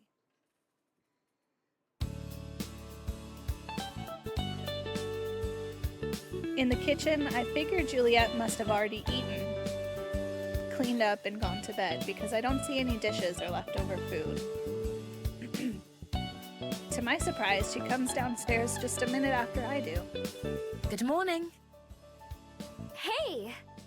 I didn't wake you up, did I? No, not at all. Although I was upstairs, I thought I'd wait and have breakfast with you like usual. Oh, Julia was just sitting in her room, like the cane. Just waiting. Oh, thanks. Sorry for keeping you waiting. I kind of fell asleep late, so I slept in too. Understandable. I'm sure you have lots on your mind. You can say that again. I take my seat at the table while Juliet pokes through the fridge. Are you hungry for anything in particular? Juliet, what are you talking about? You eat the same thing every single day. Not really. Maybe something light? I don't think I can finish. Oh, shoot. Sorry. Julia comes in like, I don't think I can finish a big meal right now, is what she said before I so rudely cut her off. Chuckling, Juliet retrieves a couple pieces of fruit and some cheese. Butterflies in your tummy? Nah, I haven't eaten anything. I'm just nervous. I'm sure I would be too, in your position. Although, Aspen did the difficult task of taking the first step. You have the luxury of being the one to respond. There's a part of the soundtrack that sounds like it's about to go into an MF Doom sample every time I'm tricked by it. Is it this song or just somewhere in the soundtrack?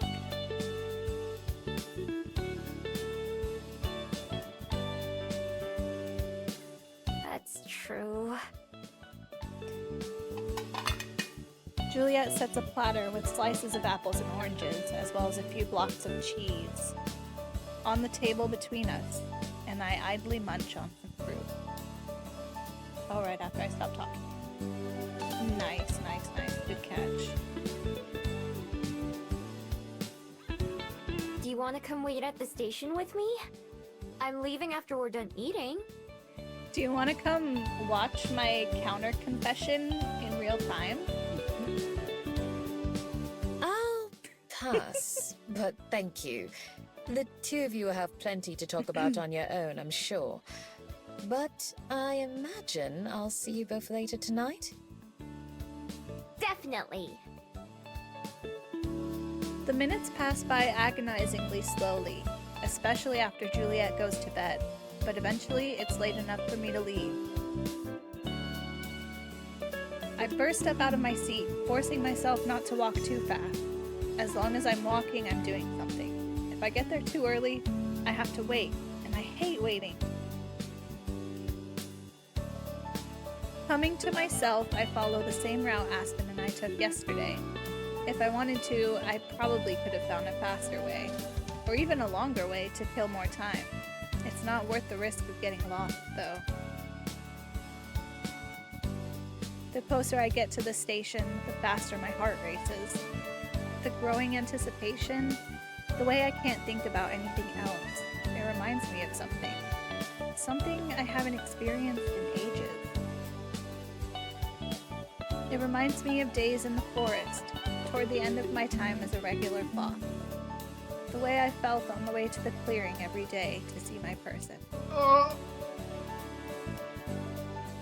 I think we might, Glory. I think that's the end of the chapter. I think that'll probably be what closes the chapter. Bro, are we gonna get even potentially A kiss? a kiss? A kiss?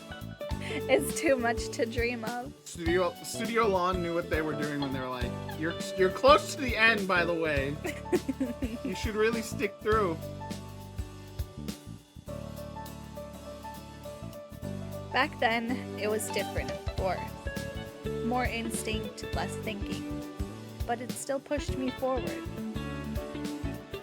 That was love, wasn't it? In my own way, just like Juliet said. Usually something like that would stop me in my tracks, but today it just makes me smile. My good mood carries me the rest of the way to the bus station. Meanwhile, Aspen is sitting on the bus, like, gripping the armrest, white knuckles, Right. Aspen's considering staying on the bus, never getting off, and just riding off into the sunset. Aspen's convinced, like, Miho's gonna, like, reject, and, like, what did I do? I'm so stupid. Why did I do that? Why did I even try? She's probably gonna come out of the bus, like, it's okay, it's fine, I get it. I pause at the intersection where we stood yesterday, when Aspen said everything. This spot will be special to me forever, I already know. Wow, they already have a romantic intersection together. Bro, I just, even more the first time we met in person, what was it? A bus! Stop, bus, yeah, bus stop, bus. We fell in love with a bus. Yeah. Yes! Move that bus! I hurry across to the other side. There are a handful of other people waiting, standing or leaning against the fence. I sit down on one of the empty benches, practically buzzing with anticipation.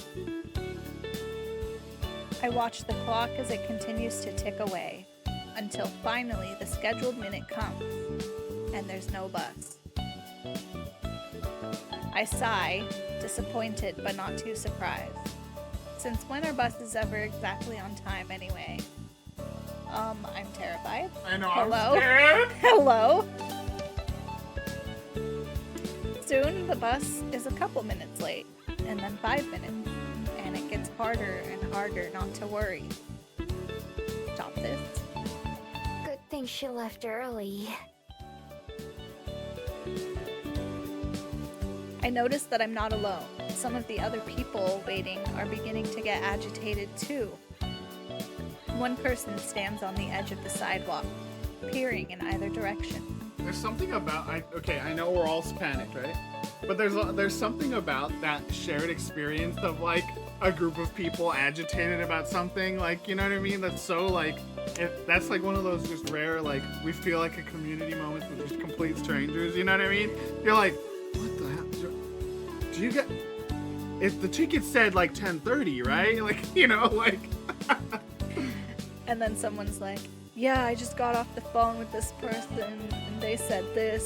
Yeah, and you're all just like sharing information. You're a community. Waiting for the bus in the rain. Okay, continue. Okay.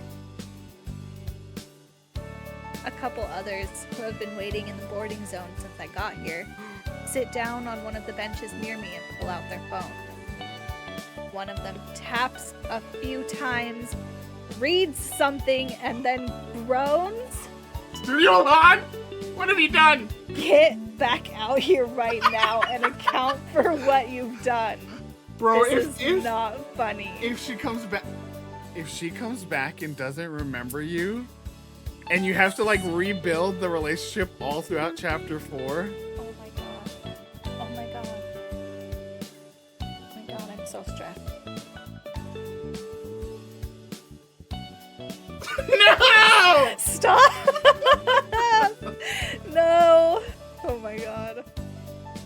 Told you. Delayed. Says it right here. Guess I owe you a tenner. It say how long? Nope. Just says delayed due to vehicle issues. Wait.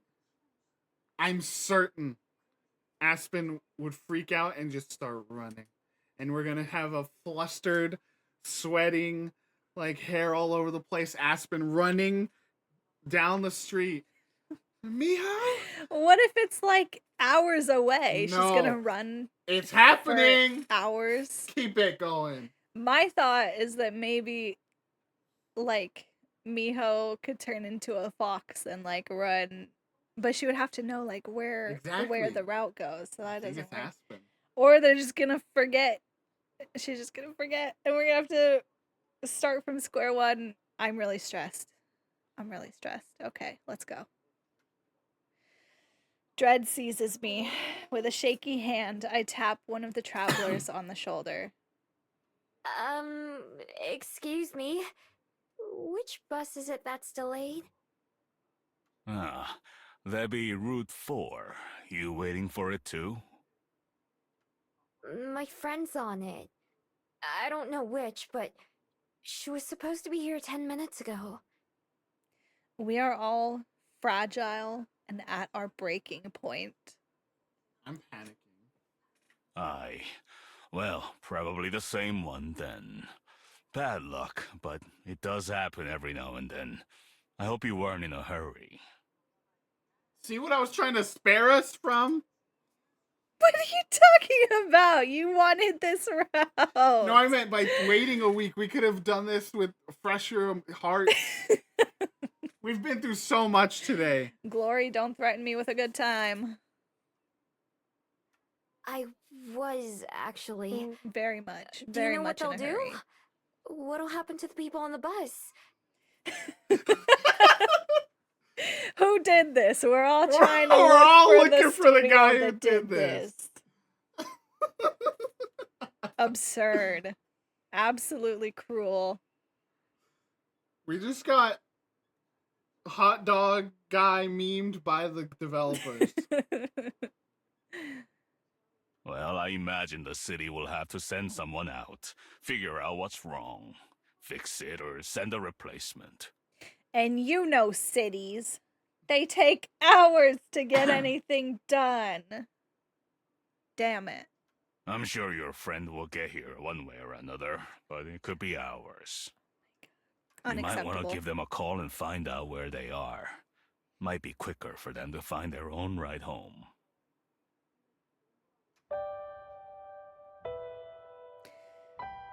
I vault off the bench before he's even finished speaking, dashing back the way I came.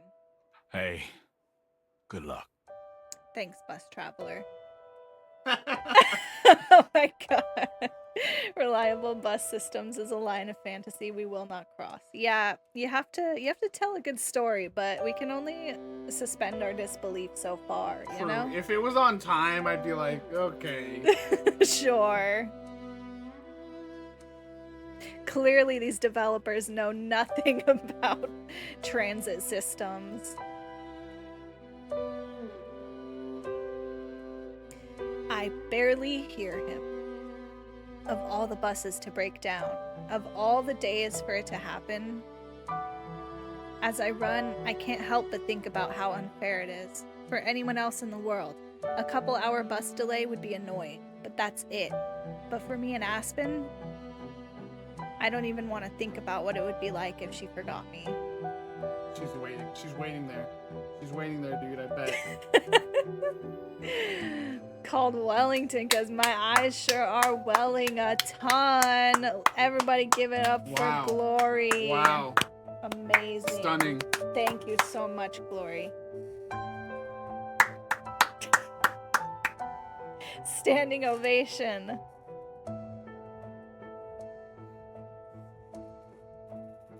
After getting back to the library in record time, I practically crash through the doors as I head upstairs. For the second day in a row, I knock on Juliet's bedroom door before having to bend over to catch my breath. I know it's likely she's just like, do you know her number, Bella? And my next thought was, Juliet, can you turn into a bat and take her? Juliet, can you pay hundreds of dollars for a taxi to get me to Aspen right now? It's been ages since I've run that long, and it shows. Juliet answers the door quickly.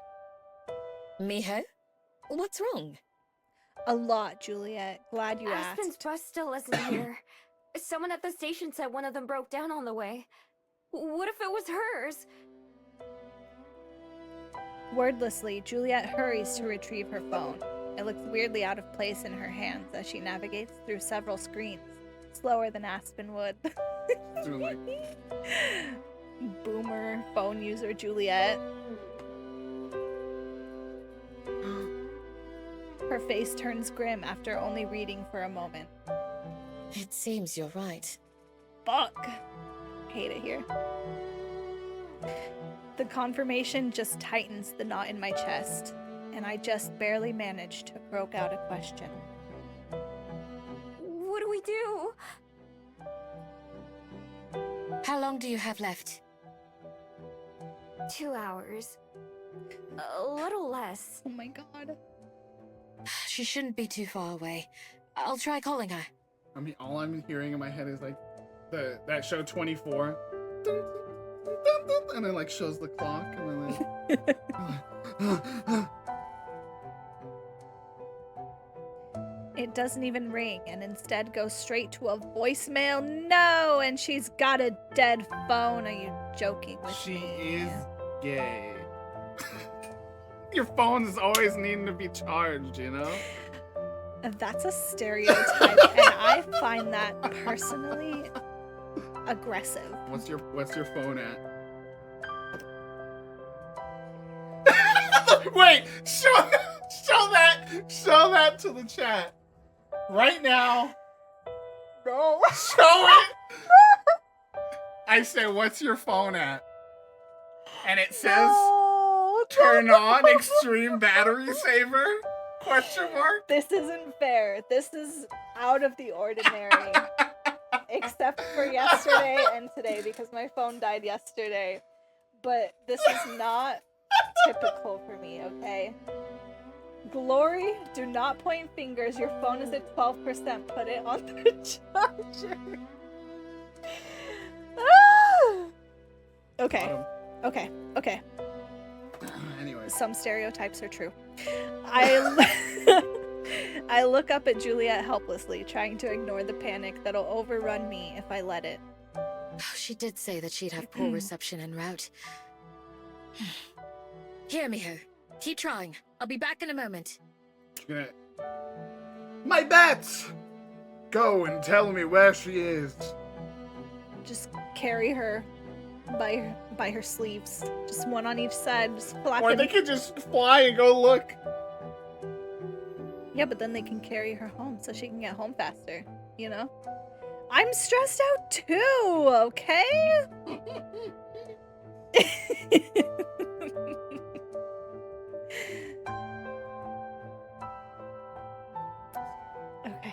Okay, hold on. She hands me the phone and shows me how to use it before hurrying into her bedroom. I hit the button again, staring at the small contact photo of Aspen that Juliet has saved. It's a picture of Aspen at the breakfast table, smiling awkwardly.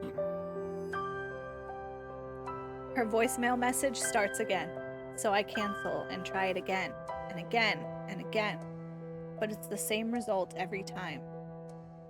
I end the call and start another one for what must be the 6th or 7th time.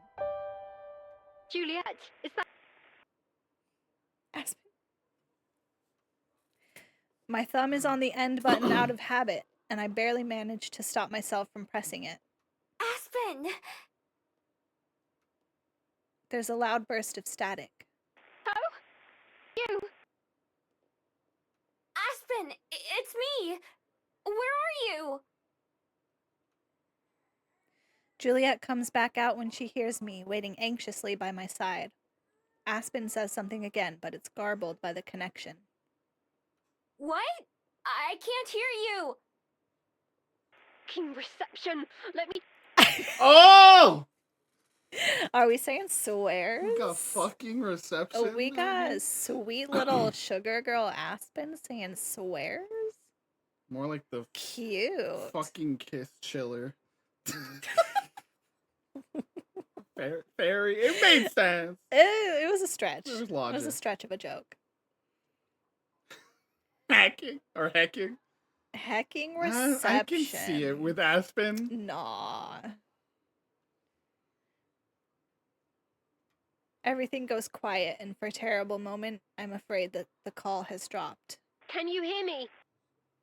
Yes, Aspen. I like that. Yeah. It sounds like a walkie-talkie now. Can you hear me? Instead, I nearly drop the phone when her voice comes through again, much clearer this time. Good. I can't move from this spot then. It's the only place I have service.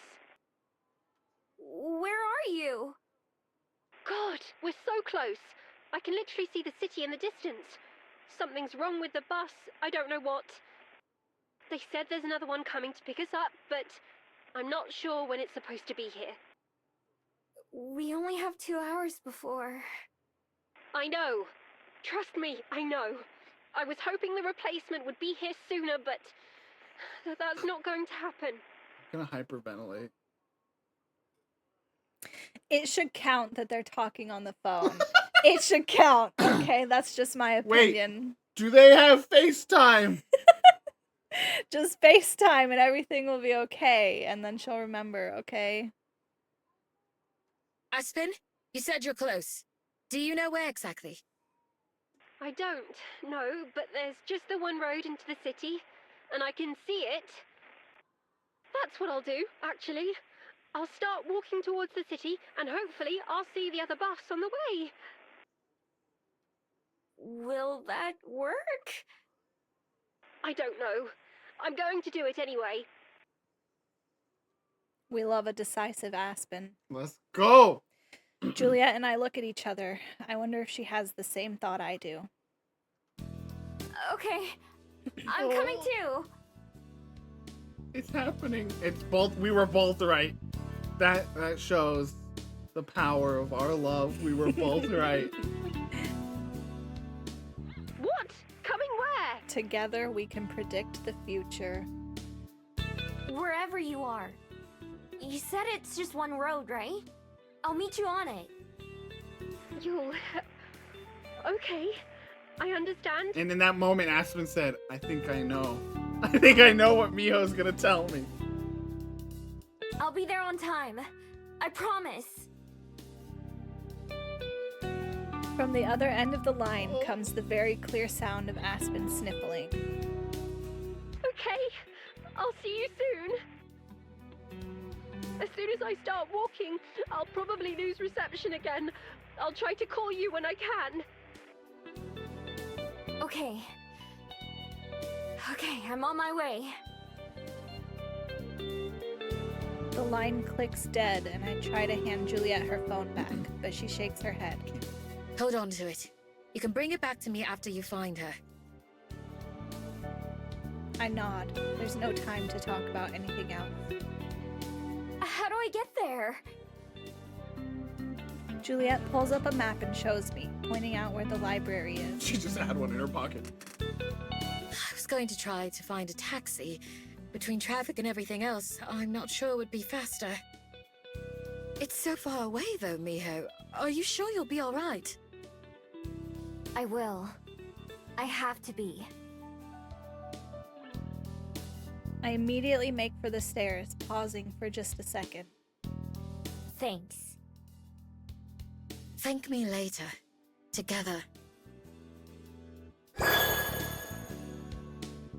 I nod and then I transform as I bolt out the front door. Been a while since we heard that. I know. It's been weeks, months perhaps. Zoom! Wait, why in my head? All I can hear is that Nicki Minaj like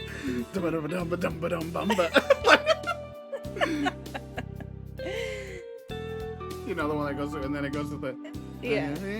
Like Yeah. I know the TikTok trend you're talking about. Hey, can you put my phone in? Why is there something? Just cause I think it's hungry. Roasting. Foxes can't run as long as humans can, but they can run faster. As a Gumiho, maybe I can do both. Wind whips at my tails as I rush forward, channeling whatever willpower and determination I can into running. The map Juliet gave me showed which roads to take to get out of the city, but I don't need roads. Where I'm going?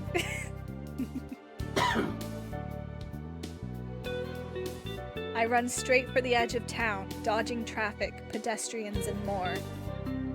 Dogs bark as I race through their yards, and shocked people gape as I dash past them without paying any attention. I don't even know how long I run for. I just know that I don't stop.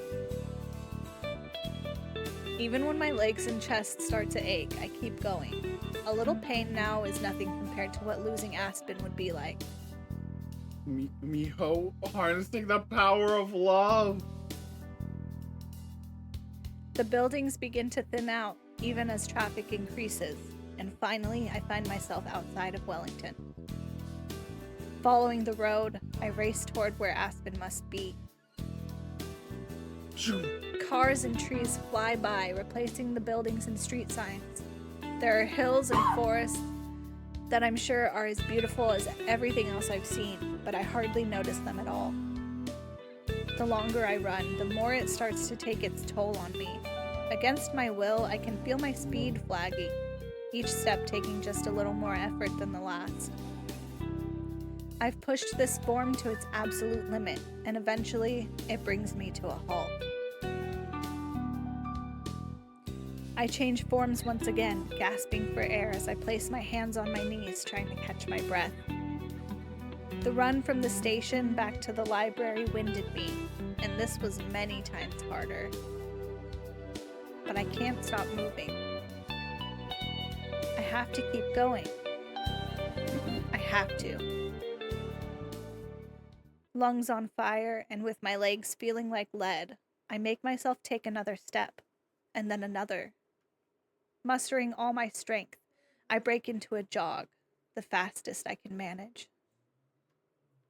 I keep my gaze set on the horizon, hoping for a glimpse of her. Anything to set my heart and mind at ease. Anything. The sun begins to dip even lower, as if even the sky is reminding me that time is running out. My steps are leaden, and my mind abuzz with wordless fear and worry. At first, I don't believe my eyes gaze on the horizon. At first, I don't believe my eyes when I finally spot someone walking in my direction, far off in the distance. Those trees are so pretty. Please let it be her. A steady trot is all I can do by now, and I let even that slow to a normal walking pace. What the how quickly I would this is a joke. How quickly I would ban Studio Alon if if we get to Aspen and she goes, "Are you okay? You look very tired." You know, oh, they would be out of here. It's a joke. We would be deleting all our tweets It's a joke. and pretend that we never streamed this game. And then we would go to therapy. We would build I would delete my computer. We would build a studio for our therapy.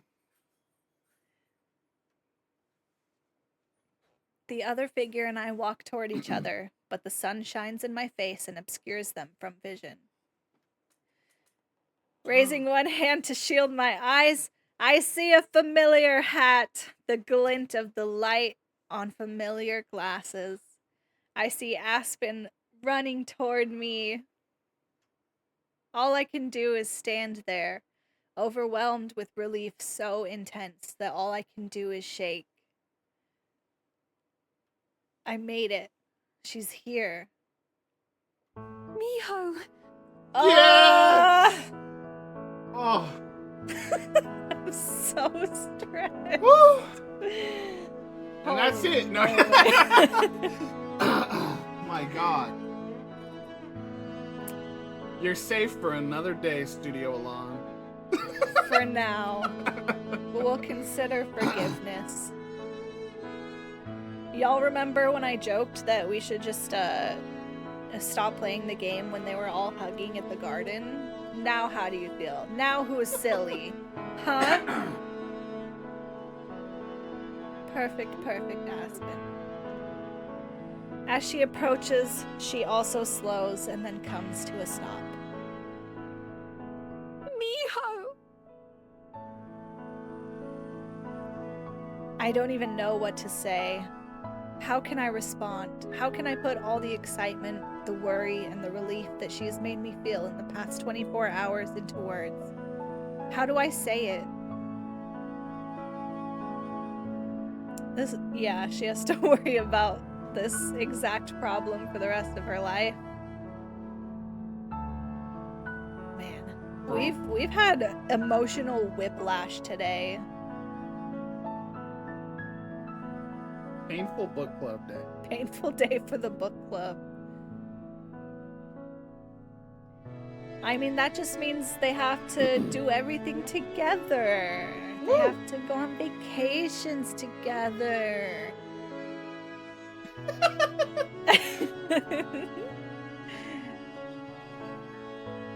Silently, I close the distance between us. I can see her eyes searching mine, looking for an answer to the unspoken question. Overhead, the sun dips behind a cloud, done watching us for the day, and throwing a handful of colors into the sky as it leaves. I've struggled to find words before, but this is different.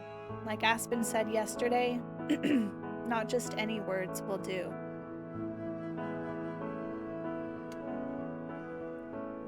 I stop just an arm's length from Aspen, close enough to see the glint of tears hiding in her eyes. I was so worried. Her voice is barely a whisper, but I can't hear anything else. Looking up into her eyes, I'm surprised to find the answer to my own question. One that I didn't know I wanted to ask until just now. One that requires more than words. Or maybe less.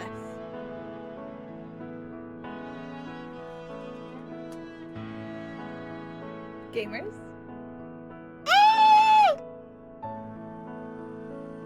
Wow. Wow. Wow. Wow. Y'all seeing this? Wow. I want to thank my mom. Your mom, of all people. I don't know. I'm just copying the speeches, okay? Oh my god. We made it. We made it here. The journey has brought us here. Screenshot. Beautiful. Perfect. Wow. Wow. They're so wow. They're so wow.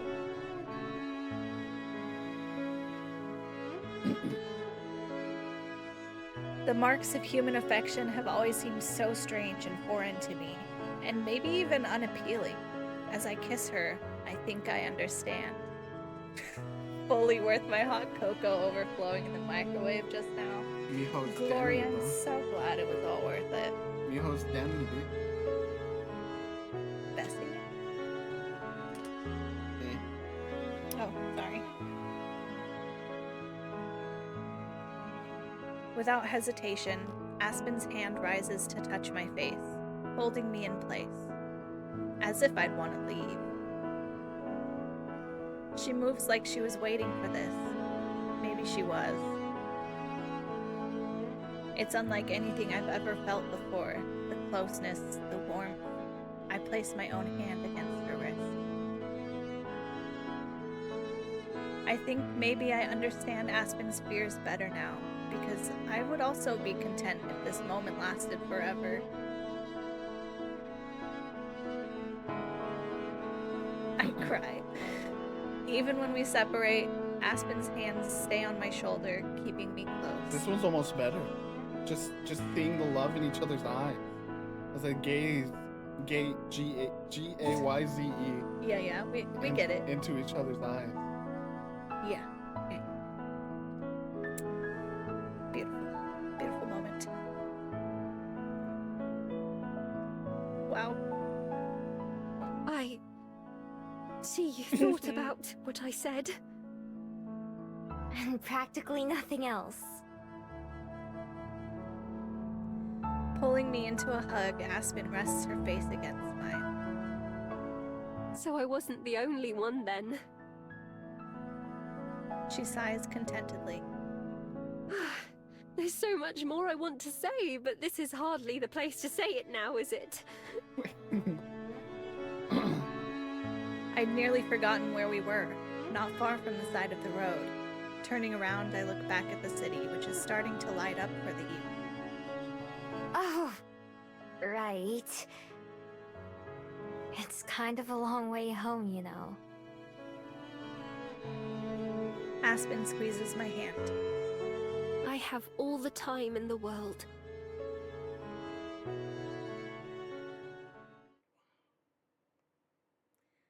Wow. And look at this drawing of Aspen, bro. So sweet. I really was hoping for one more CG, and it would be Aspen carrying Fox Miho because Miho cannot walk anymore. I know, she's into the really city. been through it right now. That would have been She deserves adorable. to be carried.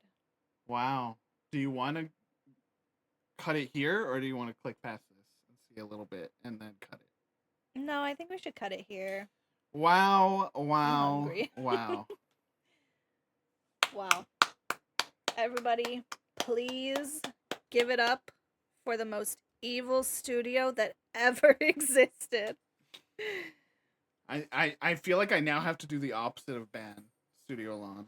Like, what is do I give Studio Alon a VIP? You hand over the key to the I channel. I give Studio Alon the password, The key to the city. It's yours, Studio Alon. the key to VGG City. I could do that. That's symbolic. You've earned it. Wow. What can we say?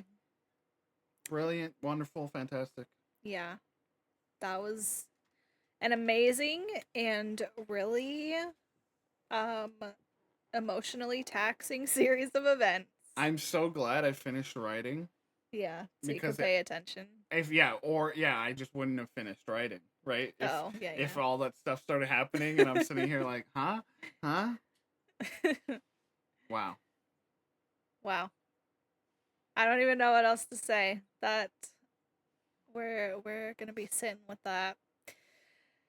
And we get to come back next time to hopefully some pretty happy question mark endings. Open ending. Open ending. I don't know what that means. So yeah, Fern. Technically, this was the last, but no, we are not. And I mean, what was your plan after this? Was book club just gonna be done, or were you gonna come back every Saturday? I mean, every other Saturday. I think I was just thinking we would like see how this went this month and then like reassess. And I don't think it'll necessarily be like every Saturday, but like, yeah, I would continue with it. I already have several more of this studio's games on my list and in my library. So I just saw you got First Bite. I did. I got First Bite. Who recommended that one? Was it Evan or Sam? I feel like it was one of them. It was Sam, maybe. Might have been Sam. And then I know there's one that I've requested, which is the Gay Baseball Club visual novel. Oh yeah, you told me about that one. Yeah, because it's coming out. They're having a sequel soon. Okay. Which is exciting. Yeah, send me that one because I vaguely remember it, but I can't fully think of what it was like. But yeah, we can't. We'll think about in what ways and how it'll manifest. But we can confirm now at the end of pilot month of Fern's book club. Success. Here to stay. I will, and I guarantee it. I guarantee it this time. This is my pinky. Fern, get in here. Natoid will return to the Natoid channel. Gamers! In this coming week. Success! So I will be back streaming some other stuff. I got some ideas. I've been building up some ideas. BGG's doing good stuff. We will have some more reviews coming out very soon. Got a lot on the docket too. We have a whole schedule full of stuff to write and do. We got some videos to work on. We do. I've been brainstorming a little bit. We talked about one. Then I think if we do the one video review we've talked about, which I think we'd have to replay, by the way, like just to I know, yeah. And then the other one we talked about, which is a potential like interview video thing. Oh, okay. I think those are the two I want to do next. I didn't know we pitched that as a video. Maybe not. But it could be. Yeah. Anyway, this is all secrets. Yeah. We have Y'all lots. Don't know. All to say that we have lots coming, both on the video side, on the stream side, and on the writing. VGG is heading into the stratosphere, if you will. As always, if you want to keep up with us, we're on Twitter at twitter.com/Natoid, twitter.com/FreckleFern. We are on, and then twitter.com/VGames are good, right? Yes. VGames are good. We have to have our name like 10 different ways across all the sites. Of course, there's our Discord. Of course, there's our... Did you save the regular way too? Yeah. Okay. Of course, there's everything else. Wow. Wow. Her. But yeah, Discord is a great place to be reminded whenever we go live. You know, I don't know. I'm just trying to hit all our usual stuff. I think that's about it. That's about it. Yeah, we appreciate everyone for coming out. We appreciate if you're still there. Bye-bye. Studio Alon. We appreciate you stopping by. I'm sorry if I pulled you out of the darkness when you didn't want to. But We appreciate you stopping by and watching. And again, all the support you've given us on social media by retweeting our go live announcements. But yeah, we hope to see you again. And this is not Please Be Happy returns on next Saturday. Next Saturday, gamers. All right, let's look for somebody to raid. Just bring up a whole new window over here. Yeah.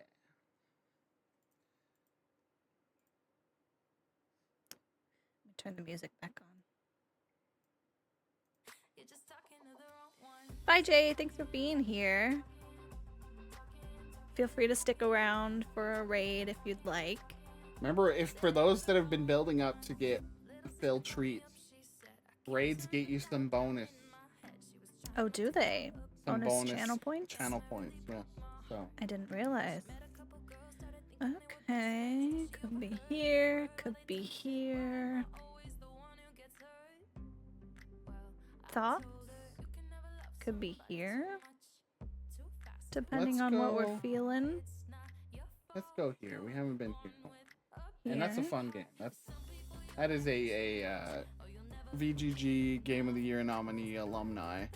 True. All right, we're going to raid Tickle My Pikachu. Good friend, pixel artist, variety streamer. Yes. Kind of chaotic vibes in a way. Chaotic it's sometimes. a very interesting place because it's very cozy vibes, but then also so chaotic, and it's a good time. But that's us too. Yeah. Yeah, he is playing It Takes Two. Yeah. So again, VGG Game of the Year nominee alumni. It Takes Two, which is a great co-op game. If you've not seen it, definitely worth checking out, and then potentially checking out on your own. Great game. So good. You unrated when you play it. Just get the message first. Every time. I just need to do the message first. Fern is getting our raid message together. Again, just thanks everybody for coming out, for making the book club as fun as it has been. Fern was definitely worried about the book club early on. And I think it's been a super great stream.